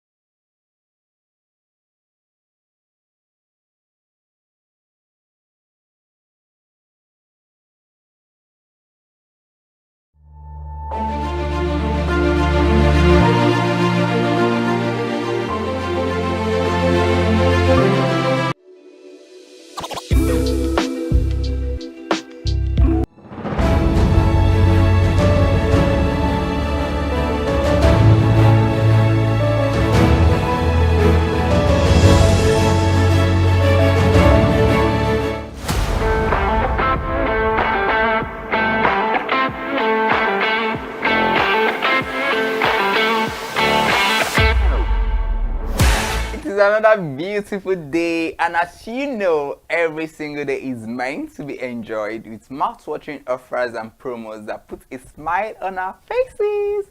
Welcome to another edition of the show. You can always get informed about new deals, market slashes, and juicy offers. I am Iremofe Kofoworola, and you can call me the AWUF General Overseer. I know one thing that is so beautiful about this show, and one thing I love about this show is that it is a blend of English and Pidgin. That one means say as I dey yarn you for English, I go dey yarn you for Pidgin. And as you know, say Pidgin na something maybe say if you say more or less like our lingua franca for this country, we say language we say people they relate to. You understand? As many people understand English, the same way when people feel yarn Pidgin for this country. So now why this show dey different, say we go dey marry both of them side by side, and now your ogbonge show be this. AWUF me your boy go dey come every time on this program. They run you different promos. And you know one thing, please, if you haven't subscribed to our channel while you're about to enjoy the deals for the week, kindly click on the subscribe button to get notifications of all our programs. And you can follow us on all our social media platforms on Facebook, Instagram, X, YouTube at ConsumerHalla. We are surely waiting for you. And that one means say if you never subscribe, now opportunity for you to subscribe. Say you go to get to know you know, every time we say you get new content, so if you say if you benefit from, you go to get informed. Alright, may we go into the business of the day, because my business here, I no get to business. Apart say I go, you know, get you entertained, and also I go get you informed, and I go even educate, get all the deals alone. I go inform you and educate you on how you feel, you know, take the right procedure. If you say you feel benefit from all these deals. And the thing is, say some people sometimes they go not say this day, but they know they follow the right process. So if you say go qualify them. Now why people say sometimes they disqualified. So on top of this show, I go they tell you how, you know, say one thing they say each promo it did different from the other. No two promo be the same thing, in the sense that some promo they require say me you just dance, me you just, you know, they creative. Some require say me you write, some require you say me you put beautiful caption, and some require say me use the necessary hashtag and may you tag on the right sources we say the promo they come from. But some people they know to do all these things, they go just put anything we say they like. Now why say now on top this show, if you know about these deals and if you know how to run them. So maybe dive into the juicy deals of the week. Do you know Close Up Brand Challenge is here, and this is brought to you by the Unilever Campus Ambassador Program FUCAP. Close Up, if you are very in a free promo, I'm not, you know, doing free endorsements, but I'm trying to say that while growing up, I remember Close Up has been a brand for years, and they're still doing very beautifully well. And so there is this challenge for young adults, for young people out there who are creative, who are innovative, who have foresight, who have you know, that determination, that ambition. So that is why this is something you need to jump on. You need to jump on it. Rather, you need to jump on it. The Close Up Brand Challenge. It's a very interesting one, and it is the Unilever Campus Ambassador Program. And you know one thing that is so interesting about this, that it is the recognition of the Next Future X Unilever Campus Ambassador. Unilever every year they ensure that okay they have the campus ambassadors. So this year is no different, because there will be campus ambassadors who represent the brand well, and just the recognition of yourself as well. One thing I'm saying is say my put on that way say Unilever as a brand where they be, they recognize young people wey be say they get ambition, they get foresight, they get wetin wey be say they wan do with their life. So now why they call on young people wey be say they get goal, they get vision, say may they jump on this offer. You know, say like I talk earlier, I say different promo get we say if you jump on now. This one they know say may you can't dance, they know say may you can't do all those things, but they say may bring your creativity and your innovation in a very good way. We say go qualify you for this program. And when talk say something a program, you know say you require learning stage too. Yes, no be say you go just you require learning. Say may you supposed to learn, and now that one could qualify you. Say maybe say you jump on this promo. So it is this 2025-2026 program calling all ambitious and goal-oriented youth to engage FUCAP.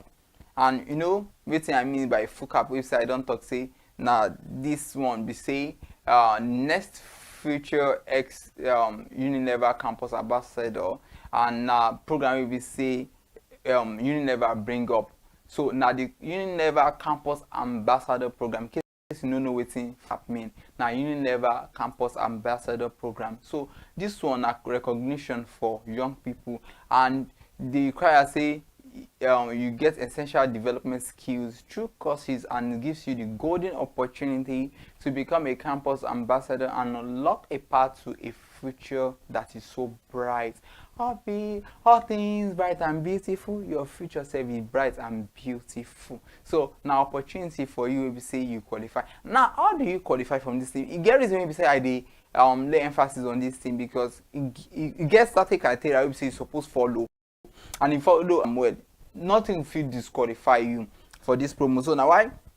If you know, you say you be fan of this show, you say they watch very well, they always lay emphasis on this thing, and the merit is say that you go follow the right procedure to qualify. And they important because this promo now unique one on your own.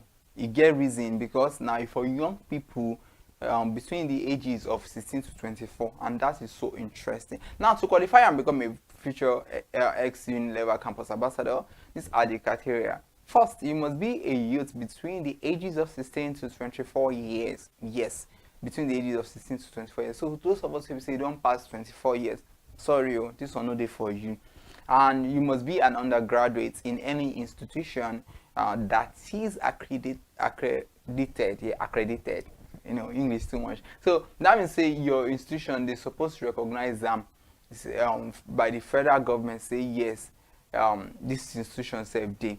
And you must be resourceful, creative, and intelligently curious. You must be that kind of person who say you want know things, you understand, and you know we say you just want know things. You want know things we say intelligent things. So you must demonstrate an unwavering commitment to excellence, personal development, and professional development. These are things that are very important.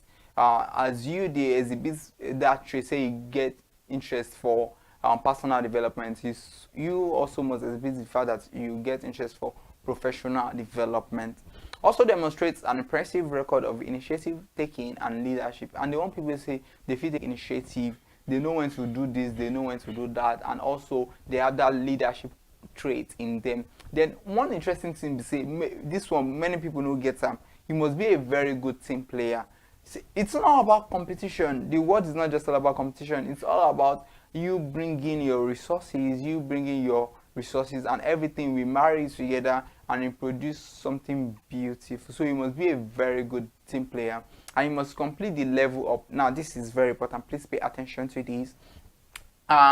This level up is the Lean Entrepreneurship Skills course and the level up 2.0 Design Thinking from a business perspective course. Before engaging the FUCAP, you must have completed this course, and it's a design thinking course for you that enables you to think. So you must have finished up the course, the level up 2.0 design thinking from a business perspective course, and you can then get qualified for FUCAP 2025 close-up challenge, and you stand a chance to become, like I said earlier on, it's 2025-2026 Future X Unilever Campus Ambassador.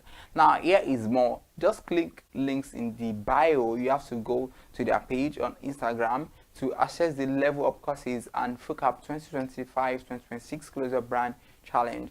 Submission deadline is 11:59 p.m. on Sunday the 30th November 2025. So do not sleep on it. I mean, I said that with my full chest. Do not sleep on it because I want you to win. Now, next is the Pop, Scratch and Win promo. I've been talking about this promo forever. So this promo is still on. That's why I brought it to your notice. In case this is your first time of tuning in and you just feel like, okay, what promo can be beneficial for me? If you are above 24 years old and you feel like you cannot participate in that close-up challenge, this one is another one you can participate in. Now, all you need to do is buy any 5 cans and get one free of these. Plus, you receive a scratch card for a chance to win amazing prizes. You win big with Imperial Beverages Limited. I mean, this is a brand that you can, you can get to enjoy their products. Then you stand a chance to grab a new smartphone, rechargeable fan, Bluetooth speakers, power bank, or a whole carton of drinks. Interesting. You have amazing prizes up for grabs. So which one really interests you? That is when you can decide after you've participated in this. So you buy 5 cans of Tommy juice, Imperial Crown juice, or Black Stallion energy drink, then you get one free. And one thing that is so sure, you get a scratch card for your incredible prizes. Amazing offer out there. You just have to jump on it. But you know one thing, there are available outlets for you to get all of these things. You can go to Just Try It Ogolonto Ikorodu. You can also go to Jendol Sabo Ikorodu, Jendol Abule Egba Aja, then Spa Victoria Island, Surulere. Then you can go to Market Square Festac. So you know one thing, run do not walk at all. This promo, they work. You just have to run, just have to jump on it. The thing we say, this promo, it offers you many opportunities. Say if you buy these drinks, then you get one for free. Just buy 5 cans, 5 drinks, then you get one for free. And and for that one, if you get scratch card, we say if he offer you that amazing opportunity, we say if you win any of those, maybe now Bluetooth speaker, you get rechargeable fan, you get iPhone, you get smartphone, any of those price website I don't talk earlier. Now opportunity for you. But one thing, this promo done the run since 3rd October this year, and it go last the 31st December 2025, the last day. Maybe say we will come cross into 2026. You see, once you don't reach January 1, 2026, if you participate again. Now why no wait till that time you say the promo go, you go on reach 31st December, you go say now that time you won't participate. Something done they on since 3rd October. This November 7th done they gather they go. May you get the juicy offer, may you enjoy yourself. But one thing, terms and conditions they visit their website more to know about this. And one thing, they don't say may you come pay for anything. The only thing say may you buy the drink and you get one free, then you get scratch card. All of those whooping amazing prizes. May I put them like that? So no pay for anything. One thing, this should be always interesting. But go good, me I no good. Me I drink small water cooler myself. So on top of this one, I go break, I go come back, no go anywhere.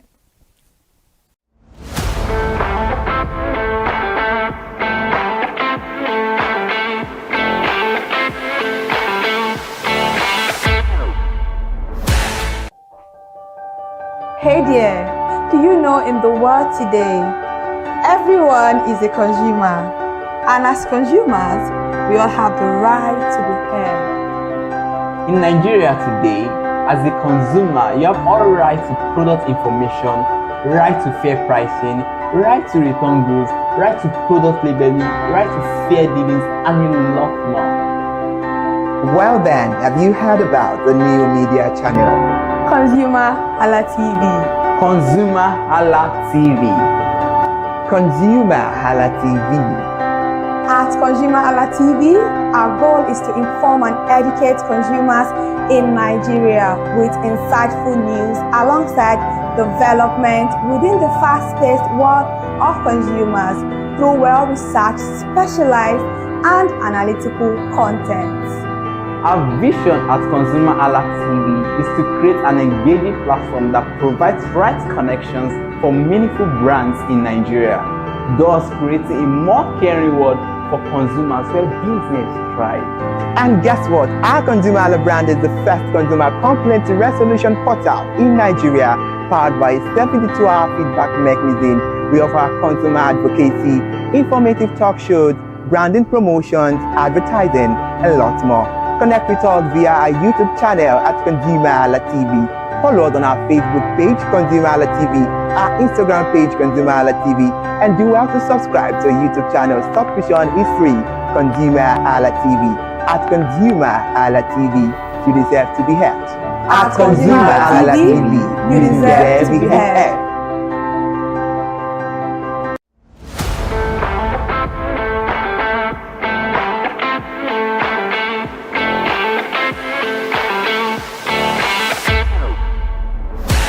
Welcome back, my country people. In case you just join us now, your bonga show be this. A wolf where we say go they run you different package where we say go they tutorial your belly. As they talk different package on top tech, they talk for telecom, they talk for health sector. As long as say they bring the promo, come our notice. Trust me, we got you because you go what? Bring and count to your notice. So I don't talk two promos before the break, the close up challenge, brand challenge, and I don't talk about the pop and scratch and win promo. Then this one where I want to talk, it dey interesting because you know so one thing that all this is just a family be the smallest unit of the society, and everybody now reflection of our family will be the way we say they raise every one of us. Now that one will come bring us. Same way we talk about top family challenge. On top of this show, I just love the challenge where we say we dey talk today. This one now for family. The question we say, betting 200k if you do for you, or may I put time this way, say waiting you if you use 200k for, you know, say 200,000 naira for this economy. If person give me now, I go dey happy. I know how I go spend now. So I know waiting 200k if you do for me. I know waiting if you do for some people. What about you? Waiting 200,000 if you do. So now let's talk about the top family challenge. The question, like I asked earlier, is what can you do with 200,000 naira, or what can 200,000 naira do for you? You know, one thing that is so interesting about this room is that the kids 101.7 FM, the top family challenge, they brought it to you, and it is back this month. In case you might not have participated in any of those previous ones, this is an opportunity for you to do so. So how do you win the 200,000 naira? It is very interesting. All you just have to do is post creative family content. Like, you know, it's so beautiful to create content with your family. You have the mother, you have the father, you have the children. It's so beautiful to see how you can creatively create content that, you know, we see and you're like, wow, this is beautiful. I've seen so many family content. I'm like, wow, people. And do you know one thing I love about Nigerians? We are so blessed with a lot of creativity. So you can post creative content, but note one thing: it is family content.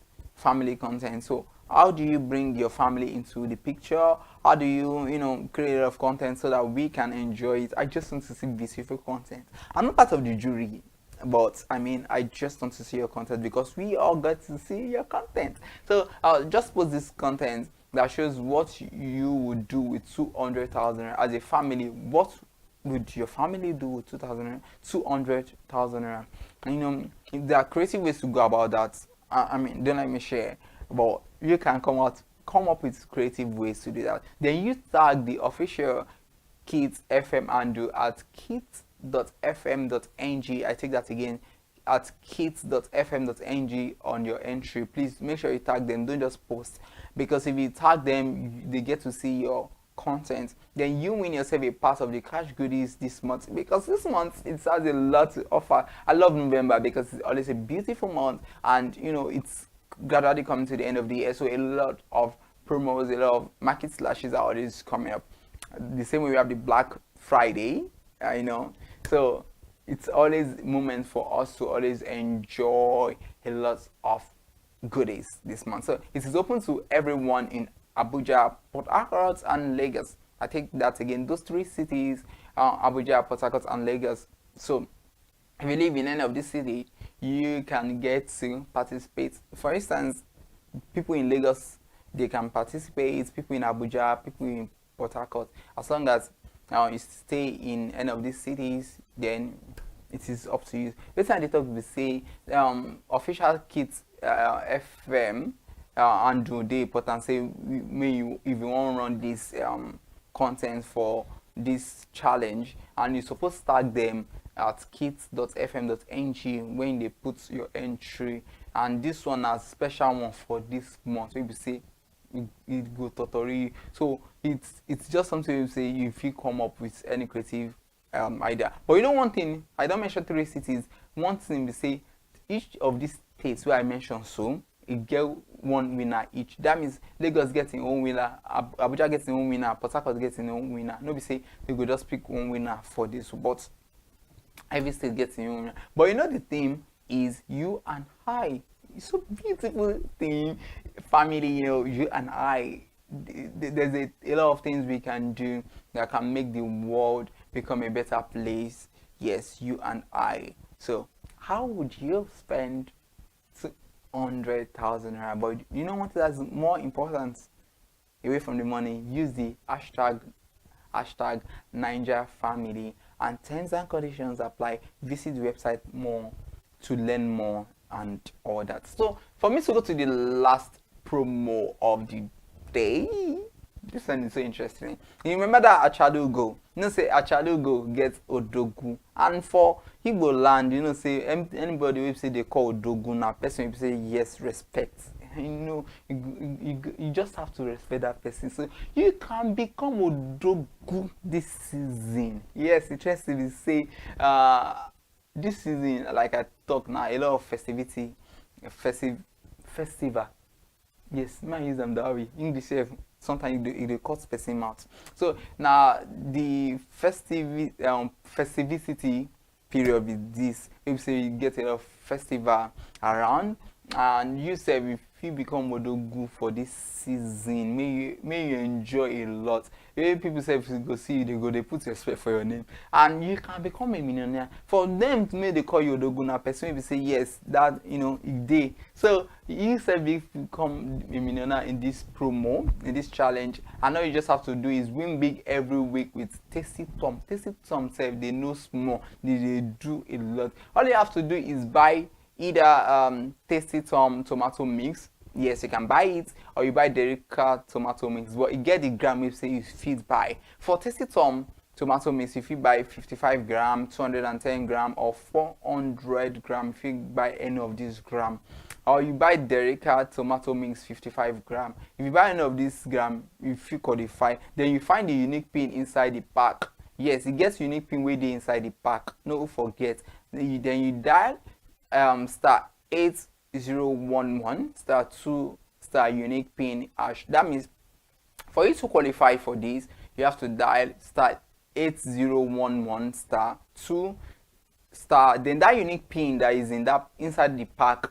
Inside the pack it deals. So that means if you buy any of those pack where I don't talk, the tomato mix, the Tasty Tom tomato mix 55 gram or 210 gram or 400 gram, or Derica tomato mix 55 gram, if you buy, and then it gets unique pin with the inside. So now that unique pin go qualify you for this one. We say yes, you say you fit win. So you dial star 8011 star 2 star unique pin hash, then you win airtime instantly. At that moment they give you airtime, and you stand a chance to be one of their daily or weekly winners. Yes, daily winners day, weekly winners day. Which one you want be? It depends. If you win 50,000 naira, 100,000 naira, or 1 million naira, daily or weekly, and you know now that time you will become Odogu. Down day interesting. Then this promo runs from November 15, 2025 to January 15, 2026. Interesting one. So now from now till next year, no wait till that time when we say they go on the run, say yes, you want participate. Early bird save day, may you save participate for this one. But you know one thing where they interesting, terms and conditions stay. Now all the promos where they bring come your notice today, be all of this promo? Which one you save one participate, or which one you really like? When you go the comment section, I go meet you there. We go rub minds. Which of these promos serve? Which one serve totori your body? All of these 4 promos we I don't mention today. I go to wait for you for the comment section. Maybe rub minds together. Or which promo do you want us to know as ConsumerHalla TV? You be brand, you dey run promo. Now opportunity, you just feel reach out to us. Now one call away. Please, we go help you, you know, amplify and people go know about your promo. And you yourself, you go there happy say people participate for your promo. So like I talk, which one really dey interesting for you? May you let us know. Is it the Tasty Tom promo? Is it the close up brand challenge? Is it the Pop and Wins promo? Or any of these promo where we talk? Or is it the Kids FM promo where they bring for family? All of these are important promo. So now this time I go draw the curtain. I will say my feel continue, but you know one thing, time they will say person supposed go home. Till I grace your screen the next time. You know, say my they always like my grace your screen because you they make me happy and I like my they make you happy. But you know one thing we go come make me happy. Be say me you subscribe. If you never subscribe, it no cost anything. Just click on that subscribe button. Then you go get notification anytime we bring up all our different sweet, juicy content. No worry, ConsumerHalla TV say we they bring people come where we say yes, you're gonna say yes, something strong there. And if you follow all our social media platforms, we take X, we take TikTok, we take Instagram, YouTube at ConsumerHalla. So we go to wait for you. My name is Iremofe Koforola, and they call me the Awuf General Overseer. Bye for now.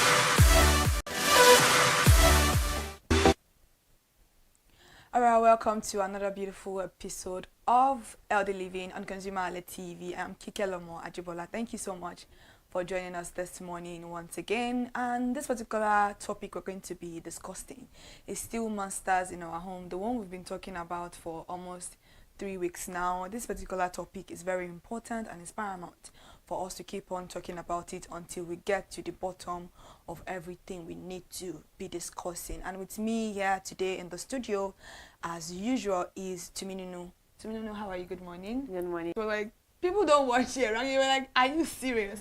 A lot of people tend to not wash their rugs. Even if water spill on those particular rugs, they would use it like that. And it gets to it's very disgusting that you enter some people's home and the first smell that would eat you is the smell of a damp rug. And you know how smelly that can smell. So that is why we are here. So we're going to be recapping a little bit of what we discussed previously, the second episode, and then this is probably the last or maybe the third episode. We'll see how it goes. If we have other things to discuss, definitely we'll discuss them. Yeah, we spoke a little bit about non-stick pan. You were not on the program, but I think we kind of brought it up a little bit last week. And Iremofe was the one that discussed this particular one, and we spoke about how health risk this particular thing can pose to the human body. And then non-stick pan is like a trend right now. Like people don't everybody wants to use non-stick pan because they feel like if I don't have non-stick pan in my house, I'm not happening. Thank you. I'm not socially inclined. Like it's a very sad mentality that we've done away with things that naturally are good for our body system. We have we have the stainless pot, we have the clay pot, very beautiful way to cook. In fact, it makes your food tastier. Now we have switched to a pot that, you know, it can disrupt our hormones. It causes a lot of cancer, a lot of problems and every other things. And these are the pans that we are talking about. Like, I also do have a non-stick pan in my house, but I have non-stick pans. But like, I don't have pans. I only have one, and that is my frying pan. all of my other pans are stainless pan. Not because I don't, how much is non-stick pan? Even the stainless pan now, they are very expensive. Yeah, But I remember getting mine, the set, I didn't even get the set, I just got like 3. And I got it for around 50-something thousand naira. And I could get a non-stick pan that I could probably just add like 20K to, and I would get the full set. But I just felt like I didn't want to use it because I read about it at that time. And it doesn't mean that we cannot use non-stick pan. It just means that we need to be very careful with using them. Overeating is what causes a lot of issues with non-stick pan. And with the fact that we are Nigerians, we like to burn our food. That's where we get our the flavor. The flavor from, you know, we have to overeat our oils and every other thing. So these are things that could cause a lot of toxic gas to release and also, you know, be exposed to our food. And also the fact that we have a lot of different ways that we could cook, as I said earlier on, safer materials, stainless, we have or ceramic. In fact, yeah, we've never even spoke about ceramic pans. There are ceramic pans that are also really nice. I can remember, I think we have one in my dad's place. I think we do have non-ceramic. We don't have non-stick pan in my father's house. We have the 3. We have non-stick pan, we have stainless, we have ceramic, yeah. So that's it. We don't also take proper care of our non-stick pan. About how to. Yeah, we use iron spoon. You know, Nigerians now, because we burn our food, we must scrub the pan. And by scrubbing the pan, we are scrubbing all those things inside of our food. And God save all of us. Let's just all be careful out there. A lot of cancer going on here and there. So we have to be very careful. And then we move on to plastic. Talk about plastics too. Plastic containers. And the reason why I really enjoy having you on this particular conversations because you're a nutritionist and I feel like you know your ways with food, even though maybe you may not be a doctor in cancer or hormones or any of that, but like it's been stamped now that your food determines almost everything that happens to you. So we need to be very, very careful with what we put in our tummy. Now the government has banned the use of single-use single-use materials, nylon, plastics. You know, I don't understand. So they've banned it right now, and it seems as though it is it will pose a lot of issues because we are very used to using nylon to do things, plastic to do that, and stuff like that. So plastic containers are they're widely used for food storage, packing your food to work, buying food, microwaving food, and every other thing. And these particular plastic containers contains a lot of toxins that are very bad for our body, and then we tend to use them a lot. Apart from the fact that it can leach chemicals into your food, it can also create a lot of problems for you, hormonal disruptions. I think the use of plastic containers has also been found in the reasons why young children are hitting puberty early. That's very, very fun because I had a doctor here like almost a month or 2 months ago. If you haven't seen a lot of our elder living program, I actually do recommend you to see them because they give a lot of beautiful information and advice that you need for yourself as a Nigerian. And this particular doctor spoke a lot about the use of telephone, like giving your child a tablet at the young from the age of 0 to 3. Why exactly are you playing? Even me, I wouldn't even advise it. I'm not even in that.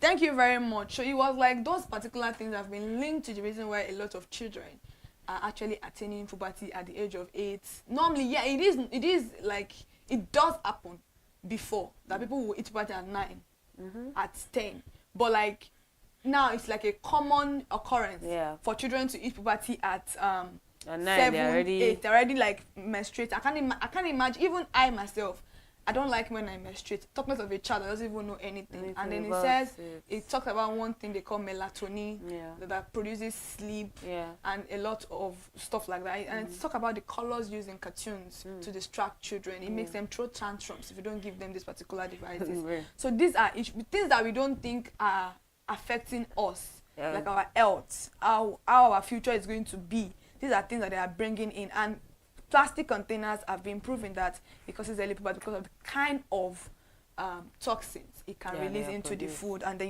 you give this kind of food to your children. It also causes hormonal disruptors. Anything that can even cause puberty issues definitely is going to cause hormonal dysfunction. There's also a link between plastic containers and also cancer risk. There's a lot of metabolic disorders also. We have a lot of issues like this. And it is very dangerous because it is widely used, everybody uses it, and it is very heat sensitive. The reason why we are talking about non-stick pans is because of the fact that they are, what would I say, they have heat issues. Imagine just a normal rubber that you're using, so it has a lot of, it doesn't have rich resistance, so we need to use a lot of, I think I can imagine, I don't know if you remember, I don't know if you use them in your house, when we used to have the stainless plates, all those stainless plates, stainless cup that you used to carry cup from your, before the use of, everybody had that I don't know, one point exactly, in life. Before everybody started buying pure water and table water in the house, we used to drink water from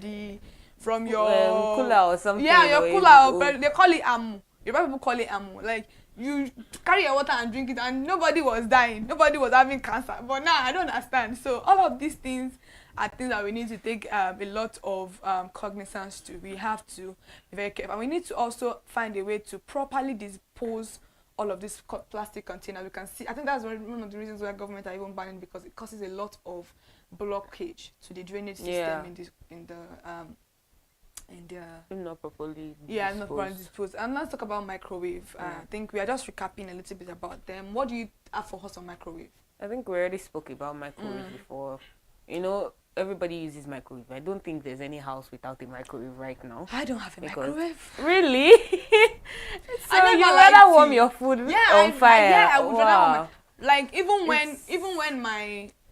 when my dad would tell me to warm food in microwave, I never liked it. Do you know I never liked microwave? Because I felt like it was a very disgusting and unhealthy place for me to eat up my food. No. Because most people don't understand. Most people, in my head, I've seen a mold inside the microwave before. So that image has never left my, even though the one in my house, we don't have it. But then I'll carry it, I'm like, let me check you get like, I guess the funny story, right? Then let me talk about the reason why I stopped eating spaghetti and rice together. People do eat spaghetti and rice together. I know. Yeah, a very common practice. Yeah, and it's the a fact common that practice. And the fact that a side of me is a pat nut, like pat nut. Yeah. So a lot of northerners eat spaghetti and rice. It's like a normal delicacy, especially YK and rice. You eat YK and rice, wache and rice. So I used to love to eat that. So that's what I'm talking about, imagery in your brain. Sometimes some things you will never ever forget them because your brain takes it as something very important and it's very traumatic. Yeah. So imagine growing up as that child in my house, filled of monotonous people. That is how we eat our food, everything. And I can remember there was a time like that when I was in secondary school. I think I was in SS2 or so. I went to buy spaghetti and rice from a woman close to my school. It was during, I think I was in SS2. We're doing mock lesson. So we were always in school. We're like very late. So the food in school had already been done for, I don't know if you bought food in school. All these people that sell food in break time. We never even really had. You don't have that? Oh, we had that in school. We had a cafeteria and they used to prepare our food for us. No, so we don't have that. We didn't really need to buy food. No, now it's very common that schools are before cafeteria. it was break time. You go and carry your plate and buy your food. You buy your food. But the person is a regular face in school. The school approve of the person before they decided, it was a very good food. But during that time, everyone had already gone home, so we were like, a senior girl now, so we carry. I don't know if you did it too. Then we used to wear just our palm. Yes, there's now. No wants to wear socks and slippers? Honestly, I feel like SS3 is just like a waste of time. Like everybody just going there to play. Seriously, first time is the only time you get to go to class. The second and third time, you're having doing lesson and every other thing. So that was it too. And I went to this woman. I don't want to mention her name because I went to this woman. And I bought spaghetti and rice. So that's my normal. And do you know what happened to the spaghetti? The spaghetti was slimy. Oh. The spaghetti was slimy. Like I carried it the day before spaghetti. I don't know what happened. Spaghetti. I don't know. Maybe she cooked that morning. Maybe it was the heat. Maybe it got under the sun. I don't know. One thing about spaghetti cannot stay long. Yeah. It can't stay long. If you're making spaghetti in the morning, immediately it cools down. You need to put it inside the fridge in order for you to preserve it. I don't know. If you leave it outside, it's going to turn bad. It's that day. That was one of the reasons why till today I ate tiny spaghetti because it was tiny spaghetti that she served me. So I don't eat tiny spaghetti. I don't even want to see it. It just doesn't sit right with me. So it's an imagery type of thing. So that's what I'm talking about with the microwave too. There was a time like that I went to go and buy food at a restaurant, a very what do I call it? A very popular restaurant. Like it's a big name restaurant. If I mention it, everybody knows the restaurant. And they brought out my food, and I saw a green mold under my plate, and I'm like, I didn't even say anything to the person that said it. I just left the food because it's even expensive right now. Like if you want to get a good microwave, you're getting them like 80 something, 90,000. So that's it. Now I substituted a fridge for microwave because normally I don't even keep my food in fridge. I don't like keeping my food. So you cook food every day? That's the thing. I don't now cook every day because it's very stressful. I have to come to work. And live in the reason why it was comfortable for me to be cooking every day in my father's house because I was not going to work. Yeah. So I was able to cook every day, cook in the morning, then cook in the night time. And then we have our soup. Even our soup in my father never likes anything inside the fridge. So his foods are always fresh. So when my friend even traveled out, she was like that it took her a lot of time to get used to eating fridge food. So I'm not a fan of it. So my fridge is mostly just water. Maybe like I bought fruits and I didn't finish it. But like my food inside the fridge, nah, it's not going to be possible. So you see why there's an imagery type of thing. And most people don't even clean their fridge. People don't even the microwave. People, exactly. Microwave their fridge. They don't. Some people don't cover their food inside the microwave. They don't cover it. So all the oils splash everywhere. So this is the type of thing. This microwave itself is a dangerous thing itself. Yeah, because and then the nutrient laws, the chemicals and every other thing, and the way we actually also put our food inside the microwave. Microwave is a very good thing. That is why they have a microwave container itself. People just don't buy it, or maybe they don't just even know that some this don't thing even exists. come with it. Yeah, but then you are buying something, try to make a little bit of research of whatever you are buying. So why exactly are you buying a microwave that you don't even know there's a microwave plate for you to put? So people even put plastic containers. Some people even put their pot inside their microwave. I don't know how. Yeah, pots. Yeah, people put their pot. That's crazy. You know that normally almost all Nigerian homes we use the smaller pot to do away. Yeah. So people carry that pot like that inside the microwave. I've seen a lot of things like that. So it's always very funny how people do these things, and then some people don't even cover. They just put their food inside the plate and then put it inside the microwave. There's no coverage, no cover of anything. So there are proper use of microwaves. Like if you buy a microwave, in fact, if you buy any equipment right now, it comes with its own guidelines. They'll tell you, oh, this is how you use it. It's if you don't follow that you now have issues with it. But then if you follow how it comes, then I think we are a little bit safe. Yeah, even though there's still a little bit of toxin here and there, but at least it's really follow what they give people actually think generally that microwave foods are very safe, not even considering the container, the type of container you are using, or how to properly cook your food. And sometimes some people microwave their food, and I don't know, maybe the microwave doesn't roll. You know, the microwave roll normally. Maybe they didn't set it to rolling, and then a part of the food is cold, a part of the food is warm, and then you come out and bring it and just mix it together. The kind of bacteria in that cold part, who is killing that one? Do you get, like, I don't know how. It won't kill you to put your food inside the microwave again. At least some people just put my microwave, 1 minute they're done eating their food. How do you people do that? In fact, I think if you feel like you just need 1 minute to warm your food, warming food on the fire is more stressful than warming food in the microwave. Because you have to watch the food, you have to do this, you have to make sure it doesn't burn. You have to make sure you know the kind of water you are actually adding to it. Thank you so much for still staying connected to us for the program this morning. We're still talking about the monsters in our home, not necessarily a monster that is haunting our dreams, but the monsters that we kind of created ourselves and the ones that we are not managing well. But right now we'll go on a short break, and when we get back we'll continue into the conversation.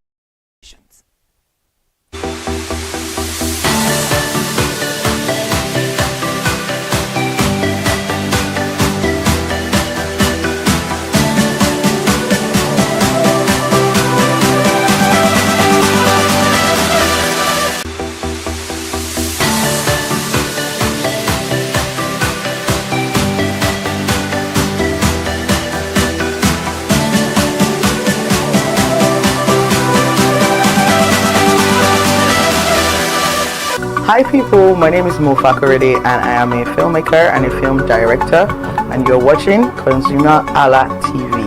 ConsumerHalla TV is everything consumer advocacy, consumer rights, everything that has to do with consumers. On this TV, you'll watch, you'll learn, you'll be educated, and you'll be entertained. Keep watching ConsumerHalla TV. My name is Olubukola Ozone, a photographer and a social media enthusiast. You're watching ConsumerHalla TV. It's a consumer advocacy TV. If you have a problem, any consumer related problem, just holla at them, just like their name implies, and they're going to get it sorted for you. Keep watching, stay tuned. Thank you very much. Hi guys, my name is Joba Jalabi. I'm a marketing communications professional. I currently lead marketing at Flash Change, a fintech startup. Keep watching ConsumerHalla TV, a consumer advocacy channel.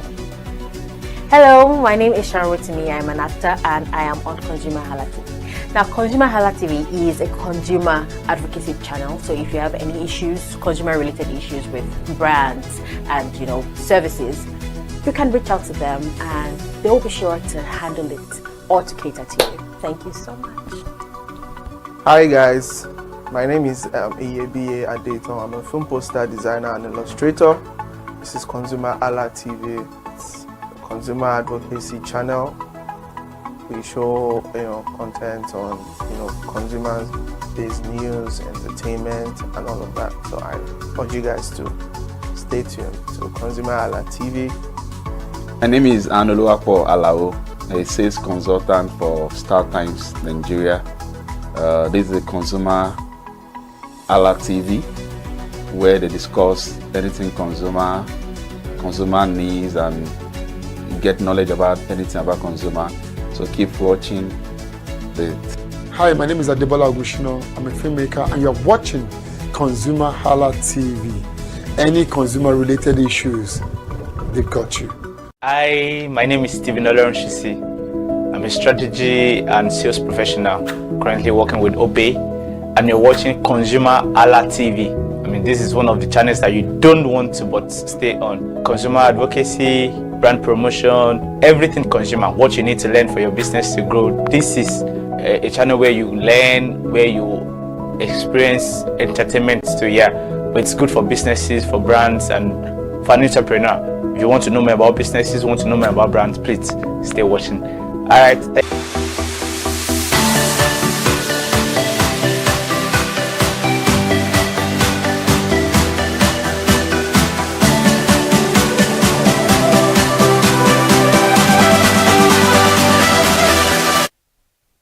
Alright, welcome back from that short break. This is LD Living on ConsumerHalla TV. And just in case you haven't followed us across all our social media platforms, Instagram, Facebook, X, TikTok at ConsumerHalla TV, and on YouTube, subscription is very free at ConsumerHalla TV. This is still LD Living, episode 3 of the monsters that live in our home. We've spoken a little bit about palm oil, extensively actually, talking about vegetable oils. We've spoken about scented candles. We talked about air fryers. And I think we also spoke about, I can't remember everything we've spoken about, but if you want to see the previous episodes, please go watch those ones so that you can understand exactly what we are talking about. Now we're going to move into the discussion of today, which we're going to be starting with humidifiers. I think you asked the question when we went on the breakdown. What exactly are humidifiers for? I'm not saying I don't know what they are. I'm just saying, like, why exactly do we need them? What are we using them for? Honestly, in my own opinion, I feel like humidifiers, if we are going to be using a humidifier in our home, the whole of Nigerian streets needs to have a humidifier because we have a humid weather. As of last week, somebody came here, a guest from South Africa, came to the studio and said that Nigeria is a humid country, and I couldn't agree less. Like, yeah, it is actually. So if you're actually needing humidifiers in our home, what exactly are you doing when you go outside? Lamps, you have one. What exactly are you doing outside? If you think you need humidifiers so bad in your house, what exactly are you doing outside? So humidifiers are commonly used to maintain indoor humidity levels, as they say, especially in dry environments. However, improper use or maintenance can lead to several health risks and safety concerns. We have a lot of issues with humidifiers, which are bacterial and mold growth. Mold actually should be a topic on its own. Like mold can grow anywhere. Anywhere, and I feel properly. like almost most homes in Nigeria have mold. People don't even know that it is mold in the house, and you just say somebody slept today and they don't wake up tomorrow. Sometimes mold actually kills so fast you wouldn't even understand how it happens. And but how many people do autopsy in this country? You have died. Let's go and bury. Let's move on. Let's move on. Like that's how it is. But like mold is actually a different conversation on its own, and I maybe would actually because it's with different perspectives, so different perspectives, so that we can know how to talk about this thing. Because I am not a doctor, and Tuminu is just a nutritionist, so I don't know how she wants to know about mold. She knows about mold, but maybe mold not on on a food, no. Issue, but not. So if humidifiers are not cleaned properly or regularly, it can become a breeding ground for bacteria and mold, which can be released into the air. And most of the time, because some people now humidifier you won't buy, but then you will on that humidifier from morning to next day. Why? Let it rest. That's exactly with scented candles.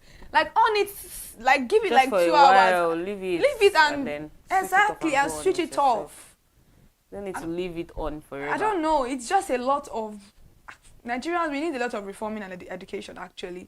So because we have something that we call over humidification, if you don't know, and it is the excessive humidity that can lead to a condensation on surfaces, promoting the growth of this particular mold, dust, mites, and other allergens. Yeah. Thank you very much.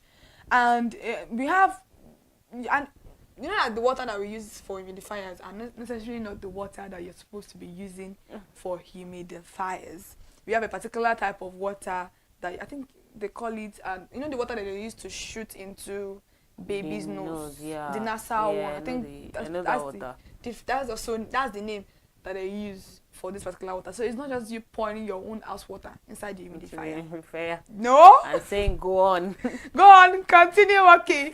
So using hard water in humidifiers can lead to the release of mineral particles into the air, which can settle on surfaces, and also it can be inhaled. It can cause problems. A lot of problems. I can't breathe well. Yeah, I can't breathe. Why are you not breathing well? I have asthma. Some people are not born with asthma. Now their own and they take cause asthma. That is born with asthma. Oh my God, Nigerians. So it can cause respiratory problems, just like Timilin just mentioned now. Imagine you inhaling bacteria, mold, pores, or mineral particles released from this poorly maintained humidifier. It can lead to respiratory issues. Trust me, and it is actually very, very bad. And also, apparently, people get allergy reactions too. Like, not everybody can handle some kind of thing. Can handle humidifier. Like, not everybody. So you need to actually know your body before you buy when these you're things. Buying things like this. Like, I don't understand though. Yeah. And obviously infections because of the bacteria and the every other thing. It is very dangerous, because sometimes it can kill the indoor air quality. That air that you feel like you are trying to protect, overdoing it, you are killing it, my dear. And also the lack of awareness, which we are trying to rectify here on healthy living. Thank you very much. We need to be aware of whatever we are using. You just said it earlier on that not everybody can use humidifiers. You just don't go to the market and say because somebody is buying it. You saw it on TikTok. I saw it on somebody's room. It's looking so fine. Look at the hair. Buy mine. I want to buy my own. It's not because it's fine, no. Fine boy. Have you looked at yourself? Do you think your health can actually carry all of these things? And if you can't take it, please leave fashion for who want to do fashion. Not be everybody fashion fit. Thank you. If a friend she comes to your house, they'll not ask you where's your humidifier. Nobody's going to ask you that. And if a friend is asking you, and if somebody is asking you that, tell them to go out of your house. Like, are you joking? Seriously. And environmental conditions actually, because we've spoken about all of these things because of the over humidification that we do. Solutions can be cleaning your humidifier. Thank you very much. If you have one, you need to be able to clean it regularly. The water, just remember the name, distilled water, not the tap water in your house. I don't understand. Who told you that? I didn't know one thing. I think the humidifier even comes with his water, like. But when it's done, what else do you use? Your own water now.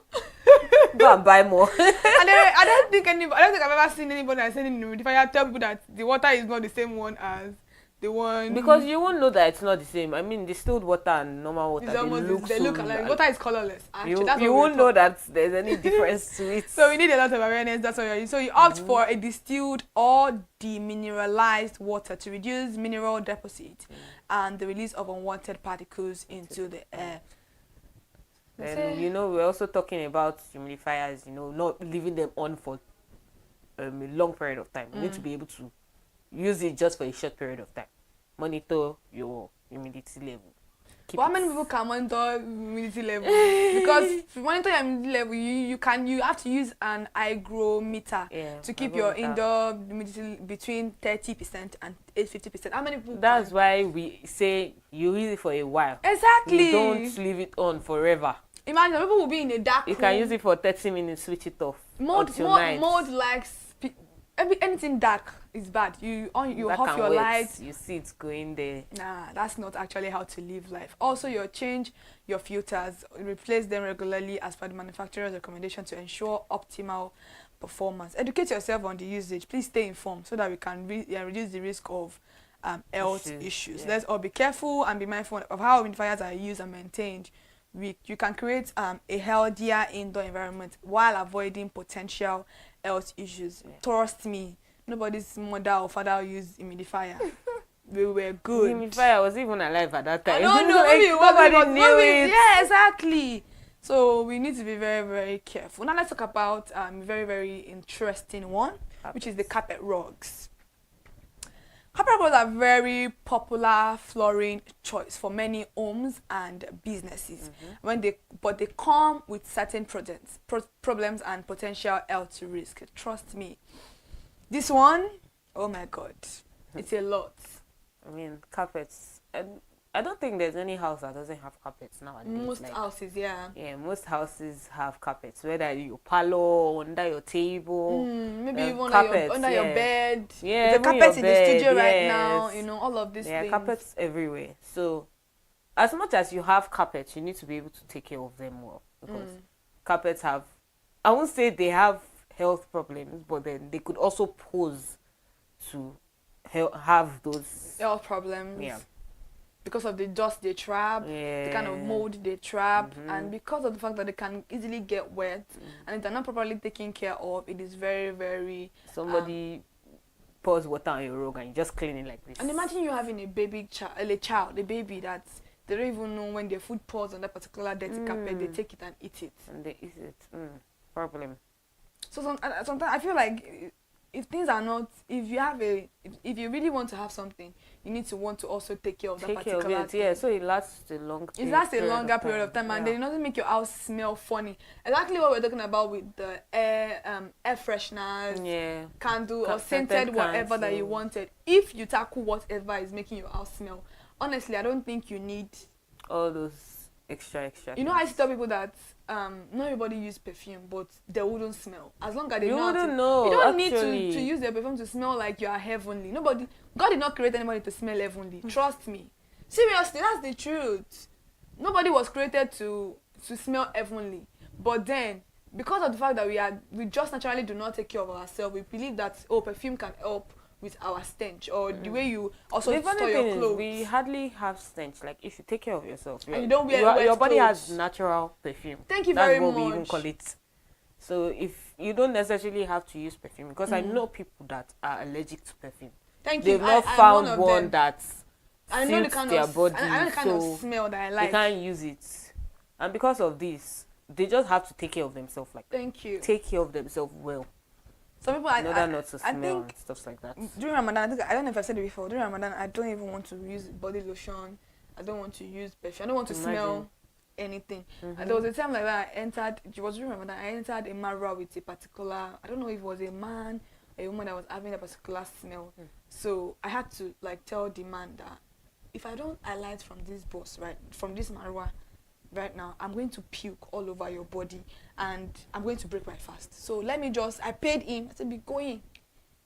just be going. Let me just calm down. I need to stay in a place. I felt like I was having an headache and everything. And people that know me very well will know that they don't come near me with like very strong. I like feminine scents. Anything that is oud or whatever, I don't like it. Like I said earlier on, even though I'm like the northern part of me, I'm not a fan of strong smell. So whenever I want to do turare water, even in my house, I stay away from it. I have turare water in my house till today. And when I kept it, if I go there, I'm like I immediately leave my room so that I can receive that. So, trust me, some people faint from perfume smell. Some people just can be very bad. It can be very, very bad, and you can't judge them because of that. Because there's time I know one of them were like, oh, the way you're doing your nose is going to make that person feel horrible. I'm like, I can't help it. It's not like I'm trying to make the person feel horrible. I just cannot help the fact that you're using a smell that I don't like. I know that you may like that particular smell, but I just don't like that smell. The smell that I don't really like, you can't force me. So imagine now entering somebody's, because you like to use it. Imagine now entering somebody's house now. The first thing that entered your nose is the smell of a wet rug. And the smell of a wet rug is very, very, it's like you smelling a sock. Do you know the smell of a socks? Or wet shoe. Thank you. Oh, it can smell so disgusting. Not just wet shoe, wet smelling shoe. It's a smelling shoe? Yes. You know when you've kept your shoe inside, your leg inside sneakers for a long time, and you not bring it out. Rain now pours or something, and the smell. And you know, some people actually, it's not something that we do that just doesn't make any sense. You are just wearing your sneakers. Instead of you to sun it out. Like sun it. You carry it and put it back on your shoe rack like that. That is what makes shoe smells. Not because of anything. Some people's sneakers don't smell it's for just no because reason. Not Because of the way taking care of it. Thank you. It's because of the way you take care of these particular things. That is why they smell. And trust me, mold grows anywhere like that. Even in your shoe, a mold can grow. That's why you see people having a cut leg. They have a ringworm in between their toenails, and it is very painful. And ringworm is something that you cannot easily kill, especially if you are not taking care of it and you are constantly putting it inside something that is wet. You continue having that ringworm, and then you bring out your leg. The first thing they are smelling is your leg, is your toes. Your toes should smell nice. Like, come on. Not smell nice entirely, but it should not be smelling bad when you remove it from shoe. Exactly. Yeah. Your toes can feel salty. They can feel like there is because it's your leg. You walk with them. Yeah. I don't expect it to be sparkling clean, but at least let it be clean. You know, we're not unrealistic here. Trust me. We know that sometimes the human body can, because that's what we use to collect dust. Yeah. But you can do a lot of things to minimize how you actually smell. So mold can also grow in carpets, in rugs, because carpet rugs can retain moisture, especially in humid environments, leading to mold and mildew growth, which can pose health risk. Health risk like about it, respiratory problems, where you have allergies or things like that, and also chemical sensitivities, irritation to your eyes, your nose, and your throat, as well as headaches and dizziness for sensitive individuals. Some people say, "Oh, I wake up with headaches. I did this, I did that." Check your house. I said it last time, but the last time I had an headache was when I stopped using my air freshener. And do you know what I did? Because of the particular research we were doing for the topic for the studio, and I'm like, okay, why do I have headache almost every day? Let me stop this. Check your house. And then I've been really, really good. That's why they will say drink water and drop your cup. Mind your business. Most of the time, you just need to check whatever you are actually. Yeah. And allergic reactions, infection, and every other thing. And about those things. This particular issue, because of the kind of toxins it release into the air, can also reduce the indoor air quality, and cause chronic infections. A lot of them. We have to be very aware of what we are buying. If you know that the normal carpet that we used to use before tiles. Some people also have, when they open it, you see the floor is already green.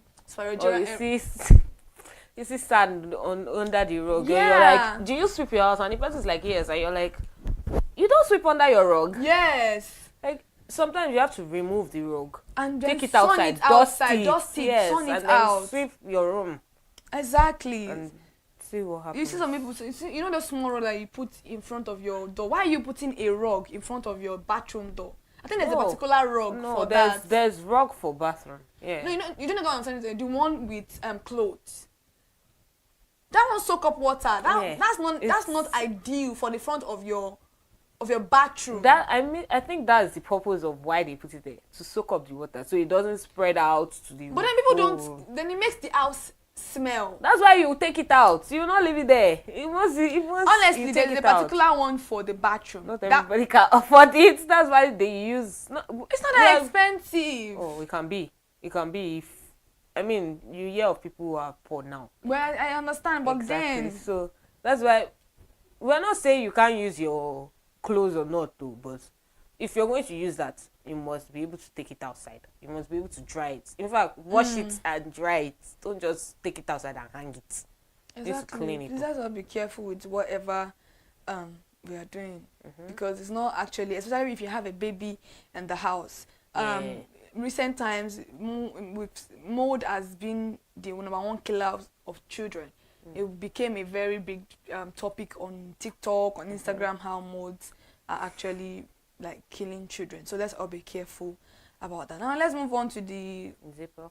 Yeah, Ziploc bags. Let's talk about Ziploc bags. I mean, they are very popular. And everybody uses Ziploc in their house, whether it's to do chicken or it's to put it inside the fridge. We use it for different things. So people also still put is it sucking seeds and that's that you use to compress the zip. Oh no, yes. Yes, I know of that thing. So this they use it to suck out the air out of it. So that the chemicals can marinate with whatever you're buying. That's very bad. To use those things to suck it. That's what even causes issues, because you know, Ziploc bags have chemicals. That's what they used in making them. Because it's so plastic. If you're going to use a Ziploc bag, we're not saying don't use them, but if you're going to use them, I know, you know, there are some foods that air cannot be in. Yeah. So you zip it to just when there's a small space inside, and you press the bag so that and the air will come out. They can zip it closed. You don't have to use that air distance to suck everything out. Leave your Ziploc bag the way it is, please. And also, that thing that you're using to blow the air inside of that food. Yeah, it's causing chemicals. And a lot of things. And don't use your Ziploc bag for something that is hot, like a hot food. Why are if you're going to put it, allow it to cool down. Allow it to cool down. Yeah. And some people also have the very bad habit of putting a hot food inside a Ziploc bag and then throwing it inside the fridge like that. Deadly combination. It is a single-use plastic. Yeah. So Ziploc bags are often used once and discarded, contributing to public plastic pollution and environmental waste. And also we have what we call the inadequate sealing, because if not properly sealed, air will enter, and then moisture and maybe from your fridge or something. Spoilage, contamination. We have a lot of health issues also, hormonal disruptions, because it's a plastic bag. So it's if your bag are also if you can also be contaminated without proper cleaning. Use it without cleaning it up. It harbors bacteria and everything. Because let's say I put chicken in my food today, and then tomorrow I want to use another chicken, and I'll put it back inside that same bag. It doesn't work like that. You have to clean it. Because you don't know what that first chicken has put inside. Saving costs. Also, it causes a lot of respiratory issues, because some individuals may actually experience respiratory problems if they are to the chemicals inside the bag. So we should be very, very careful, because it can cause chemical exposure with the way we eat our food. Some people put Ziploc bag inside without removing the food from the Ziploc bag. They put and then microwave it like that. Oh my god, I was about to say don't tell me inside microwave. Yeah. Don't tell me inside. Wait, what? Thank you. Yeah, they do that. Please, Ziploc bags are not for microwave. I don't know. They are not. We're even talking against plastic bags and your Ziploc that can melt inside your food. Are you not even... Are you not afraid? I don't know. I mean, they're afraid of none of use. I don't understand. Yeah. So then also the overusing. Some people will overuse it until it has turned to brown. That's turned to brown. Yeah, so let's all be very, very careful about and reduce reliance on this particular single-use plastic bags by using reusable containers made of glass or stainless for food storage. Properly seal your Ziploc bag, like she said earlier on. Just press the air out. Don't need to vacuum everything. What happened? Educate yourself, it's very, very important. Promote sustainability practice.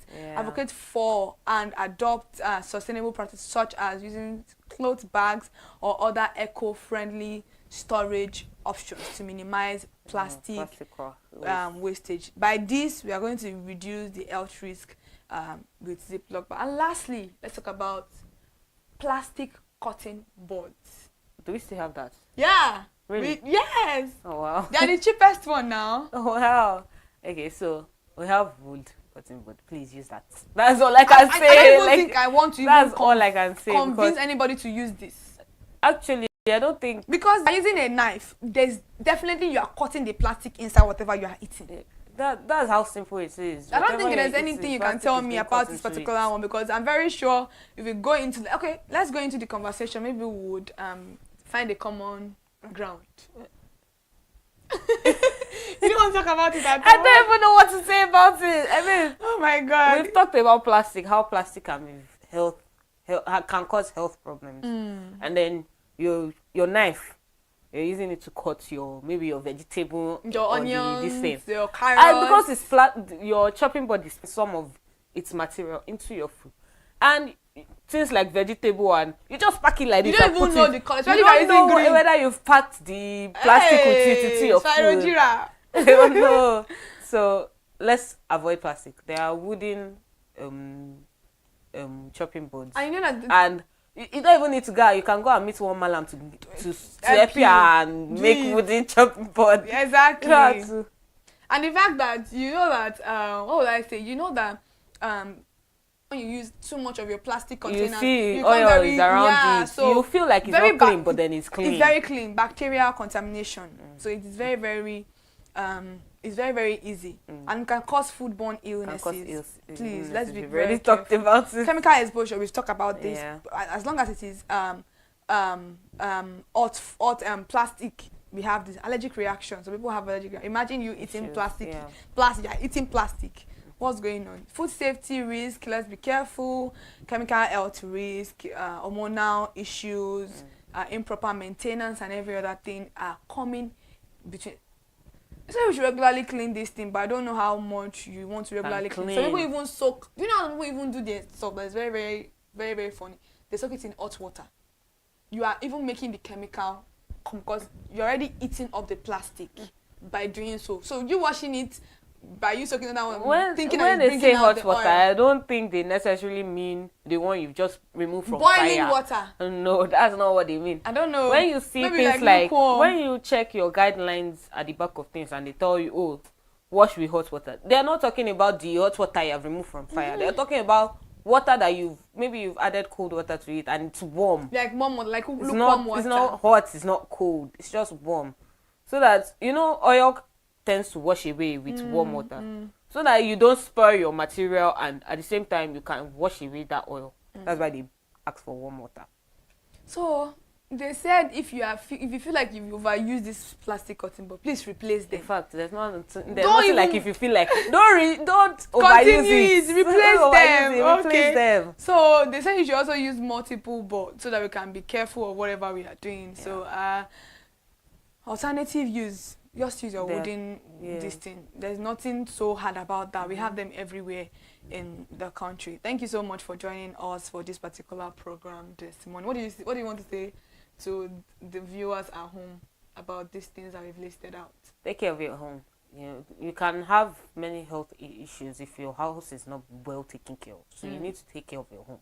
Yeah. Thank you very much. Right now we have to actually go because they've been signaling pack your bag and leave the studio right now. But I hope we've been able to learn one or two things. I think we are done with this particular episode, but if we need to talk about it next week or the next time, I would definitely be talking about them and the fact that there's a particular conversation we need to have around these things to create more awareness on these particular issues we are having. And thank you so much for joining us. And with me in the studio this morning is Tuminino Olufora. Thank you for joining me today. Thank you for having me. I am Kikalomo Ajibola till I come your way. Till we come your way next time, same station by 11 a.m. every Mondays. Elder Living airs on ConsumerHallaTV. Just in case you haven't subscribed to our YouTube channel, please do so at ConsumerHallaTV. Subscription is very, very free. And if you have anything you want to add, or you want to take away, or you want to tell us, please go on to any of our DM, or you drop it in the comment section.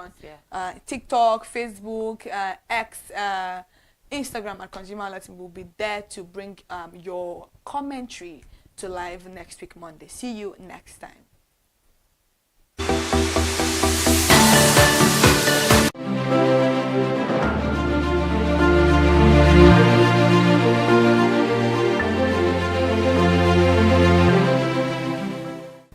Hello fellow consumers, good afternoon Nigeria. Welcome to Product Review, your favorite TV program on ConsumerHallaTV. This is where we inform potential buyers about merit, drawbacks, including features of product. I am Ire Ayomikole Eke. It's very important to let you know that all review on this program is not of critics but based on transparent functionality about different products that we are reviewing on this program in their various contexts. Today on the show, of course, we are reviewing something unique that everyone loves. We are reviewing cake on the program. Absolutely everybody loves cake because cake is a universal favorite because it tastes great, it looks beautiful, and bring back memories of birthday parties and celebrations, marriage, and all of that. It also triggers a feel-good chemical in our brain. A slice often just makes us smile. Definitely, I, for example, anytime I see cake, I'm always smiling. And of course, a few people might avoid it for health or dietary reasons. But overall, cake is one of those desserts that crosses cultures, age, and borders. Most people can resist a good slice, and cake is definitely a food. It is a baked product made from ingredients like flour, sugar, eggs, and fat, which provide calories and nutrients. But most people think of it primarily as a dessert or treat because it's usually sweet, rich, and served after a meal or for celebrations. However, cake can be simply defined as a sweet baked food made from a mixture of flour, eggs, sugar, and fat like butter or oil, and often leavened with baking powder or soda. To bring the conversation to life this afternoon on the show, I have a woman of honor. But before I introduce my guest on the program, let's go on a short break. I'm so excited about this one because period, we're going to slay it all around down the program. We'll be right back. Hey there, do you know in the world today, everyone is a consumer, and as consumers, we all have the right to be heard. In Nigeria today, as a consumer, you have all right to product information, right to fair pricing, right to return goods, right to product labeling, right to fair dealings, and a lot more. Well then, have you heard about the new media channel? ConsumerHallaTV. ConsumerHallaTV. ConsumerHallaTV. At ConsumerHallaTV, our goal is to inform and educate consumers in Nigeria with insightful news alongside development within the fast-paced world of consumers through well-researched, specialized, and analytical content. Our vision at ConsumerHallaTV is to create an engaging platform that provides right connections for meaningful brands in Nigeria, thus creating a more caring world for consumers where business thrive. And guess what? Our ConsumerHalla brand is the first consumer complaint resolution portal in Nigeria, powered by a 72-hour feedback mechanism. We offer consumer advocacy, informative talk shows, branding promotions, advertising, and lots more. Connect with us via our YouTube channel at ConsumerHallaTV. Follow us on our Facebook page, ConsumerHallaTV, our Instagram page, ConsumerHallaTV, and do well to subscribe to our YouTube channel. Subscription is free. ConsumerHallaTV. At ConsumerHallaTV, you deserve to be heard. At ConsumerHallaTV, you deserve to be heard.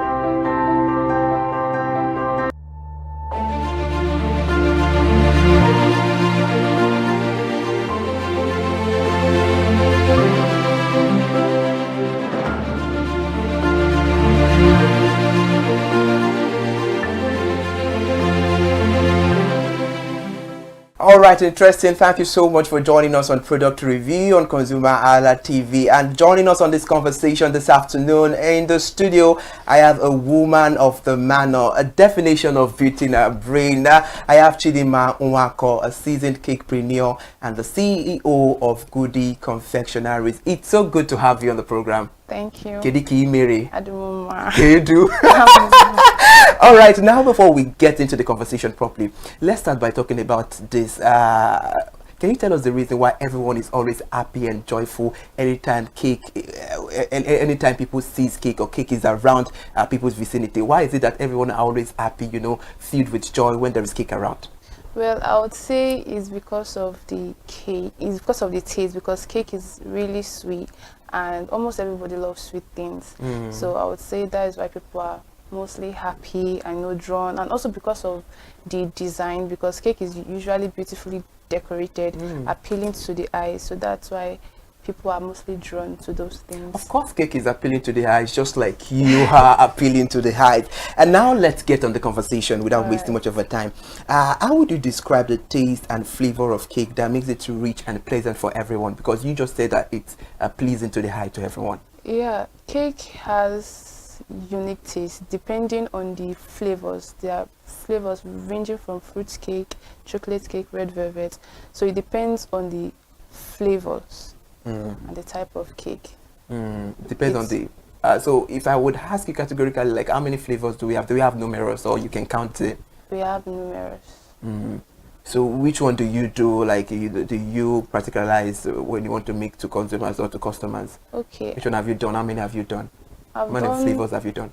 A lot, actually. I would say chocolate, red velvet, plain brown cake, vanilla.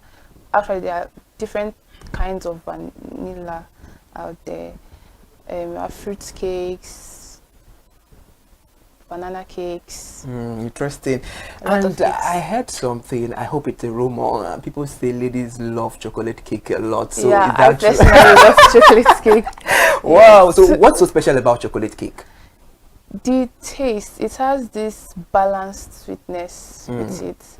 The chocolatey flavor, everything, and it's moist, fluffy. So moist and fluffy. Wow, yes. Interesting. I love the way that sounds.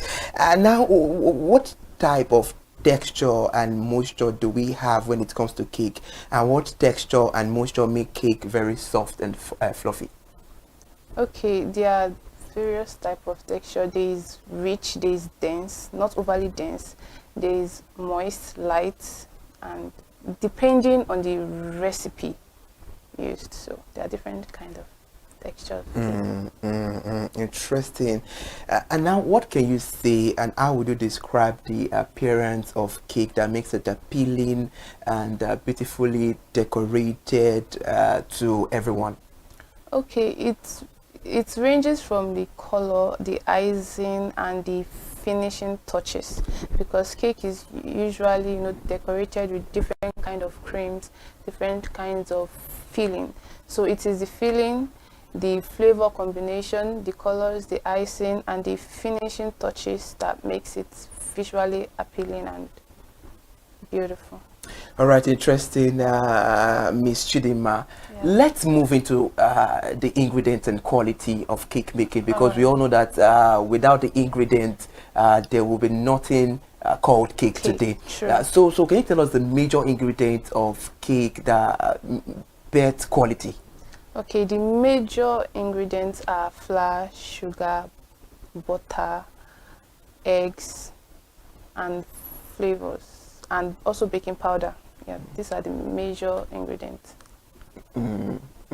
So what other side ingredients do we have when it comes to preparing cake? Because right now, you never can say. Maybe after the program, I'll just come and roll under you and you teach me how to be a cakepreneur. So what other ingredients do we have? Okay, we have other ingredients like buttermilk, vinegar, a lot more flavors, and all these other ingredients. It adds to the taste and the texture. So there are a lot more ingredients, like spices also. Yes.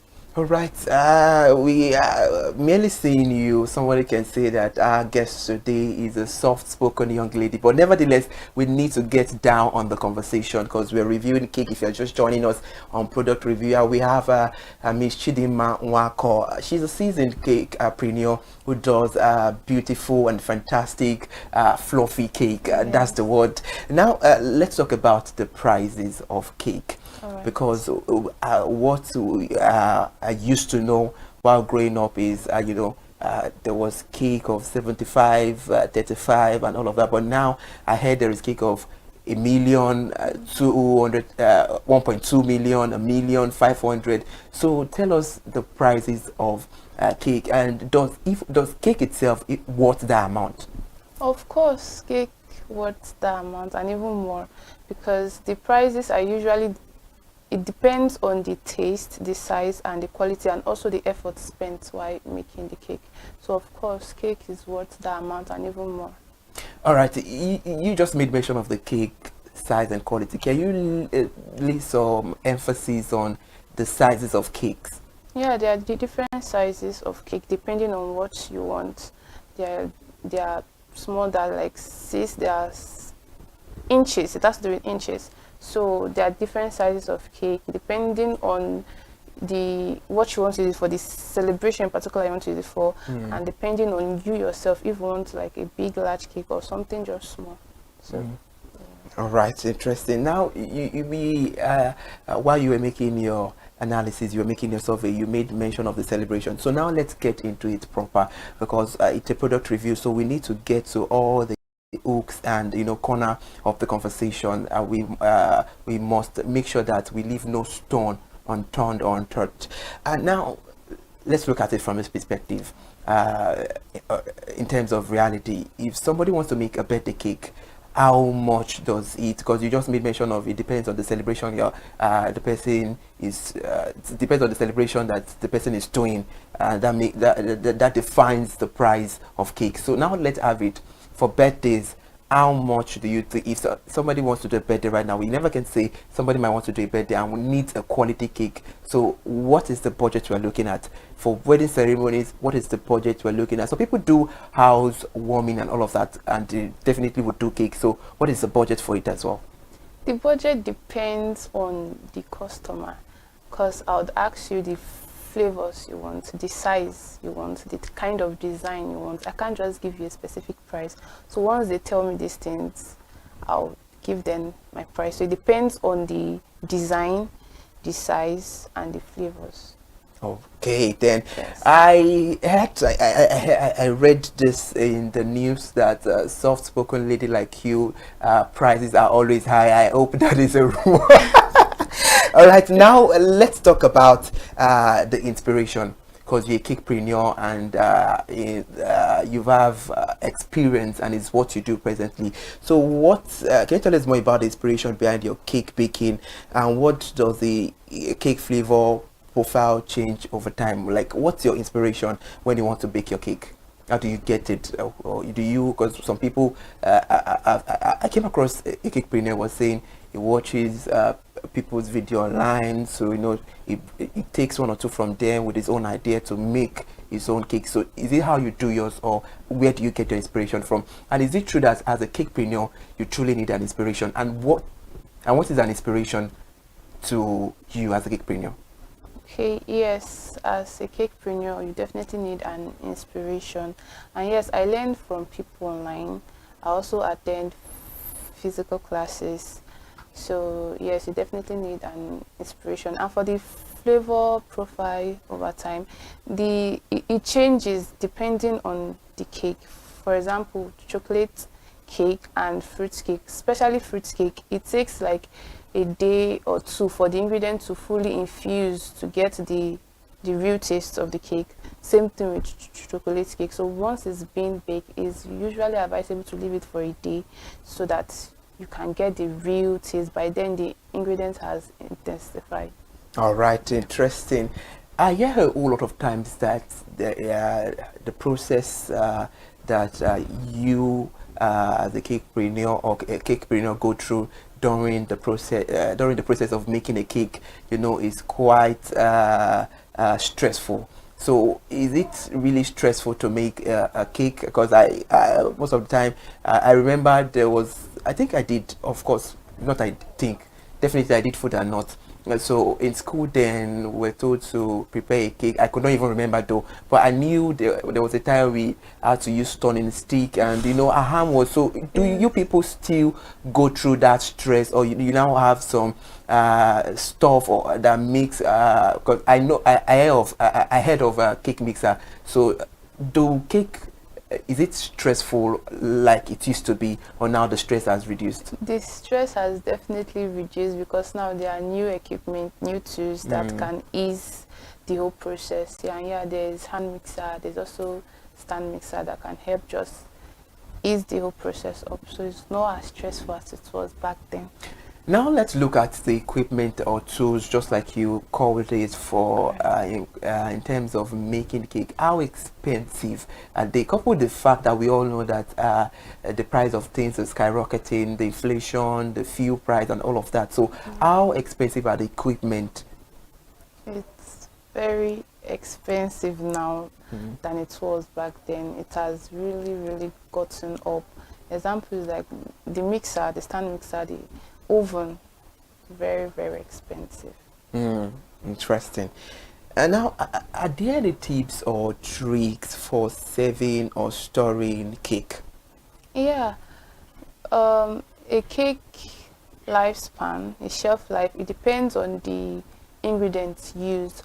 Once milk is added into a cake, it shortens the lifespan, so it can stay on room temperature. It can stay for a day or two, but it can also be refrigerated depending on the frosting used, and that can make it last up to 4 days at least, at most. All right, interesting. Now, a lot of people think cake is just a mere snack, and I know definitely, and I know you know about this fully well, that cake is more than a snack. It is a food. So what makes a cake a food? It's because of the ingredients that is being produced out of. It's made out of flour, sugar, butter. Like I said, cake is a baked food, is a confectionery food. So yeah, it's a food, but I won't classify it as a main dish. But it's a food. It's just that it's a sweet food. So. All right, if you are just joining us, it is product review on ConsumerHallaTV, and we are reviewing cake. Of course, everybody loves cake, and we have a definition of a beauty and brain on the program. I have Miss Chidima Nwako, Igbo chick, a seasoned cakepreneur. Let's get to it, about talking from your experience. If anybody wants to venture into cake business right now, how much do you think the person must have as capital? All right, so it still falls on what the person wants. If the person wants to be a home baker, or she wants to have a shop, so at most, if you want to be a home baker, at least 200K should do, because it might not do, but at least 200K, because you have to buy, equipment, you have to buy ingredients and some other expenses. But Ms. Chidima, you just said the ingredients the equipment are expensive, and we know that ingredients in making cake too are very expensive. They are not a child play. So how do you think 200,000 naira will be enough to manage the landscape and scope of starting a cake business? Yes, to start the cake business, you don't have to buy everything at once. You don't have to. You can't even buy everything, because there are a lot. And are you sure without having everything, consumers will still get the quality and perfect taste they want in cake? Yes, there are basic equipment that you need to have. Basic equipment to start. For a start, yes, since you are just new to the whole thing, you can't just buy everything. There are basic equipment that you need for starters. Yes, that will definitely help you to grow and also learn and also deliver to your customer. It won't affect the quality at all. Interesting one, Mrs. Chidima. Thank you so much for beautiful insight. Now let's preview your industry. is your industry a profitable industry, and how long does it take, to learn cake? If anybody wants to venture into cake business right now, is it a duration of 1 week? Is it 2 weeks? Is it 3 weeks? So just tell us the duration, and is it a profitable industry? Of course, it is a profitable industry, and the amount. How profitable? It is profitable. Mm. It is profitable. I'll say that because if you know how to charge well, if you know how to charge you. So yes. since it's about charging, can your industry, apply me? I'm ready. It's about money. It's about business making. You know how what they say about we Igbos is about making money. So the charging. So I'm allowed to slip into your industry. No problem. Okay, please go on. So it is a profitable industry, and for the amount of time that one needs to learn, to learn cake baking, if the person has this strong passion for it, I feel it will be easier to the person can easily grasp faster. But I would say like a month to 3 months at most, at least. To fully, learn the basics and every other thing you need to know, because it's actually a broad industry. Yes. So you said that to know about cake is not something you can learn between 2-3 months. You cannot know everything within 2-3 months. You evolve. You do a lot of research to meet up with the latest requirement about the cake industry. Designs, the latest. Yes. A lot. And now I was just about to go in there. You making mention of design. How do you design your cake, and what are the equipment used for designing cakes? Because we get to see different size designs of cake. We get to see a whole lot. So talking about design, is it that you get to learn that specially, or how do you do it when it comes to designing cakes? To design cake, there are a lot of first things, a lot of method, a lot of things you can use to design your cakes. There are a lot, ranging from buttercream, whipped cream, royal icing, fondant, chocolate ganache, and a lot. All right, interesting. Now, I love to ask people this question a whole lot of time. It's now part and parcel of me. Looking at your industry in the next 5 years, 10 years, a decade to decade, what do you think will have become your industry? Well, I would say I would have grown in this industry, because I'm still learning, because I'll always keep on learning, going for classes. Definitely. I can't know it all. So yeah, and expanding in my business, and yeah, just growing and learning. All right, interesting. Now, Miss Chidima, let's talk about this. I personally, I want to do a wedding cake. So how much will you charge me for wedding cake? How much do you charge for, birthday cakes? Okay, like I said before, it depends on the specific flavor you want, the specific design you want, and the size too. So once I know all that, then I'll be able to give you a specific price. All right, interesting. So to be realistic, if a consumer walk into your store or walk into your DM via social media, tell you, okay, my budget, I want a birthday cake, but my budget is 50K. So are you saying that 50K in question cannot, sort some kind of flavors and some kind of designs? It can. I can always work with the customer's budget. Yes. All right, interesting. Thank you so much. It's been an amazing time with Miss Chidima Nwanko. Yeah. Okay. Apologies about that. What's the right pronunciation? Nwanko. Are you from Iwunde Imo or Anambra? Anambra State. Iwunde Anambra. Abomoyimbo. Yeah, from Imo State. That's very, very interesting. Now let's have to finalize the conversation. What can you say about your industry in 2-3 words? And what can you say about cake? In 2-3 words, I would say creative. It's a creative one. I would say act, and I would say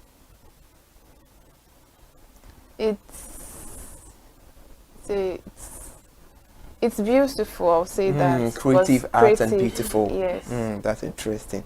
So, what can you say about cake itself? Okay, like I said, To the listeners at home. Oh, cake is broad. Cake is sweet. Cake is good. That's what I would say. Yes, cake is.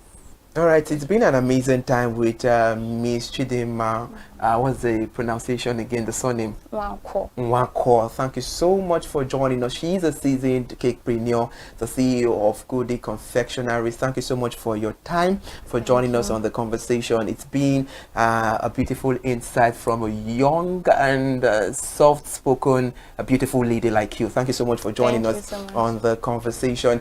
We'll be right back. Please go nowhere. Let's go on a short break. It's still product review, and we are reviewing cake on today's edition. Hey there, do you know in the world today, everyone is a consumer, and as consumers, we all have the right to be heard. In Nigeria today, as a consumer, you have all right to product information, right to fair pricing, right to return goods, right to product labeling, right to fair dealings, and a lot more. Well then, have you heard about the new media channel? ConsumerHalla TV. ConsumerHalla TV. ConsumerHalla TV. At ConsumerHalla TV, our goal is to inform and educate consumers in Nigeria with insightful news alongside development within the fast-paced world of consumers through well-researched, specialized, and analytical content. Our vision at ConsumerHalla TV is to create an engaging platform that provides right connections for meaningful brands in Nigeria, thus creating a more caring world for consumers where business thrive. And guess what? Our ConsumerHalla brand is the first consumer complaint resolution portal in Nigeria, powered by a 72-hour feedback mechanism. We offer consumer advocacy, informative talk shows, branding promotions, advertising, and lots more. Connect with us via our YouTube channel at ConsumerHalla TV. Follow us on our Facebook page, ConsumerHalla TV, our Instagram page, ConsumerHalla TV, and do well to subscribe to our YouTube channel. Subscription is free. ConsumerHalla TV. At ConsumerHalla TV, you deserve to be heard. At ConsumerHalla TV, you deserve to be heard.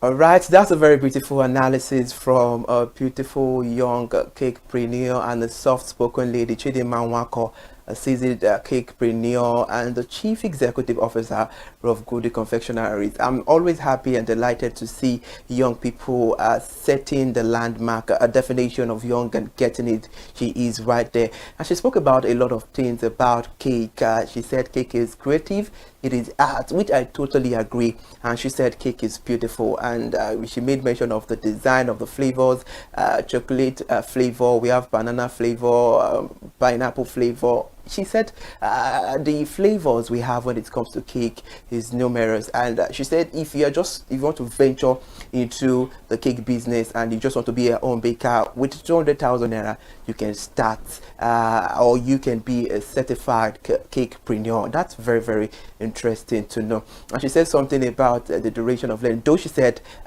cake, of course, it's something that you evolve with, because it's not something static, it moves, it changes, it's dynamic, but within 2 or 3 months you should understand the basis and the basic of cake. Interesting. With all the analysis she made, I'm very sure right now I want to be a cakepreneur as well, and don't be surprised when you start seeing me on the media, you know, advertising cake. A very beautiful one there. Thank you so much for joining us on the conversation. Everybody loves cake, obviously, absolutely. Who does not love cake? And this is where we end and we draw the curtain on today's edition of Product Review on ConsumerHallaTV. Please note, like I said earlier on when we started the program, that all review of this program is not based on a critique, but based on transparent functionality of the various contexts of the product we are reviewing. Nigeria, thank you so much for joining on the conversation. I am Ire Ayo Mikule Eke. We'll see on another beautiful edition of Product Review. I love you guys, and always make sure you eat and enjoy cake. Thank you.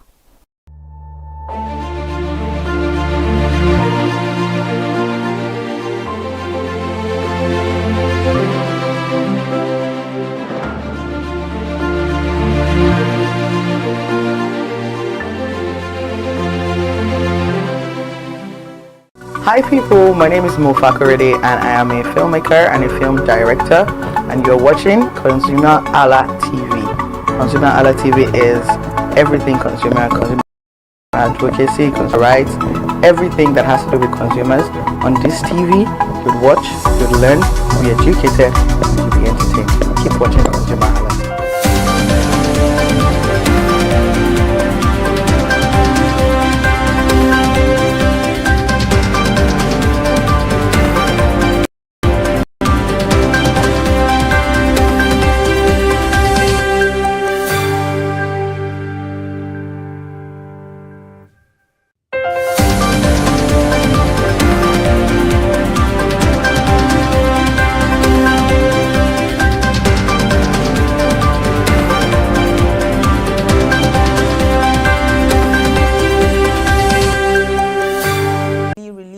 Report.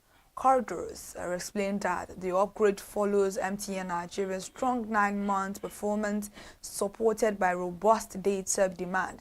According to the report, the company recorded 57.5% revenue growth, a 15.1% points year-on-year expansion in EBITDA margin to 51.4% and delivered earnings per share of 35.77 naira. Reaffirming their buy recommendation, the analyst said, following our review, we raised our year-end target price by 4.6% to 616.07 naira, implying a 29.7% upside from the current price of 475 naira as of November 18. And now the Faith Foundation has stated that Nigerian businesses created a total of 14,269 jobs in 2025, even as small businesses reported a net job loss over the past year. The organization disclosed this in a 2025 State of Entrepreneurship report released on Wednesday in Lagos. The report, which surveyed 10,882 businesses across the 36 states, and the FCT assessed enterprise growth, sectoral resilience, and the effort of ongoing macroeconomic reforms on small businesses. Executive Director of Faith Foundation, Adenike Adeyemi, noted that MSMEs were operating in a high-cost environment shaped by monetary tightening, FX unification, subsidy removal, and recent tax reforms. She asserted that the 2025 edition came at a crucial junction for the nation. She said the 2025 State of Entrepreneurship Index, calculated at 0.47 out of 1.0, reflects the first marginal increase recorded since 2022. Ademi added that 91% of entrepreneurs maintain confidence in their business prospects, with over half rating the environment as good or very good. The Dangote Group has announced its participation in the Kano International Trade Fair, scheduled to open between November 22 and 6 of December 2025. A statement on Thursday from the group Chief Branding and Communication Chief Officer, Anthony Chiejina, said the company is sponsoring and participating fully in the annual event, which is expected to attract over 1,000 exhibitors from across the globe. Kano is central to our overall businesses, and it is the hub of commerce not only in Nigeria but in Africa, he said. Chiejina noted that Kano is home to one of the large-scale rice mills being developed by the company. It's added that authorized milling plants under development are located in Jigawa, Zamfara, Niger, Kebbi, and Sokoto states, with a combined total milling capacity of 1.5 million tons per annum. He said the effort is aimed at supporting the government in its food security drive. According to him, the company's subsidiaries will dedicate special help desks at the trade fair and encourage the public to use the opportunity to engage with the group for potential business partnership. He stated that in response to evolving market demand, the company will also be unveiling new sugar pack prices. New sugar pack sizes of 100 grams and 25 kilograms on its special day at the Kano Fair. Now, in Lagos State, the Lagos creative sector is to get a boost as the Lagos State government collaborates with Inscribe Art to launch the Lagos Street Art Festival 2025, aiming to utilize vibrant murals to enhance tourism and foster civic pride. The organizers of the LSAF Inscribe Art at a press conference held at Undubisi Kanu Park in Alausa, Lagos on Wednesday noted that the festival, with the theme Legendary Lagos, City of Dreams, would be more than a creative showcase. It's a movement, a project by artists, for artists, and for the people of Lagos. It is about tourism and capacity building.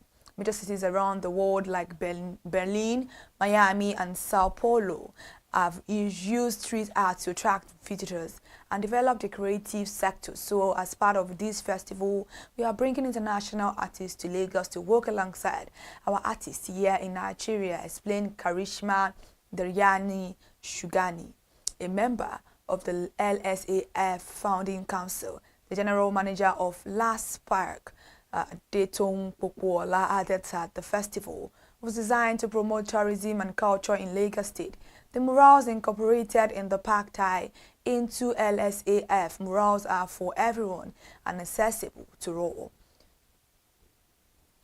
The federal government has shared a total of 2.094 trillion naira as October 2025 revenue with the state and local government. The sum is marginally lower than the 2.103 trillion naira distributed in September, a shortfall of 9 billion naira or 0.43%. The allocation figures were released after the Federation Accounts Allocation Committee meeting held on Wednesday in Abuja. In a statement made by the Director of Press and Public Relations at the Office of the Accountant General of the Federation, Bawa Mokwa, details of the breakdown across the three tiers of government were reviewed, and according to the communique, the 2.094 trillion naira distributed comprised the 1.376 trillion naira statutory revenue, 670.0303 billion naira value-added tax, and 47.870 billion naira electronic money transfer. The total gross revenue for October stood at 2.934 trillion naira, from which 115.278 billion naira was deducted as cost of collection, while 724.0603 billion naira was set aside for transfers, interventions, refunds, and savings.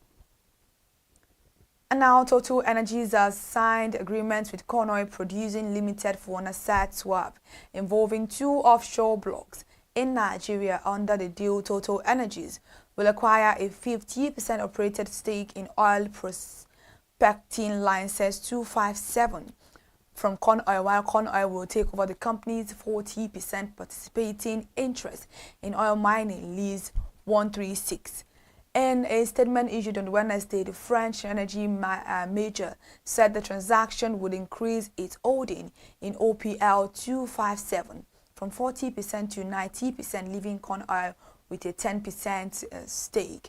OPL 257, which spans about 370 square kilometers, lies 150 kilometers off the Nigerian coast and sits beside PPL 261, where Total Energies and its partners discovered the Egina South field in 2005. Diagonal South discovery extends into OPL 257.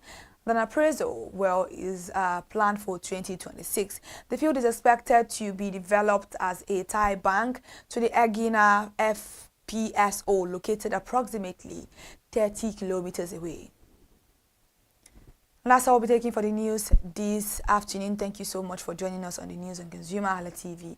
I am Kikelomo Ajibola. To stay connected for more news updates, please follow us across all our social media platforms, Instagram, Facebook, X, TikTok, and on YouTube at ConsumerHalla TV.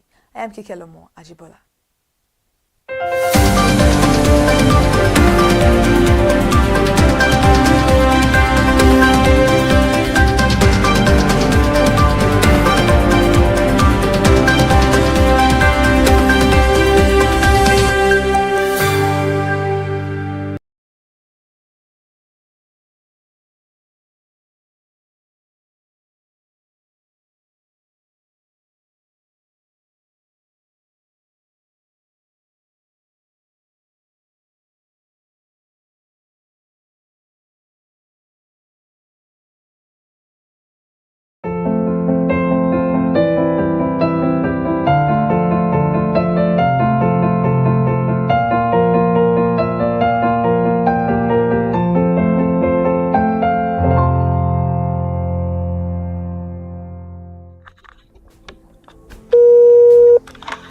Hello consumers, you have the right to be heard, absolutely. So join us on the conversation, share your brand experience, where you tell us all your experiences about brands on the outer world via our YouTube channel every Wednesday from the hour of 4:20 to 5:20.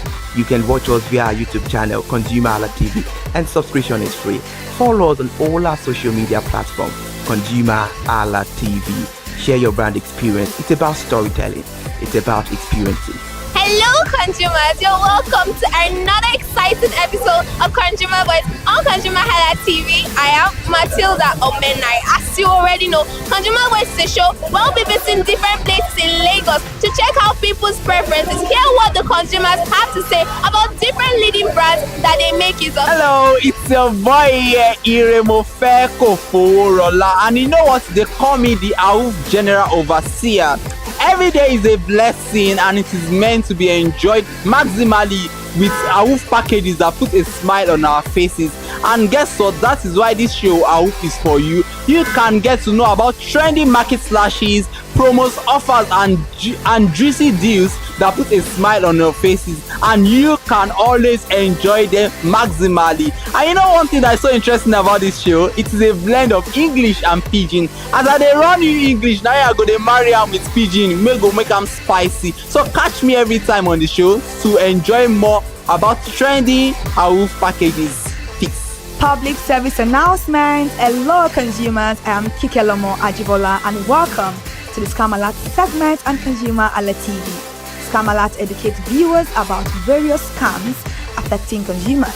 We learn tips on how to identify fraudulent activities and provide advice on protecting our personal information. We aim to raise awareness and empower viewers to avoid falling victim to scams. We cover various topics such as phishing, identity theft, fraudulent investment schemes, and many more. You want to catch up on how these scammers invade our lives? Join us every Tuesday by 12:30 p.m. for Scam Alert on our YouTube channel at ConsumerHalla TV. Subscription is absolutely free.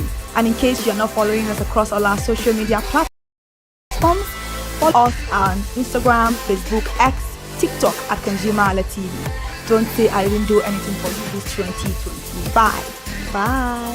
Welcome to In the Marketplace. We are taking you on a journey behind the scene of Nigeria's most vibrant market, from the sight and sound of the market to the stories of the people who makes it thrive. We will be sharing the untold stories that brings this market to life. Join us as we explore the history, challenges, and triumphs of the market vendors. We will dive into the daily lives of the people who call markets home and uncover the secret that makes this market special. You will get to see the passion, energy, and dedication that goes into making this market success. Tune in to In the Marketplace on ConsumerHalla TV on Thursday by 11 a.m. to experience the sight and sound. Don't forget to follow us on all our social media and on ConsumerHalla TV. I am Elizabeth Abefe. Hello fellow consumers, are you looking for a program where we give analysis about brands and a program where we project the voice of the consumer? Join my team and I on Consumer Analytics and Resolution Box by calling on the program to get your issues resolved.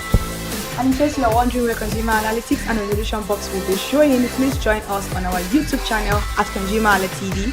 Subscription is free by 2 p.m. to 4 o'clock p.m. every Monday and Wednesdays. Consumer Analytics and Resolution Box will be airing and will be here to provide you any information on brands and also issues that you have pending for us to resolve. Also follow us across all our other social media platforms, Instagram, Facebook, X, TikTok at ConsumerHallaTV. And that is why at ConsumerHallaTV, you deserve to be heard. Hi everyone, I am Iri Ayo Mikonle Eke. Join me live on Perspective every Mondays to Friday from the hour of 9 to 10, where we have meaningful and engaging conversations about all the burning and pressing issues making the round. Issues related to our economy and consumers. It's conversing, it's relatable, it's beyond interview. We have expert analysts who gives updated analysis about all aspects of a conversation.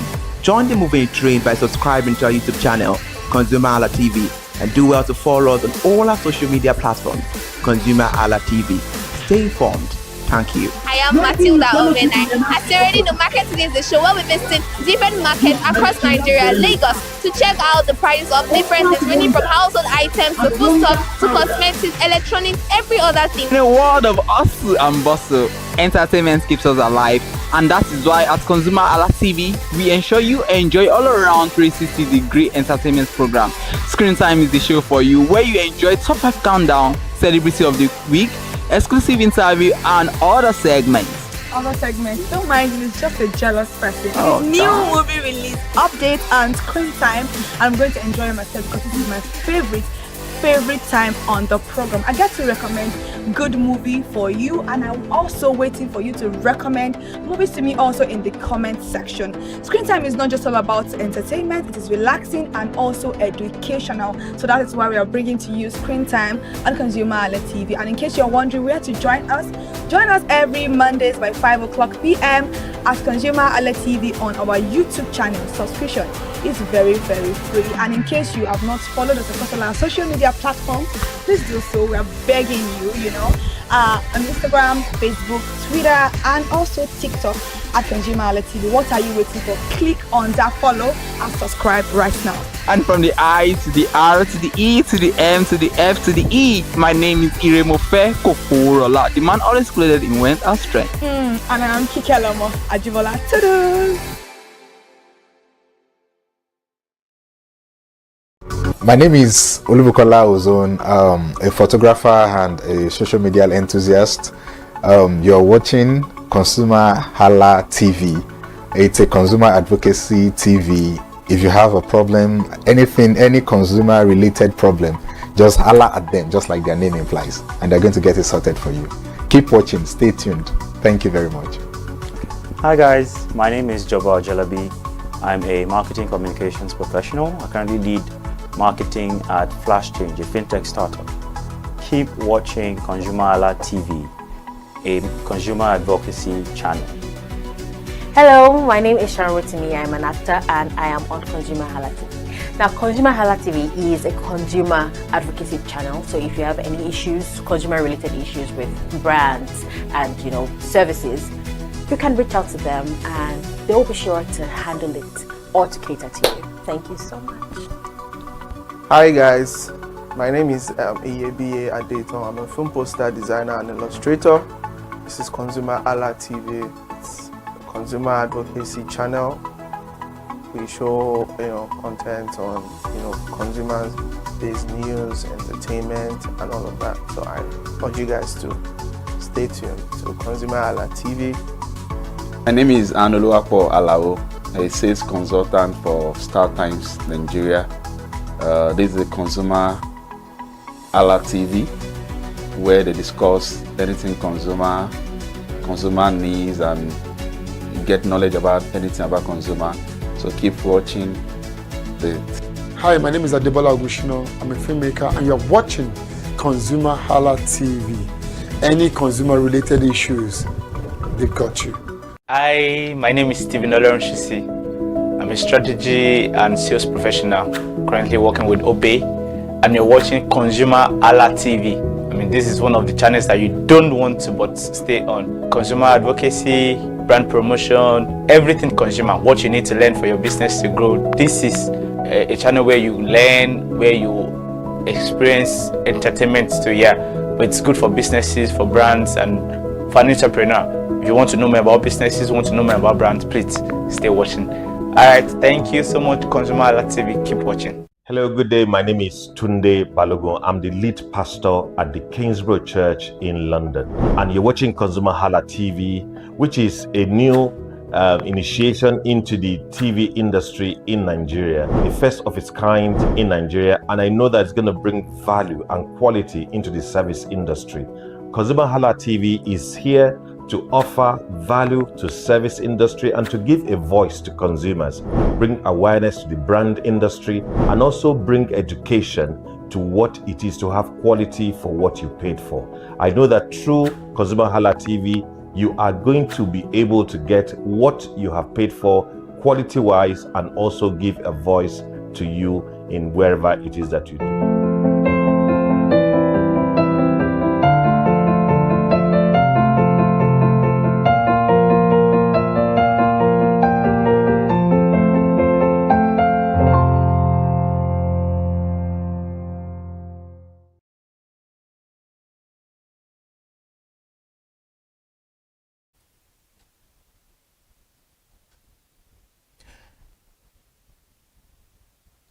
All right, thank you so much, beautiful people, for joining us on Tips and Tricks this beautiful Friday afternoon. We appreciate you so much. Tips and Tricks is where you get to stay informed about a very beautiful and healthy lifestyle. A Tips and Tricks on ConsumerHalla TV.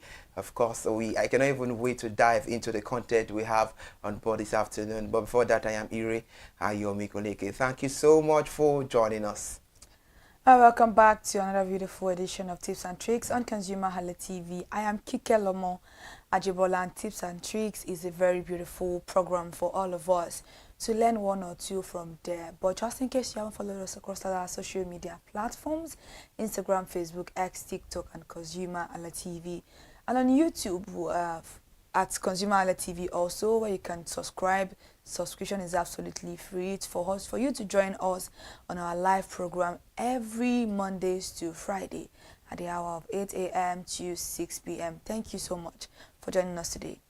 All right, interesting. Kike, good afternoon. And let's get into the conversation straight up. There is no controversy. Everyone is a consumer because we consume one product, good or services at a particular time or in a minute.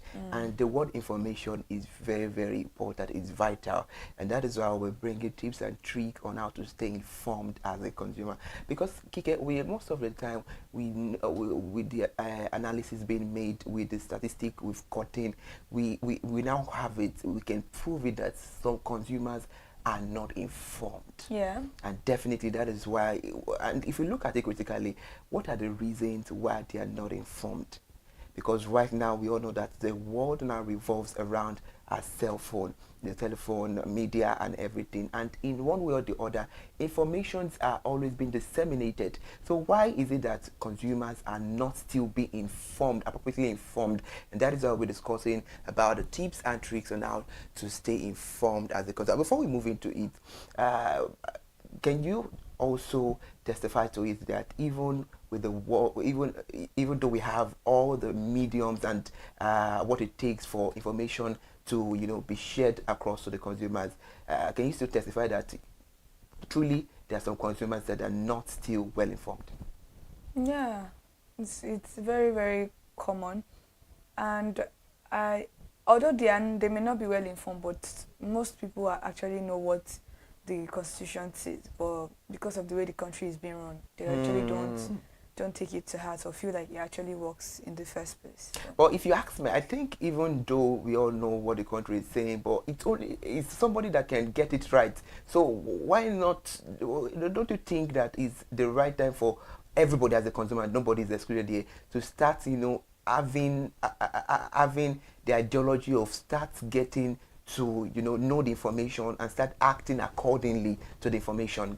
It's a thing to know the information. I believe almost everybody knows the information, but it's a thing to be able to express that information. Like they always say, there's a clause in freedom. They will always say freedom of to vote, right to this, right to that, freedom of speech. But there's nobody that would let you know that there's always a consequence after that speech. So Nigerians actually have been trapped in their own mind and the games of a lot of big people in the country, the fact that the country doesn't work. So most people would even know what they're supposed to do, but they'll be like, why will I waste my money because I want to sue this person to court now.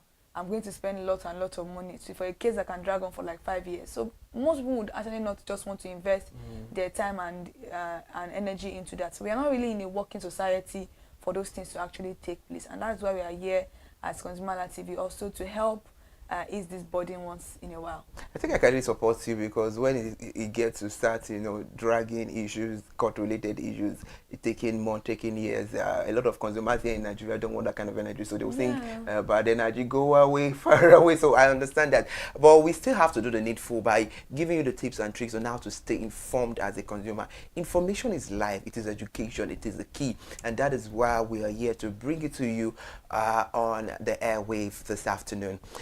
In a market flooded with scams, fake product, and hidden cost, being informed, of course, it's a necessity. Isn't just a luxury, and it matters definitely in Nigeria. And cutting through the noise as a consumer in Nigeria, on the program today, we'll be giving you the practical hacks to avoid scams, save money, and make informed choices. Number one, the tips and trick on how to stay informed as a consumer is knowing your right. You made mention of right. Thank you so much, Ike. God bless you. Familiarize with the Federal Ministry of Consumer Protection. It's very, very important. We have a whole lot. We have NCC, we have NAFTA, yes, we have SON. Check if product maybe has to do with perishable or non-perishable food, electronics are certified. Is very, very important. Kike, I have lost the count of times we've had conversation, maybe on resolution box with Remofe, or maybe we're having programs there, and we're always saying about when we buy product, it's high time for we consumers to open our eyes, shine our eyes correctly, and check, read very well, cross-check, get to know when this stuff is maybe it's expired or not, get to know the other features of this product. All these things make you well informed. You have an ideology. If anybody wants to come and use abacadabra, like just the way some people say it, you know your right, you stand on it, and you even inform the person that is coming to misfeed you with inappropriate information. So it's of course important. Then the warranty and returns. Kike, I want to have your take on this. Some people still, it's part of consumers knowing their right, and this we're talking about tips and tricks on how consumers should know their right. Some people still think warranty or guarantee, whatever they call it, is still a sham, or it doesn't exist in Nigeria, because I've seen some consumers be like the product they got at a very high amount of money, got spoiled, and there is a warranty on it, and we like take this thing to go return it and go complain. Do you think no, I don't want this show, I will start saving to get another one? I think what do you think about it? Because it's become alarming, and it's become a cultural norm that has been passed, that is being passed from one generation to another. I just all I know is that having a warranty in Nigeria doesn't guarantee you anything, honestly. That's the truth. You think so? That's just, it's not about me thinking so. It's because of how it is. There's a right to return good. There's a right to all of these things. It is a right that it is very, very much available. It's not how long you are willing to make sure that right is extended towards you. But you buy something and you take it back to the person only if the manufacturer is just a good person that knows that warranty is a right of a consumer to protect consumers from things. We have a year warranty, we have 2, we have 3 years, we have 6 months, we have all of those things. But how many manufacturers adhere to these information, adhere to this rule? So it now boils down to the government also for them to implement these rules very, very importantly. If these rules are not being in place, everybody's going to do whatever they want to do. And consumers will not really have anything to say. Consumers are not going to be the one to arrest these people now. What if you arrest them? They have more influence than you. They're going to get out one way or the other. And if you now start saying you want to go for a court case, how much do you have with you? Because of something you bought for probably like 1 million naira, you're going to be spending almost 10 million naira, 20 million naira in a court case that probably every Tuesday you're marking attendance there for the next 5 years of your life. So nobody wants those stress. So it's boiled down to our government to do the needful and make sure manufacturers understand that the right to return good, which is warranty, is very, very important. And that's the reason warranty is covering a particular product. If you know that you are very sure that manufacturer is supposed to serve the particular customer until the next year the warranty has spoiled. So maybe in warranties also, because there are some warranties that only cover repairs, not for you to do other things. So you need to go through those warranties before you actually do all of those. So it's very, very important actually. All right, thank you so much, Kike Lomo, because having that your beautiful insights, I was just about saying, don't you take the manufacturers as scam, but you made mention of the government making sure the manufacturer they implement. The manufacturers are enjoying because the government is not putting them in check enough. Thank you so much for contributing that the government should make sure the manufacturers implement the guarantee or warranty policy. No, I can't. There is nothing absolutely to say about that. I totally agree with you. If you want to stay informed, you want to be on the eye of information as a consumer, you don't want to be trampled on, definitely you have to also research before you buy. You compare prices, you move from a place to another, and if you want to even shop online, you compare, for example, from A to B, from D to C. You read reviews, which are very, very important. And we've made mention, I think it was also on Share Your Brand Experience, we spoke about how product review helps consumers to share their experience and all of that. So you reading reviews, watching program related to product review, market review, all of that, it gets you on your on the tip of your feet to know the exact amount you're buying. You have a proper ideology about the product you want to buy, which is very, very important. So please, and if you don't have an idea of maybe we have some people that when it comes to reading books, when it comes to reading reviews, it looks boring to them, but when it comes to watching, viewing, they appreciate it a lot. So definitely you can always join ConsumerHallaTV. We have product review, we have market review. In fact, all of our programs, I can say, are related to informing consumer about a particular brand or product, which is interesting. So please research before you buy, then check the label, the expiry date. We said this over and over again. I would so much like you, Kike, to lay emphasis on checking expiry dates. I think in Nigeria, some of us actually feel like expiry dates are just there for decorations, especially if it's not over one week or like 2 weeks. People say you can still use it now. The expiry date is just there for this and that. The expiry date makes you understand that food or that product that you want to consume is already contaminated because it has passed the date of its efficiency. So just do away with it. It has already expired. At least eating something of 500 naira will land you in the hospital and you spend multiple amount of money, like a lot of money, a lot of naira to take good care of yourself because you refuse to adhere because you think you are smart by avoiding expiry dates. The first thing when you purchase a product, the first thing I believe everybody should do is to check the expiry date before you leave where you are purchasing it, so you can easily return it and can also call their attention to the fact that, oh, what you've put here is already expired. Because trust me, some manufacturers know that the product is expired, but because they want to sell and make money, they wouldn't dispose of those products and still sell it for people that they know that not everybody check expiry date. So you need to be an exemption to those people that doesn't check expiry date, because it is very, very important. Your life is tied to all of these things, and your money, your valuables are tied to all of these things. I cannot agree less with you. And we need to talk about avoid impulse purchases, the 24-hour rule, with a day for the wish list items. If you have your wish list, just wait for a day so you can ask to know that, okay, this is my need, this is my want. Do I need this phone? Do I need this bag and all of that? Then your shopping list as well, you stick to it. maybe example, you want to buy data, you want to do a lot of things, just in case. So it's very, very needful. Then beware of scams. I think you're always making an awareness about this on Scam Alert, and about that, please tell us, how do you think scam has reduced? Do you think consumers are still falling as a prey to scam in Nigeria? Honestly, I don't see that coming to an end in the next 10 years, because it's like when you catch them like this, they come back, you catch them like this. They come back, you catch them like this. So it's always a lot of work. Cannot meet them on that. People, these scammers, I always say they're very smart people, and they're not using their smartness for something that is legit. They're using their smartness for something that is quick and make money, and then they are done. But a lot of consumers still fall victim of scam. You'll be surprised to say, are you as educated as you are, as old as you are, as wise as you are falling victim of scam. Abdul Kawi, a forex trader, I can't remember, I think he's a forex trader, and he's also a social media person, a social media enthusiast.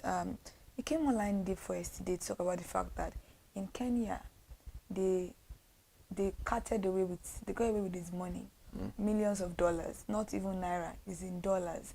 So apparently the person called him, acting as if they're from his bank or something, and then they asked him for an OTP, which he did, and he didn't even think of it in the first place. So he felt like, they might just need it because the person sounded so professional.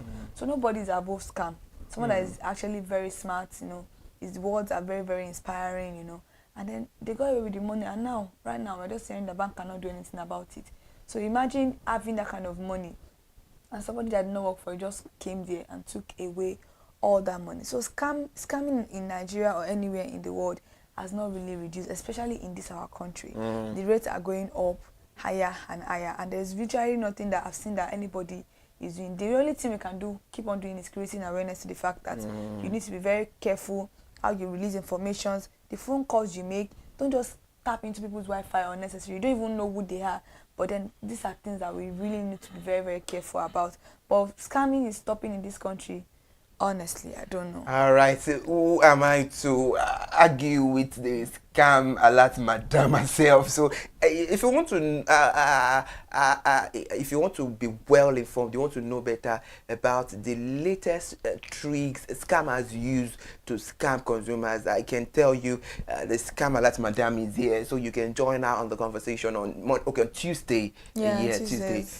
You get to know better, but it is very, very important that you yourself, scammer, shine your eyes. You look at what you want to delve or dive into. You verify sellers, check the ratings, the review, the social media, no upfront payment, but cash on delivery only. You see cash and carry, you see what you want to buy before you pay, then you spot the red flags. You should just cited some by not tapping into people's Wi-Fi, a whole lot of stuff like that.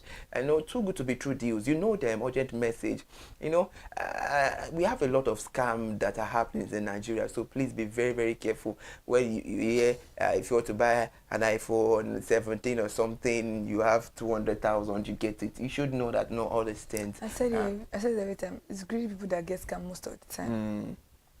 All right, then if you want to be well informed as a consumer, you track your finances, budget using your mobile apps. You monitor your transactions, be very, very sensitive when it comes to bank alert.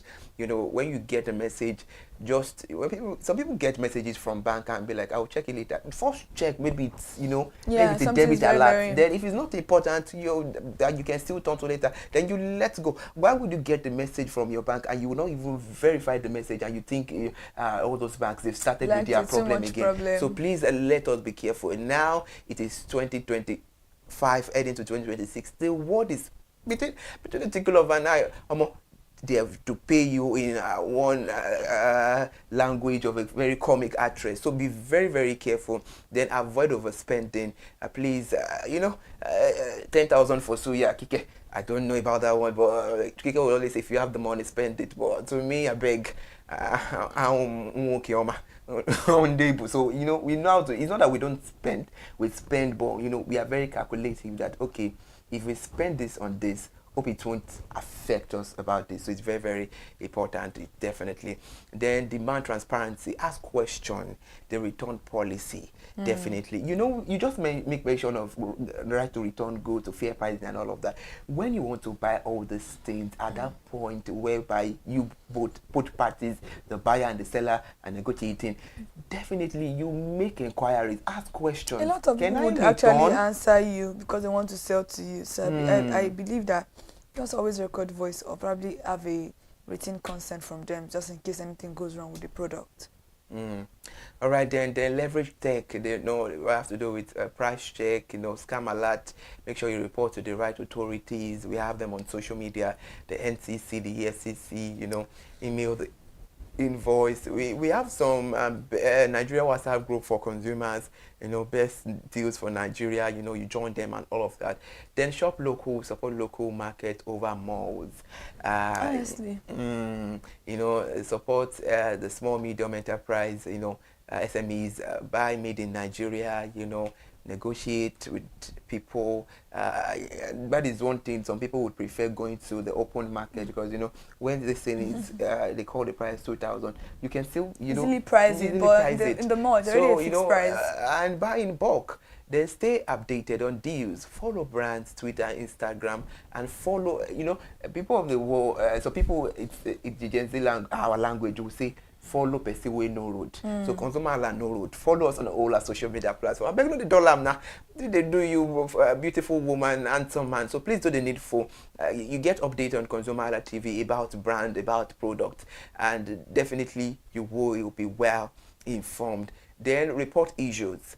About reporting issues, it's very, very important to talk about this because I said earlier on, oh my goodness, tell me a TV station in Nigeria that is centered on consumer and that tell you that if you have a consumer-related issues, you can always call, get it sorted out for you, if not ConsumerHalla TV. So you can join us on Share Your Brand Experience. You can go to our YouTube page right now as we speak. You see some highlight on Share Your Brand Experience. It happens on Wednesday from 4:20 to 5, so you can join us on the conversation. No resolution box. I beg your pardon. Then the resolution box.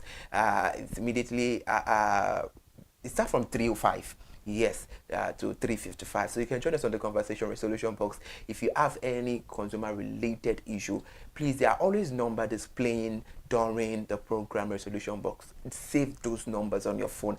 They are not for fun. Definitely. You might not have the issue now.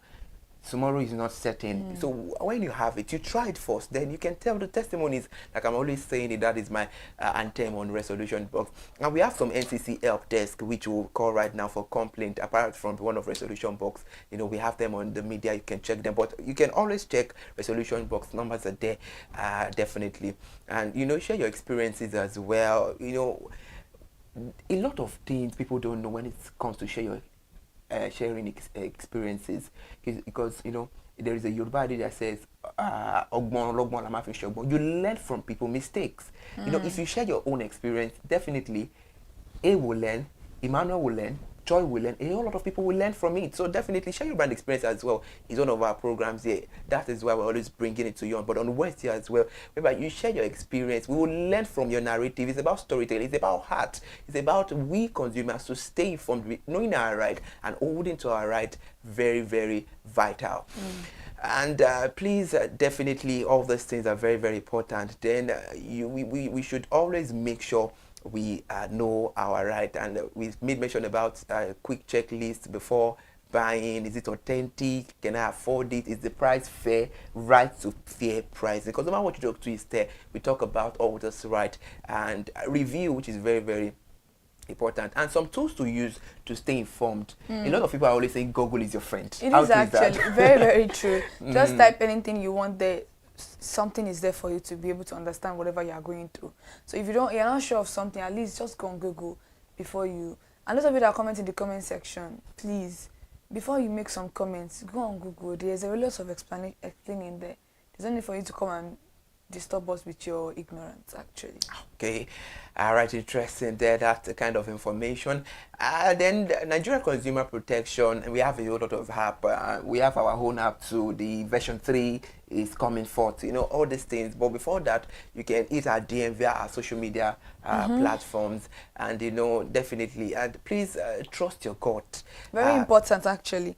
If your mind tells you something is not right, definitely something is wrong there. So I don't know how the mind works in a miraculous way. So God always inform a lot of people about what's happening, but they take it for granted. I feel like, oh, don't worry, I can always maneuver myself and think about it. So always know that your mind is always your friend, is your best friend, because you are you. Your mind is you, you are your mind. If your mind is telling you something is fishy, it is actually, trust me. All right, it's been a moment of information, because we are given tips and tricks on how to stay informed in Nigeria. We've cited a whole lot of things which I know you've put to book, and this will be a kind of guide and conduct for you to always check and balance things as a consumer before opting on brands or product, which is very, very important. Information is life, information is key, and information, wise man say, is education as well. I know that you're well informed, you're well educated on today's edition of Tips and Tricks. We'll be back again next Friday, giving you another beautiful information on how to stay healthy, on how to keep up with the healthy lifestyle in Nigeria as a consumer that you are, that I am. Thank you so much for joining us. Kike, before we draw the curtain on the conversation, what do you have to say to the listeners? I would always like to inform us that there are rights and protection in this country. Trust me, it may not look like it's working, but we need to help ourselves make it work.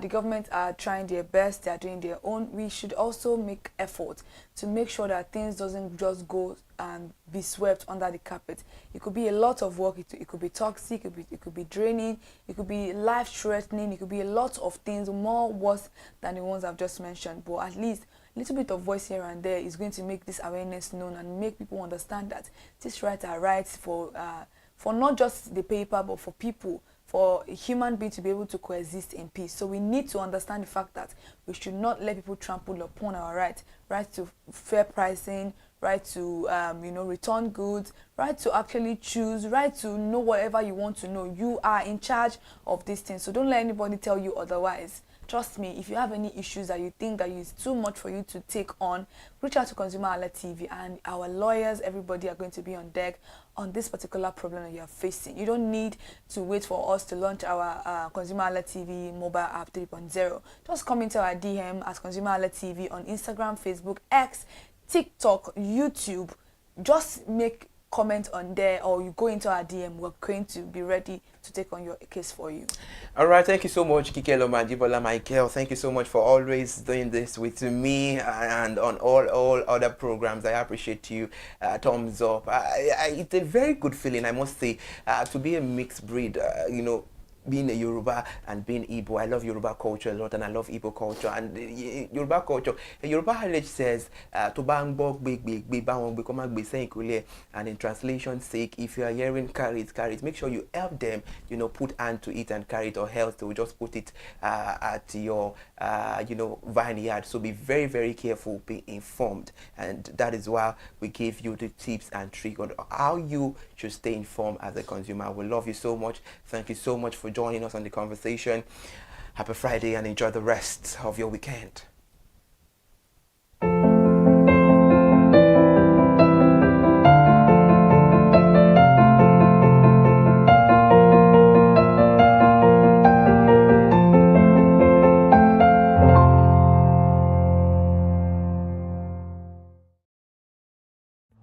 My name is Tunde Olufowora. I'm the CEO of Bandai Communications. We are we call the publisher or the owner of the new initiative called ConsumerHallaTV.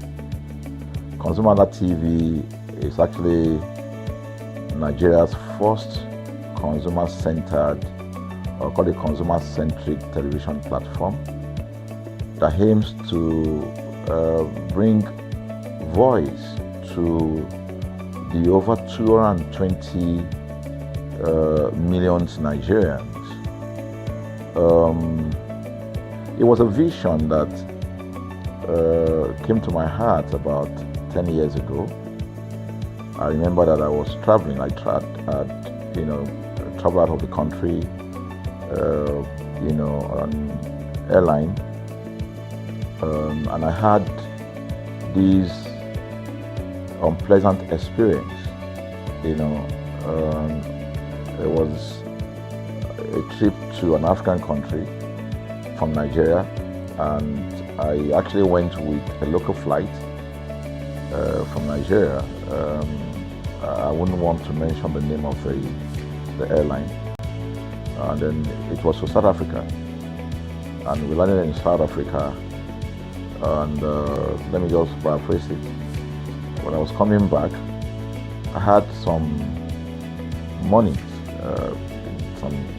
some dollars, and that someone had given to me to hand over to another person in Nigeria. So I wanted to help out. I didn't want to carry the cash on myself. So for whatever reason, I opted to. I had a small case, and I felt that it was safer for me to put the money in my luggage. So I put it in a safe place in my luggage, got everything intact, and I checked in my luggage. My arrival in Nigeria, I was standing and was waiting by the carousel just so that I could pick up my luggage, and then I was there for 1 hour and waiting for my luggage. I didn't know that my luggage already arrived, and it was one of the luggage that was moving around on the carousel. So after about 1 hour wait, I looked to my left and my right. Almost everybody had gone. I think there were just about 2 or 3 left. So I beckoned on the woman that was on my side, and I noticed she was really in tears. Madam, what happened? She said, her bag has just been torn and a lot of things stolen. So I said, well, I've also been waiting for my own. She said, you better go and check those luggages there. Maybe yours is one of them. And lo and behold, I went around there. Mine was one of them.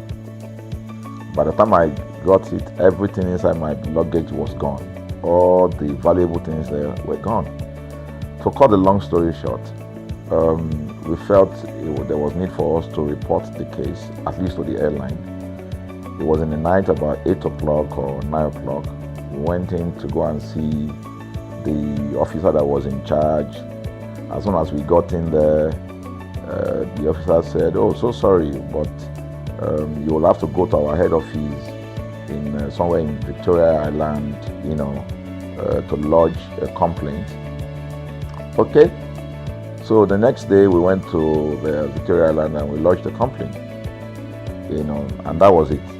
And since that day, I'm talking a story of over 10 years ago, I didn't get a call, not even a call from that airline to talk to me about what happened to my luggage. Now, about a month after that trip, I had another opportunity to travel out of the country. This time around, it was to US, and it was an official assignment. And I flew on. I will mention the airline this time around. I flew on a BA. I really didn't like BA. I usually go with Virgin Atlantic and things like that. But my protocol officer convinced me and said, "Okay, you will love BA. Why don't you go on BA?" Anyway, so I went on BA to US.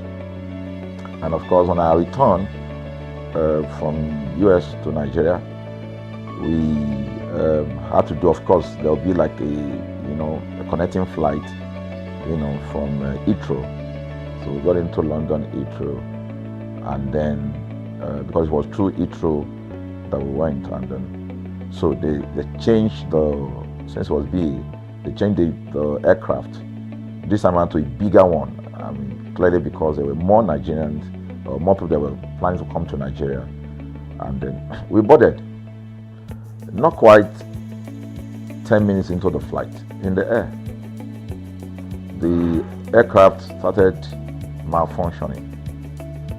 The air conditioning compartment were not functioning very well. I was on what you call business economy. you know, the whole of that business economy all the way to economy side, the ACs were not working well. It was hot. And then I was watching. And then from that moment till we got to Nigeria. From that moment till we got to, I'm just trying to paraphrase. From that moment till we got to Nigeria, I could remember very well how many times the pilot, you know, broke into conversation and had to apologize and say, we're really very sorry about this. He was giving us almost every 10, I could almost say almost every 30 minutes. There's always a kind of update. So sorry, this is what we're doing now, this is what we're doing. While we were on that journey, I also remember an incident. So they came, the crew apparently couldn't resolve it. They couldn't manage the crisis or what was going on about it. They couldn't fix it. So they come up and said, you know, we're so sorry, but for all the inconvenience, we're declaring, you know, free lunch, free whatever it is you want, you can get. So trust Nigerians, you need to hear how everybody was jubilating, you know. But something struck me. The experience I had just about a month before, and this experience, somehow I started comparing them. I was trying to see how this matter will be managed. Again, to cut the story short, we landed in Nigeria on a BA. Before we landed, the pilot announced and said that for the inconvenient, they will be giving a voucher of £50 to everyone that flew on that aircraft. I thought it was a joke. I mean, it was my first time with BA, but for what I knew or know of the British man would never even play with his 1 penny, talking of £1. So I felt that must be a joke of the year. So we left. I got back to my office. I think it was just about a week after. My officer, our guys in our mail room came up and said, oh, you have a parcel. So I said, parcel? Yeah. So they bought this parcel wrapped. I opened it and boom, I bought the document out. It was the £50 voucher from BA. So what was the tenor of this story? An experience with one airline was terrible. No apology. An experience with another one, even though it was a bad experience, but it was very managed, well managed. So managed that even if we have suffered anything in that aircraft, you probably, for the sake of how they manage it, we have forgiven them. So that was how this journey started. So I started thinking, my mind, this is what we go through in this country. But are we different from other nations? So God put in my heart the idea of ConsumerHalla. That's why the Hala came with consumer. And we started that journey about 10 years ago. We started by creating a platform called ConsumerHalla, where consumers, so I discovered that Nigerian consumers don't have a voice. So things happen, and that's it. We live with everything. So we've started the journey from creating the platform. We have an app, we even have a magazine, and we thought we could move it from that to the next stage, which is the television. So the TV today, you know, has come. So I would say precept by precept, line upon line, we have been able to build on our aspiration, you know, to finally bring to birth this unique and exciting platform, you know.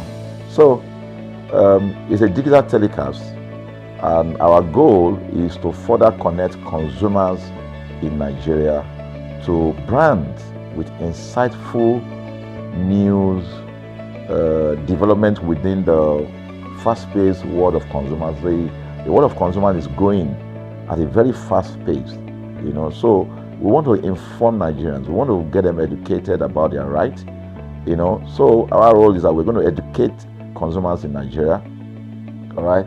So by bringing them specialized and what you call analytical, research-based content generation, that will inform, educate, sensitize the audience, So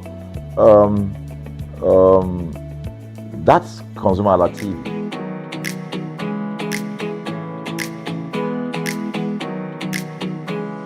Hello, consumers! You're welcome to ConsumerHalla TV, and this segment is known as In the Marketplace. Yes, in the marketplace, where we'll be exploring various major markets in Nigeria while providing you behind the scene of a market, how the market got developed and redeveloped. We will be exploring everything without omitting anything. And today, I am live here at Ayongbore Market, popularly known as Sabo Market. Behind the stores and behind the crowd lies a particular market. We will be giving you the history, dedication, the passion of the traders without omitting anything. Yes, we are exploring the vibrant world of commerce in Lagos. But before we go and talk to the traders to hear the stories of how they started this business, let's start with the history. Every market has a heartbeat, a rhythm that begins before dawn, in whispered prayers, in the clatter of souls, in the hope that today will be better than yesterday. And here, in the old town of Ikorodu, that heartbeat echoes through Ayongbore Market, known fondly as Sabo Market. To understand this market, you must understand the land that gave it life, Ikorodu, Oko Odu, the farm of Odu, one of the early settlers, a land of hunters, farmers, fishermen, and traders. Trade here was born out of community, first beneath palm trees, then along the dusty path that led to the lagoon. But as strangers began to settle, a new town emerged, a Sabo, and with it, a new market, Ayongbore Market. Named after the Ayongbore of Ikorodu, the revered king whose presence still watches over the stalls, this market became a symbol of unity, a melting pot of languages, faith, and livelihood. In the 1940s, Sabo began as a row of wooden stores and zinc sheds. Farmer brought yam and cassavas from Igbogbo. Fishermen came from the lagoon with fresh tilapia and catfish. Hausa traders brought cola nuts and hides from the north. Over time, Ayongbore Market became more than a market. It became a home, a second family for those who built their dreams here. But every great story faces a storm. In October 2015, a spark turned to flame, and the fire that followed consumed over 20 shops. Goods worth millions gone in minutes, dreams decades in the making, reduced to ashes. Yet from those ashes, courage rose. The people rebuilt, brick by brick, hope by hope, and the market stood once again, brighter and stronger than before.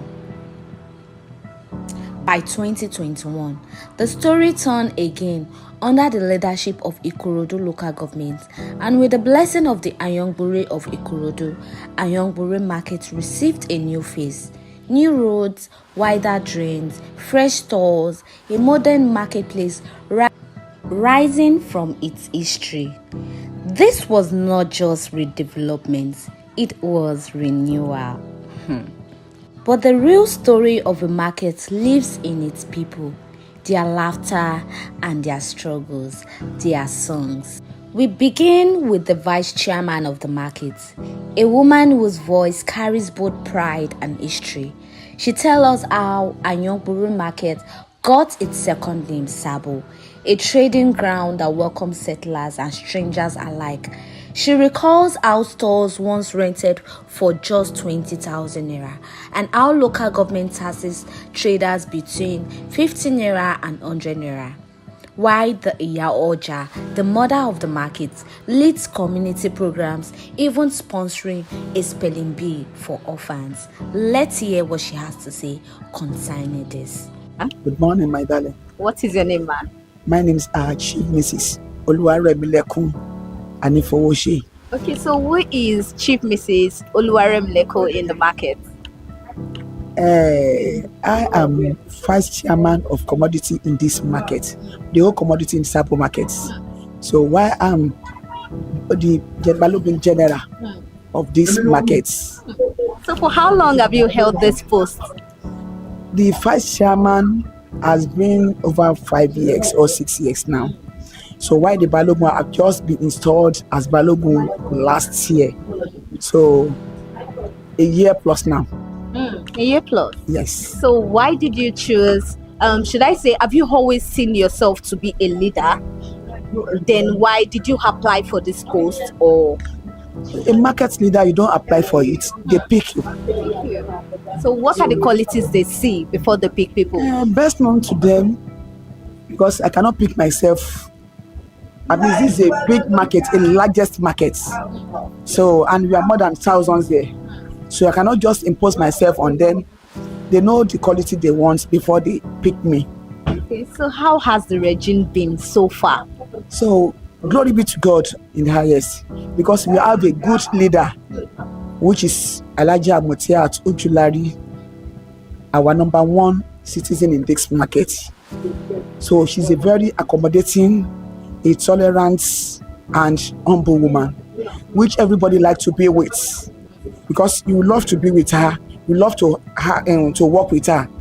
So it makes the work easier for us.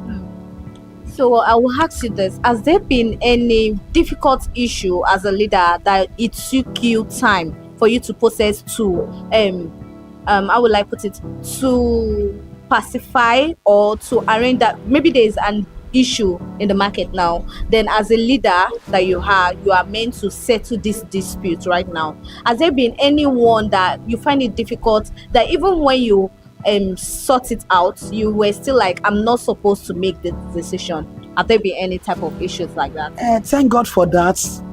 This is a market of combine a lot of tribes. We have Igbo, we have Calabar, we have Akwa Ibom, we have Evik, we have Yoruba, we have Hausas. But the problem we face in this market is just Hausas. You know how they behave, you know how they... So Lagos, we are there now. So I cannot use that word. So to treat with them or to mingle with them is a very difficult task. But with that, we still manage them. Because with the help of their leaders, because we have their leaders here that they install with us. Like we have the Seriki Arewa of this market, not the Seriki outside, but with our markets here, we have the traditional rulers. That is Seriki. So if we have any conflict, they have conflict with the marketers. So immediately we called their leaders. So, and when they get here, and with the help of our mama here, she tried a lot. Most of the times she spent her money, because you know I was those young boys in Hausas, maybe the one they are pushing, those people pushing the barrels. They are the problem we have in the markets, because they don't hear anything. They don't know anything. You cannot just, for them to say sorry, if they use the barrel to eat you, for them to say sorry is a problem. They can even slap that person. So, but from there, it can escalate to a little problem. So, but when they brought the problem here, we sort it out. If there is a little bruises from the victim, Mama will take the person to the hospital. So she will pay on her own money. So she will try, because she don't want a conflict that will result to a tribal fight. So she will pay the money and beg the person to go. The only thing we can do, maybe if they see that those malam, we can suspend them, that she don't want to see them here now. So that's how we settle it. But for other tribes, if you just make a fight within your neighbor, our rules in this market, and that's our law, before you first go home, maybe 2-3 days. Okay. So when we now see that you people are ready to settle, to make an agreement form, so they make written agreements that within the both party, you are going to make peace. So if you are not ready to make peace within yourself, you go home. For 3 days. It's for 3 days. So nothing like fine, because we go to other market, they'll be like they pay fine. And that's how we do our own here. So once you suspend them, so you go home, and you know that for the first day, second day, the third day, you know how much you have lost. So it's better. Because if you are collecting money from them, it's not just money. So we here, we don't base on money. Once we give you the warning and you started fighting, just go and close your shop and go home. So once you go home, the first day, the second day, the third day, you will call the second person, make the peace within yourself before you come back to us. And once you come back to us, that you've make peace, go and read the agreements. So once they are written agreements, there's no problem again. So how has this post helped you? How are you able to balance this your position and outside world? Like how do you do it? Yes. How do you do it? My darling sister, it's not an easy task. Like our mother here, she has her own shop too. She's the president, Governor Shako. She sells Shako. Wow. So the whole Ikorodu division, she's their president. So Lagos State, a vice chairman. So, but due to market as a whole, there's no chance. You cannot be a leader in the market and you still have chance for yourself in your. So, but check and balance. We are trying to do that. Okay, so can you walk me through any history that you know concerning Sabo markets? Ayongbun in Sabo market established during a Jakande regime. That's around 1979. But well established and launched generally that people will be coming to the market. That's 82. Wow. It's 1882. No, 1982. 82. When it was fully launched. That's for the both people to be coming, but established 1979. Shall you understand? So, but people coming to the market, then it was what will I say it? This urban market that they're coming from farm, so they come here to come and settle. So you know those days. Yes. So you bring your market from the farm, come and sell it here. From another place, come and sell it here. So from there, so day by day, started expanding. Okay, so the name Sabo, does it have a historical meaning behind it, or they just name it that way? The name Sabo Market. The name itself, you know, this market is called Sabo Market. So the name itself, does it have a history behind it? The name is not a Sabo Market. You know where Hausa people settled? They call that place Sabo.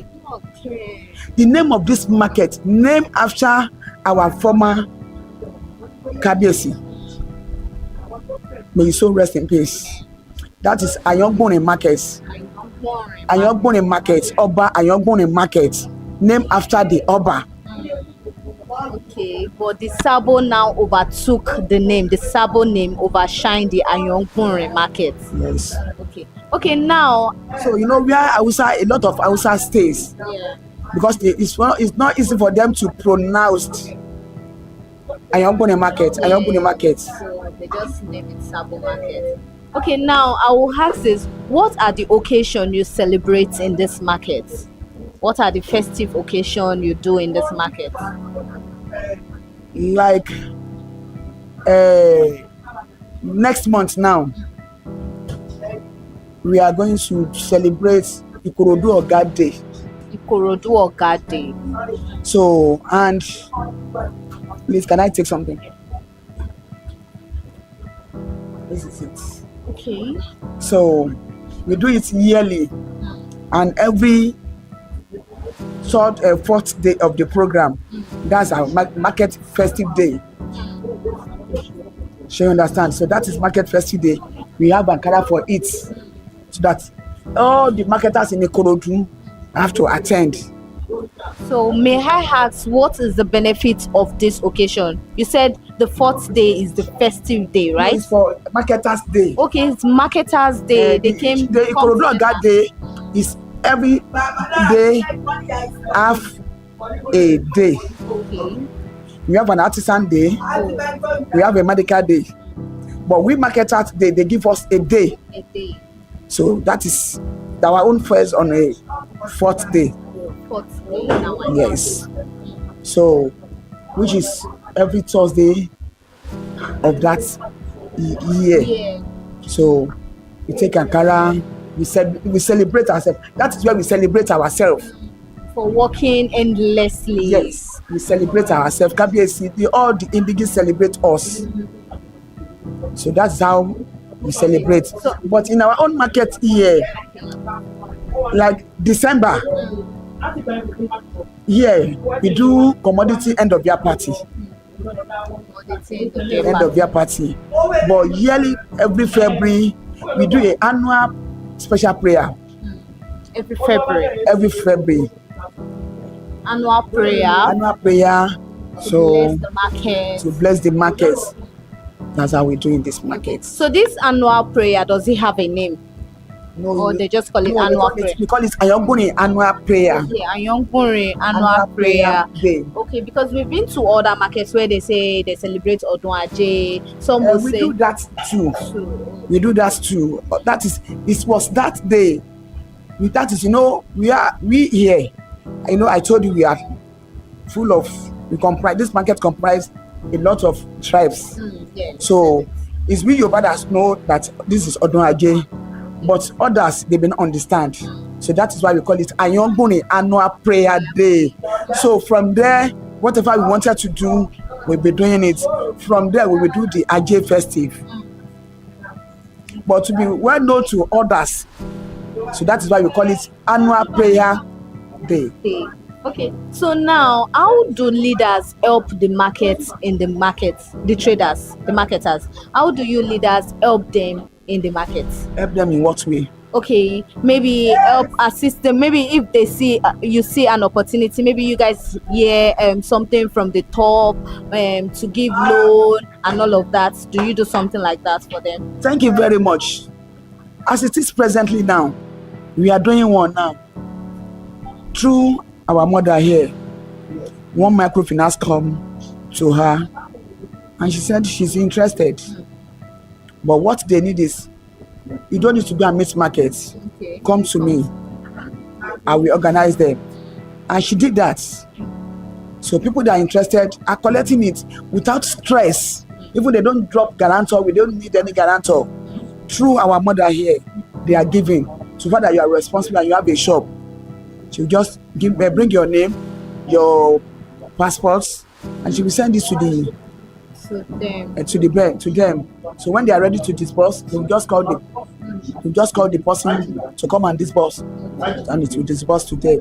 So even from state, if there is anything that she had from state that is going to benefit the market, immediately she will call a general meeting and tell them whoever interested she should apply it. There's one program now. She's the grand matron. She's the grand matron of Ayongbuni Spelling Bee, which she has been sponsoring more than 5 years now. And that will be for children, right? For children, to educate them, to just promote the education within the less privileged. So that's what she has been trying to, she has been doing that now for years. Okay. So now when we came in, we saw tax building, tax this thing. So what is that all about? Yeah, Lagos State Internal Revenue Service. So we have local governments, market board there. We have a Lagos State Environmental Sanitation Office there. So that just to know what is going on in the market. Every year, everybody in this market pay their tax. We are taxpayers in this market. Everybody pays their tax. Like every month? Yearly. Yearly. Like how much? It depends on what you are selling. But minimum is 10,100. So that is what Lagos State government give. Sure you understand? Sure you understand? So that is the minimum, 10,100. So, but if it's maybe if they come to your shop, the more the headache, the bigger the more the head, the bigger the headache. So Okay, so I also noticed about tickets that was being collected. The ticket money, is it together with the tax collected? no, the ticket money is the Lagos Ikorodu local government market stores. It's local government stores. It's not our own.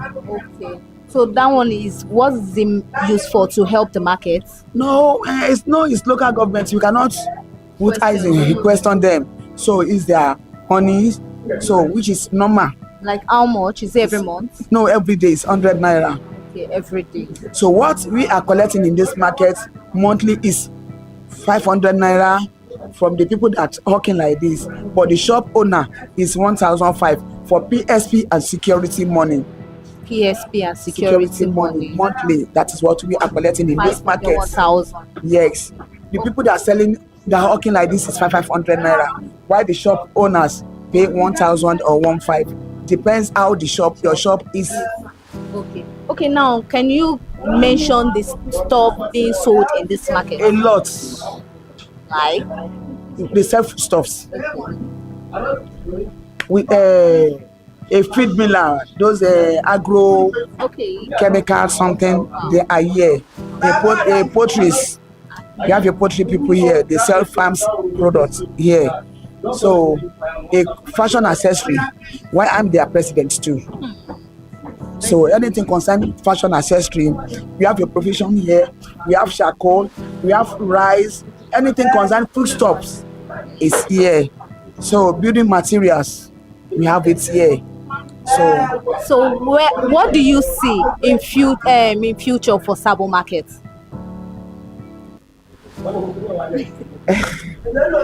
You made me to laugh. What I see in this market in 5 years to come is going to be an ultra-modern market, an international ultra-modern market. Because what we are saying now, people are trooping in.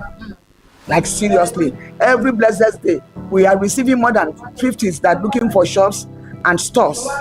Yeah, even companies are becoming here now that they have their branches here. We already have a bank here now. Inside this market, we have a microfinance here. We have a commercial bank inside this market now. So different people from where do come here to buy markets? From everywhere. Even I know a person that stay in Festac comes to this Ikorodu every day. I know a person stay in Ogudu, comes to, a lot of them stay in Ikeja that used to come and sells here every day. So per shop now is like how much if someone wants to rent a shop here? It depends on the location and depends on the sizes.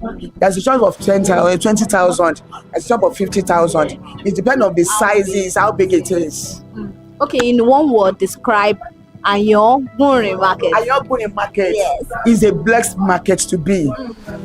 It's a blessed market for people to come, because in a day we have a lot of people that they don't come to the market in a day. They are not good enough, because it's a very conducive market for you. You too, you can see that when you walk around, there's nothing like Omagbero or somebody. No, we don't have that. One thing I noticed when I came here. No, and our market is a very neat market, most neat in market in Lagos State. You can testify, go around again and check everywhere.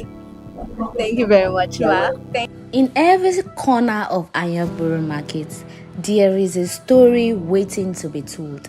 A rhythm behind the noise, a heartbeat behind every price call. Let's listen to what Chris Mohammed, an Hausa trader surrounded by the 80 cents of beans, rice and corn. It tells us business is not what it used to be. Even as food prices drop, buyers are fewer, and told us our rent was 17,000 naira before it moved down to 20,000 naira, and how every traders must pay tax. Let's hear what he has to say. Morning, sir. Morning. What's your name? My name is Idris Mohammed Mustafa. People, they're calling me big time. Okay, so who are you in this market? I'm the other Area Committee Lagos State member, where people where they do rubbish thing or something where they not sensitive for market. We are fee explaining something for them where they made they do they make them know what they want to do for market. So what is that story? What is that story? How do you start this business, this journey business of yours? How did you start for you to now even get this big? If I will tell you the matter for that, my story is too much, but I can give one or two reason or caution about my business or my story. If I say I will tell the story, now it's very long, but just I can say something for person that any person will do, may they do good for their life. Anything we may do straightforward, even market or anything. But I thank God that as I want you see that I get this one, even from January to now. Well, I not get this shop, but I thank God because of anything where you see for this life is better than make you know what you want to do for life. Nobody will know tomorrow for this life. So the thing where me I want to take for consumers or people where they come market. If they come market, may they carry good character or good minds. Lies. Not be say matter for they disturb me say. Sorry. So because of if they say you go on long story or so, I get one reason for our problem for market safe. What is our problem? We don't get rule and regulation for the market at all. Good what? Rule and regulation. Okay. What if you say that the rule and regulation, all of us, if we went enter for market, just we are saying we just enter market, we can feel do anything, not be like that. I will talk to people say, make it try do good things. You understand? Not be say you just enter, you do fight or something for market. It's not be like that. We are not coming market to fight or so. It's better that if person will come market, make you know what you come to do. Yes, the same way I want to. If you have another question, you can feel ask me. Okay, so what are you already make mention of the challenges, right? So I asked you before, I said, how did you start this journey for it to get this big? What is that story behind you selling food item in the market? So I thank God from my dad. If they say I will tell you that story is very long. Me, I can summarize it. Since 2014, since 2014. 2014. I work my daddy. I will have shop. I have one company where they call them YMY. YMY. Yes, Yoma Mustafa Yoma Foodstuff Nigeria Limited. Yeah. Yes, from there. Now I thank God that I get my own. Yeah, and I bought on salt Foodstuff Nigeria Limited. From my daddy's shop where we do around. I do market for 10 years. I thank God that I come get my own now. If I say I will tell you that story, I cannot get that right to talk anything about our market from there, from my father to my own. Okay, so now I know it's beans that you sell. You sell beans, you sell maize. I sell any pawns, now food stuff. Like the corn, okababa, bambara nut, wheat, soya beans, corn, anything food stuff. Now rice, everything for food stuff I get, I will selling it. Where did you get all this your food stuff from? Where did you buy it from? I back, not be we have plenty, not be saying at one step or two step I bring it. You understand? Not say everything the long journey from Arewa, we are bring this, some nature, some Makwa, some Maiduguri, we have plenty states. Not be say one from one state where I have a bring it. So what is that challenge? Is transporting all this food from that place, from that far? Roads. We don't have better roads. Okay. If they say if I was going to send message from federal government or state, I will want to tell the person that the federal government we don't have roads. If we buy back market from north, we don't go see the market urgently on time. Sometimes they go reach 2 weeks, sometimes they go reach 3 weeks, but they inside the country.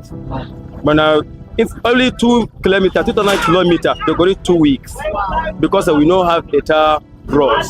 So if someone now make order of these beans and the beans did not arrive quickly, how did you now talk it out with your customer? we are not say any type of explanation where you want take your market.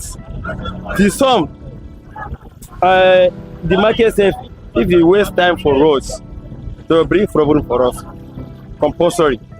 But not say this is impossible that they say the market where they use on urgently may they come is non seller or there for road they rent 2 weeks or 3 weeks more than that the same country. So that way if you come you will see we are sometimes we are food market for the ground. You will see that we want to come out or something, not be like that. People they go look that we want to put something or we have to come out the market, not be like that. The problem way they if the market don't take for us before it reach our place, they will take. If that market is going to take, we will find Kokoro will enter. So if possible that this we are saying Canada, Germany, even outside we carry and go. If the beast don't take for us or we never see the beast urgently from costs we will bring problem for our markets. So sometimes like that it brings trouble to the market. How then do you cope? How do you cope? I don't understand.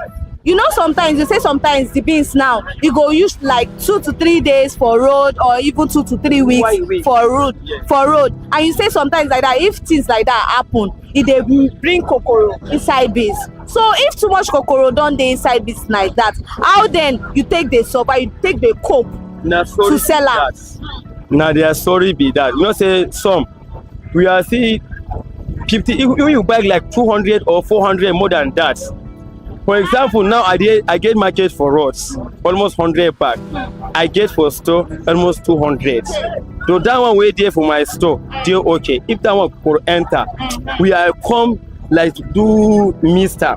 We are carry that way could enter like 50, where Kokoro never enter like 150 or 100. May you come just so we are explain to person. If you come talk say no be our force.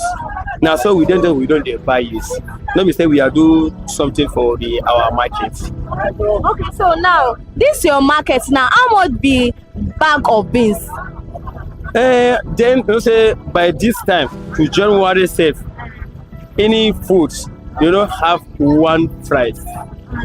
But I hear say food stuff don't they come down now? Alhamdulillah, food stuff don't they come down. But they come down where they mean. If you come down now, before we are selling it 180, 200. Now per bag. Yes. Now alhamdulillah we are selling it for 90, even 100. 90,000. Even 100. But we are not see the people who come buy the market. So that's the challenges right yes. now. So Shena Oloyin be 90, I mean now Olo. No, Olo 2. Olo 2 is 90,000. Olo 2 now they're selling 90 or some they sell 100 said. You know, as I always ask me, people they will come buy wholesaler from my start. I will give for normal price. But people will buy from my hand, they will go sell for like 100. Some they sell more than that said. Now market as how you are customer they will compete. So Olo 2, Oloyin now be how much? Oloyin now urgently for market now 65. So Olo 2 costs more than Oloyin? No, it's not different. Olo 2 and the Oloyin. What is the difference between Olo 2 and the Oloyin? Oloyin they will reach like if na Derica or Pen they mention they will reach 25, 26. Now Oloyin, yes, Oloyin they will reach 15.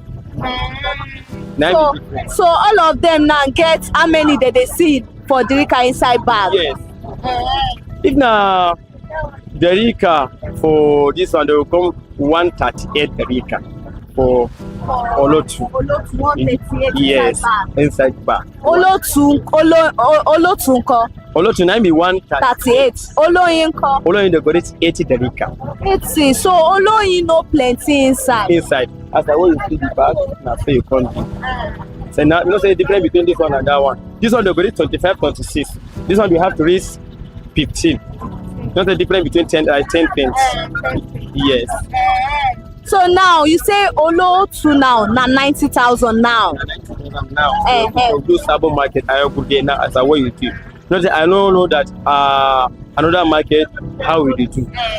Let me say because of Lagos State, this the price where you do use for year. Now say for example, the market where you sell for 90 for my 12, if you go 105 like 100.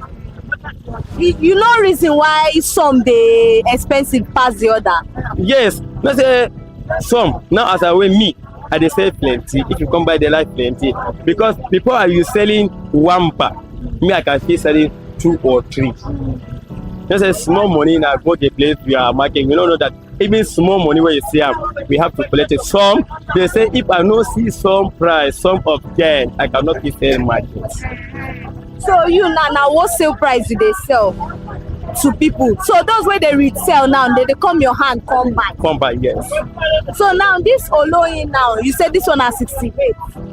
65. 65. Yes. 65. Okay, paint of Oloyin and Olotunko. So if we are selling paint of Oloyin, some they sell 5,500, some they sell 5,300. You know, see, as I weigh how you want to calculate it, now so we have to sell it. We are selling paint of Olotu 4,500.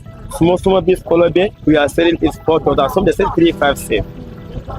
Okay. Yes. So you know they sell white beans. And they sell white beans, but I know get. So your bag of white beans be how much? That one they go reach 115,000. 115. Yes, that one they go reach 28 to 29 pence. Inside. Yes, that's why. So paint of white beans. 4,500. 4,500. Yes. Why that one for expensive bag? No, it's the same thing now. 4,500 or 4,500 to rent. Okay, now no. Yes, because why that one said you go reach some. If you like, we are still selling it 4,000, but it's not more. You know, say everything now we are paying money for shop, we are paying money for rent. Nothing, it's not our village. We are paying tax, everything there. Like how much did they pay for tax? This one another federal government, I enter government Awoko. I don't know, they go reach 25 to 30 like this. Buying something or we are want to using for our how you come be your life. Everything now. You know, they say everything done, they come down. Not matter if they come down now. Since where you come, you see one person will come say how much market. So that one, that one is not mind that they say big market come down now. That's true. You know, mind people no even come buy. And then you are even still paying for shop. How you go come see money take they pay for shop, they pay for tax. Only God. Only God they say that it's please something or something where you know that's for market. You know, say they say that was say people they say market is a secret. You not gonna know what is going on if you never calculate. Yes. As because of not be 1 or 2, you will have to guess. Yes. So how you can they survive inside market? We are so far. We have so far, very, very so far. Not be say if I say I go tell matter for the so far something. See, maybe one shop or two, nobody where they say market. All of us we are so far. Just we are praying for God that when you say market or so. When I come, I say you dey TikTok. Shey na there you dey sell some of your market sometimes. No, I dey now say I dey do online business. Online business for this your food item. Yes, and if you go TikTok say now say you write big time 001, you go see I dey sell some now. So we are in media. So most of your customer now from online you go way big. Send them, give them. Yes. I can maybe anywhere, even outside country, I go send even rice or beans, I go send outside country. Canada, Qatar, Iraq, I go send country. You now international. Alhamdulillah. Okay, so this is your bag of rice. How much be bag of rice? We are selling foreign rice 56,000. For bag now? Yes. Nigeria, we are selling it 55. Wow, 56, 55. Yes. Just 1,000 naira difference. Yes. Paints. I'm not selling paint, but people they say 5,500. Me, I'm not selling paint. Just a bag. Yes.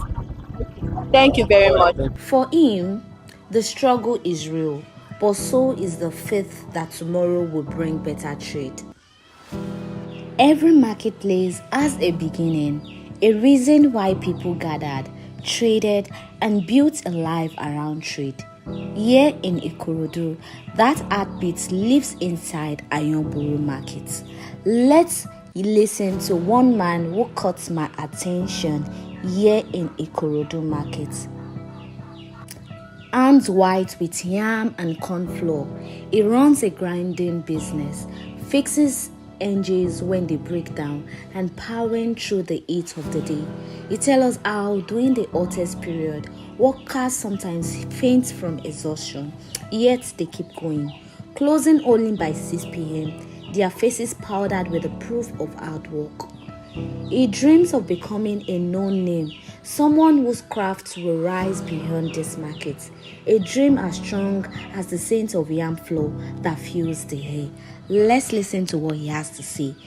Good morning, ma. What is your name? My name is Manuel. I'm the time. Okay, so what do you do in this market? The main thing I do in the market is I grant food, I grant meat, I grant a lot of things. I grant soya meat too, and I grant baby food, and I also grant swallow. I grant semovita. I do my own pando yam by myself, and I also do my own cornflakes. Okay, what with corn you do your own pando and semovita yourself? Yes. Okay, so what are the challenges in this business? Okay, the challenges in this business is that if the engine is not working perfectly, the business will not run well. And if you don't have enough equipment here, like I am now, I have a lot of equipment. Even other people, they used to borrow from me. That is why I'm able to stand in this market. And for you to stand in the market, you have to be prayerful also, because there are a lot of challenges, spiritually and physically. So for how long have you been in this business? I've been in this business for about 4 years now. So how did you get to be grounding in this market? I don't understand what you mean. Where did you come about to be grounding in this market? Okay, I started with my mom. So my mom has been grounding before. So gradually, I had to join her in the business just to make it grow for the future purpose also. So a lot of things I've been doing in the market. Apart from grounding, I also help them to fix their engine. People that buy engine and they can't pop with, I will help them pop with, and I make my money from there also. We have the analogy in this market, and we have rules and regulation, which is guiding us. We have to open in the morning by 7:30 a.m. sharp. In the evening, we close by 6 p.m. in the evening. Failure to close by 6 p.m., you have to pay fine. And the fine is 25,000 naira.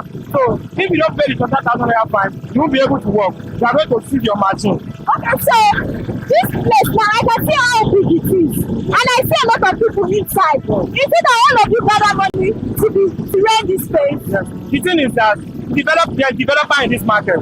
So when they want to build this place for us, developer asks us.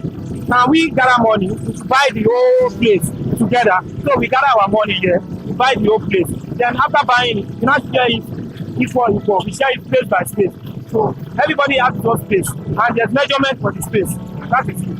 Okay, so like how much did you guys gather together to buy this place? We are talking about millions of naira here. Okay, so now this place is for you people. Yes, it's for Garden Machine Association generally. So now, if you guys don't need to be paying monthly or annually. We don't pay any money. The only money we pay is the market dues, which is the PSP, the normal, and also the security levels. We have to pay that. Like how much? We pay 1.5 every month for that. And we usually just this place, just for the environmental sanitation, so they won't have to charge us every month to pay. So is there light here? There's no light here. How do you guys now survive? The way we survive is that since there's no light, we don't do night work here. We only work in the day. That is how we survive. And if you don't have enough equipment here, you won't be able to run your business very well. That is it. So those heats not affect you people, like sweat? The heat affect us, especially when we are in the dry season. When we are in the rainy season, we are always happy. But the only thing that disturbs us in the rainy season is that the rain is going to disturb the customers. They won't be able to enter into the market. They won't be able to enter the market for them to patronize us. But when we are in the dry season, they'll be able to enter. The only challenges we face in the dry season is the heat. Because when the heat is too much, people faint. They pour water on them to make up back again. And continue their work. And continue their work. Continue their work. In this our country, if you don't stand well, you can't eat. So you have to stand well for you to be able to put food in your mouth. That's it. Okay, thank you very much. So it's only the strong that survive. Wow. I'm praying for myself to go international with this business. That is the plan we have. So when we are going international, we have to make our own work to be viral. Thank you very much. But who keeps this market alive? Who gives it its rhythm, its laughter, its challenges? Let's meet the people, the faces behind the stalls, the one who turned Ayongburu market from just a trading post into a story of survival, community, and hope. Let's listen to what Iya Indomie, like she said, popularly knows as, has to say, because according to her, she was once a proud shop owner, now trading by the roadside. She lost her shop, but not her will. With quiet resilience, she tells us, "This is all I have, so I will keep selling." Now selling bicarbonate in the market. Let's listen to this. Ẹ káàárọ̀ mà. Ẹ káàárọ̀ o. Kí lorúkọ yín mà? Orúkọ mi ni Ọmọlọ́lá Agboola tí gbogbo èèyàn mọ̀ sí Indomie nínú ọjà Sábó ní Kòròdú. A ti tó ọdún mélòó tẹ́ tí ń tajà ń bíbá? Tí mi bá gé kéré màá ti lò tó ọdún 15 years. 15 years? Nínú ọjà ibẹ̀ ni. Okay, so kí ni nǹkan tẹ́ mọ̀ or history ìtàn ráńpẹ́ tẹ́ lè sọ fún wa nípa ọjà Sábó? Ọjà Sábó jẹ́ ọjà ìlú Ìkòròdú yìí torí pé orúkọ ọba ìlú yìí ni wọ́n fi sọ inú ọjà tá a wà yìí. Ìyẹn nìkan tí mo mọ̀ nípa ẹ̀ àti pé òun nìkan ni ọjà tó tóbi jù ní ìlú Ìkòròdú yìí ní báyìí. So báwo ni ẹ ṣe mọ̀ nípa ọjà yìí tẹ́ fi bẹ̀rẹ̀ sí ń tajà ń bíbá yìí? Ní ìgbà tí mo dé ìlú Ìkòròdú yìí, ẹ̀gbọ́n mi ló mú mi wá sí inú Ìkòròdú yìí. Ìgbà tí mo wá ní pé mo fẹ́ bẹ̀rẹ̀ sí ní ṣe kátàkárà fẹ́ tajà, ẹ̀gbọ́n mi ló mú mi wá sínú ọjà. Okay, so nípa ẹsẹ̀ ẹ̀gbọ́n mi mo fi bẹ̀rẹ̀ sí ní tajà nínú ọjà yìí. Okay, kí lẹ wá ń tà nínú ọjà? Ìgbà tí mo kọ́kọ́ dé inú ọjà yìí tí àwọn èèyàn fi ń pè mí ní Indomie káàkiri, Indomie ni mo kọ́kọ́ ń tà. Ṣùgbọ́n nígbà tí ìpèníjà dé tí kò sí nǹkan kan mọ́, mo wá fi yí sí ọjà ilé láti lè fi máa tọ́jú àwọn ọmọ mi. Okay, so kí ni wá ní ìpèníjà tẹ́ ń dojúkọ nínú ọjà owó yìí? Nínú ọjà ilé tí mò ń ta ẹ̀, ìpèníjà tó wà ń bẹ̀ òun ni wípé tí a bá tà tán a lè mọye tá jẹ torí pé inú àpò làwọn Haúsá wọn la ti ń rà, inú ẹ̀ náà máa ń dì sí. Ṣùgbọ́n tá bá tà tán, tá bá tà tán oyekóye tá bá jẹ ń bẹ̀ ìgbà yẹn la tó máa mọ̀. Ṣùgbọ́n tá a bá tà tán a lè tí mọ̀. Ìpèníjà kan ṣo tó wà ń bẹ̀ ni. Okay, kí wá ní ìpèníjà tẹ́ ń dojúkọ nínú ọjà? Nínú ọjà tá wà yìí kò sí wàhálà. Ìyá ọlọ́jà wa dá sí wa, àwọn ará ọjà wa náà dá sí wa. Ṣùgbọ́n ṣe mọ̀ bí ọ̀rọ̀ ìlú wa ṣe rí nísìn, ètò káràkátà ó fà sẹ́yìn díẹ̀. Òun nìkan tá à ń dojúkọ báyìí torí pé àwọn ọmọ skul wà lọ́rùn wa, ilé tá à ń gbé ó wà lọ́rùn wa, nǹkan tó fà á nísìnyí. Okay, so ibi báyìí sìn, ibi ráńpẹ́ yìí sìn, ṣé ń sanwó fún ibi báyìí ẹ ti ń tajà yìí? A máa ń já tíkẹ́ẹ̀tì ọjà 100 naira, tẹ́lẹ̀ 50 naira là ń jà, nísìnyí wọ́n ti sọ di 100 naira. So a máa ń já tíkẹ́ẹ̀tì ọjà, then a máa ń sanwó PSP, àwọn agbálẹ̀ a máa ń sanwó wọn àtowó àwọn ọlọ́dẹ, owó tá à ń san bíbá yẹn ni. So wọn gba owó àyè ra kékeré tíkẹ́ẹ̀tì yẹn ló cover bíbá yẹn? Wọn ò gba owó lọ́wọ́ wa torí àwọn tó ní ṣọ́ọ̀bù tá dúró síwájú wọn á bẹ̀ wọ́n, wọ́n dẹ̀ gbà wá láyè ká dúró síbẹ̀. Wọn ò gbowó lọ́wọ́ wa. Lẹ́yìn ọjà tá à ń já tíkẹ́ẹ̀tì a dẹ̀ ń san owó ọlọ́dẹ, owó agbálẹ̀. So báwo ni ẹ ṣe ń cope nínú ọjà? Báwo lẹ ṣe ń yí gbogbo ẹ̀ mọ́ra? A dúpẹ́ fọ́lọ́run, à ń yí mọ́. A dẹ̀ dúpẹ́ pé Ọlọ́run ó ń gbàkóso. Níwọ̀nba díẹ̀díẹ̀ tá à ń ṣe, a dúpẹ́ pé Ọlọ́run fi àlùbáríkà sí. So kí ni ìdí tẹ́ fi fẹ́ràn ọjà Sábó yìí? Ìdí tí mo fi fẹ́ràn ọjà Sábó yìí ni wípé kò sí ẹlẹ́yàmẹ̀yà nínú ọjà yìí. Àti Haúsá àti Ìgbò àti Yorùbá, ò bá jẹ́ ọmọ Ìkòròdú ò bá jẹ́ ọmọ bòmíì, gbogbo wọn kó wa pọ̀, àjọ ń ṣe. So kò sí pé lọ síbí lọ sọ́hùn, nǹkan kí nǹkan tó bá ti mọ̀ tà fojú sí Ọlọ́run á dẹ̀ bẹ̀ tà. So kí ni ohun má ní gbàgbé tó ti ṣẹlẹ̀ sí nínú ọjà?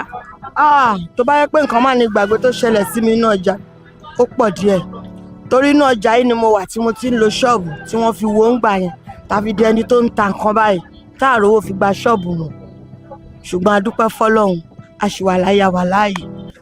Ẹ ṣé ma. Good morning, ma. Good morning. What is your name? My name is Gold Ayinke Mrs. Okay, so what do you sell in the market? I sell kitchen items, I sell drinks, I sell water, everything kitchen and household items. So for how long have you been in this business? This business particularly, I've been there since 2020. That's about 6 years, 5 years plus. So how do you come about Sábó Market? How do you get to know about Sábó Market? I'm an indigene of this town, Ikorodu. So definitely since we were young, mommy may say, okay, I'm going to garage. Or my mom of blessed memory, I'm going to Sabo and all that. Okay, so can you give us a tip or history of what you know concerning Sabo Market? Well, Sabo, what I know about Sabo Market is that number one, the major name of Sabo Market is Ayongbunrin Market. And that's the title given to the king of this Ikorodu. The king Ayongbunrin of Ikorodu. Do you understand? Just like we have the Sultan of Sokoto, Oni of Ife. So for Ikorodu town in Lagos State, the title is Ayongbunrin of Ikorodu. So this market is Ayongbunrin Market in Ikorodu. From the entrance, you will see the present king statue, King Shotobi. Okay. You will see the statue by the left when you are entering from the other gate there. Very big gate that faces the electricity company. Okay. So now, what are the challenges you face in the market? What are the challenges? The major challenge is our relationship with the northern people, and these are the wheelbarrow pushers. Okay, so the wheelbarrow pushers, when you are standing, in fact, as you are going, they don't really recognize the position of people. So when you are going, it's not their fault. It's just their kind of orientation. So if you don't understand them, you'll be fighting them. So when they are pushing their wheelbarrows, they just hit your feet, your leg. So some will say sorry, some will not say sorry. So, and we Yoruba people, we react, using reflex action. Some of them will just slap. By the time you slap that person, the other one will retaliate. Then, they support one another. So that's the major problem, is just those, the indigenous, would I say the indigenous issues, Yoruba relationship with the local Hausas. There are some Hausa people that are really knowledgeable and they are very respectful. In fact, when you met them, you imagine, are these really Hausa people? They have good orientation and they have good relationships. Do you understand? So what are the challenges in your business? What challenge do you have in your business? Challenges? Well, my sister, funding. Number one, funding. Number two, we have association, of which I'm the secretary. We have a president, every market group. We have, market groups, and is headed by a president, supported by the secretary. So we have the market group of rice sellers. We have market group of, different kinds of vegetable sellers. We have market groups of clothes and footwear sellers. As well, we have market group of, those that are selling plastic and kitchen items. We have emerged together. So we have a president and a larger. So I am the secretary of the whole market. Do you understand? So what I actually want to draw out is that one of the challenges, we have people that hawk some of our markets, and we have law. Do you understand? So they go against the law because they don't attend meetings. And one of our laws is that when we see them, those that are hawking and they are not registered, we should arrest them. So what I'm saying in essence is that these people are, for me to arrest them, the mind, but law is law. Law has to be adhered to. Do you understand? So I just tell them that, have you been attending meetings? Do you understand? That if you have not been attending, you need to start. Because we have laws, there are tax officers. Once they get them caught, they are going to pay more than they were supposed to pay. Because for those that are hawking, they pay 15,000 to get into the group, and you have a shop, pay 30,000. Some other groups, you may have to pay 200,000 before you open your shop and start selling that particular product. And for those that are grinding pepper, if you want to bring your machine into the market, before it was 30,000, I think I heard 50 or 60, however. So I don't want to talk for them. But you have to pay a particular amount of money because this is market. This is part of what they use in maintaining the environment of the market. We pay for security. We pay for, the cleaning of the market and other things. Okay. So then how do you survive in the markets? Okay, survive, depending on what you mean. Okay, I meant surviving, like survival. When you survive in the market, you already make mention of the challenges and all of that. So I'm now asking, how then do you survive? How do you cope? Okay, the major thing is that I will not pass my boundary. Do you understand? Where I'm not supposed to display my goods, maybe in the middle of the road. I will have to kind of avoid that. And also, whenever I have issues with any wheelbarrow pusher or anyone, I'll have to take it gently. You understand? Look into the reason why it happened before retaliating. I will not love to act on reflex, so that it will not be something that will not be. Come and take whatever you want. Go ahead. No, it's not disturbing you. I don't want to see. Okay, so that's just, Okay, so in one word. And then also, one of the laws of the market is that by 6 p.m., everybody's shop must be closed. Why? Yeah, because there has been issues of burgling.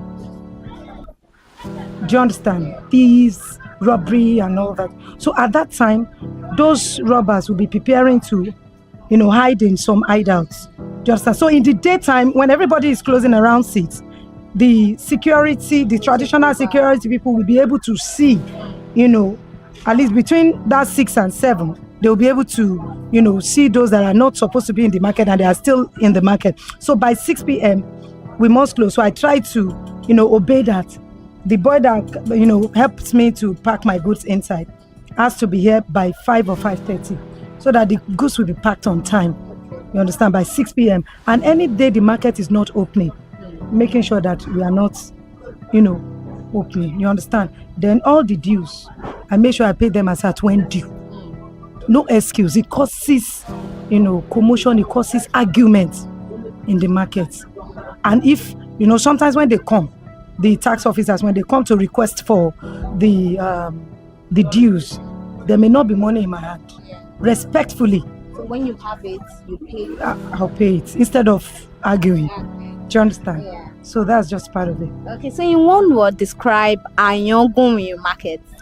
Ayongunmi market is one of the biggest markets, if not the biggest market in the whole of Ikorodu town. And it comprises every tribe. In fact, white people come in, Asian people come in, and everybody is welcome to market his or her own goods in this market. It accommodates every tribe. And you are here to make money. I'm here to make money and I will. Okay, thank you very much. You're welcome.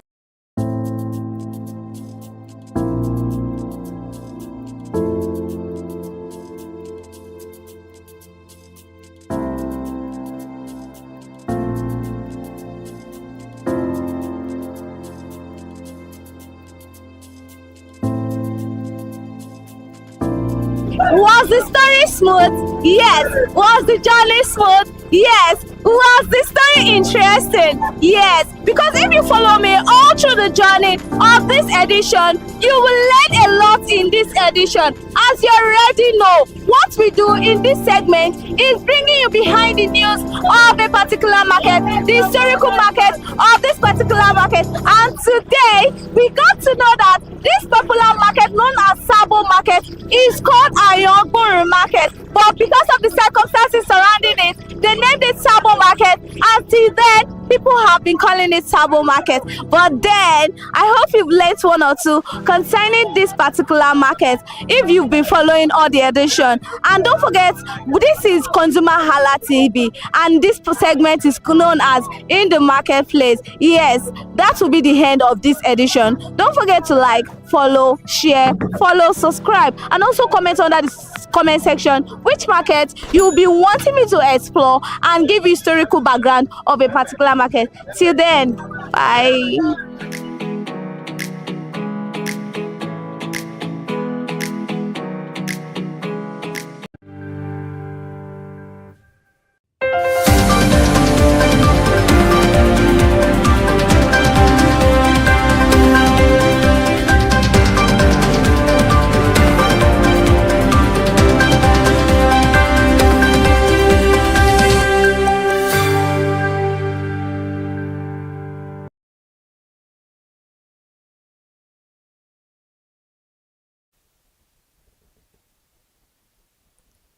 Alright, good evening and welcome to News at 4 on ConsumerHalla TV. I am Kikelomo Ajibola.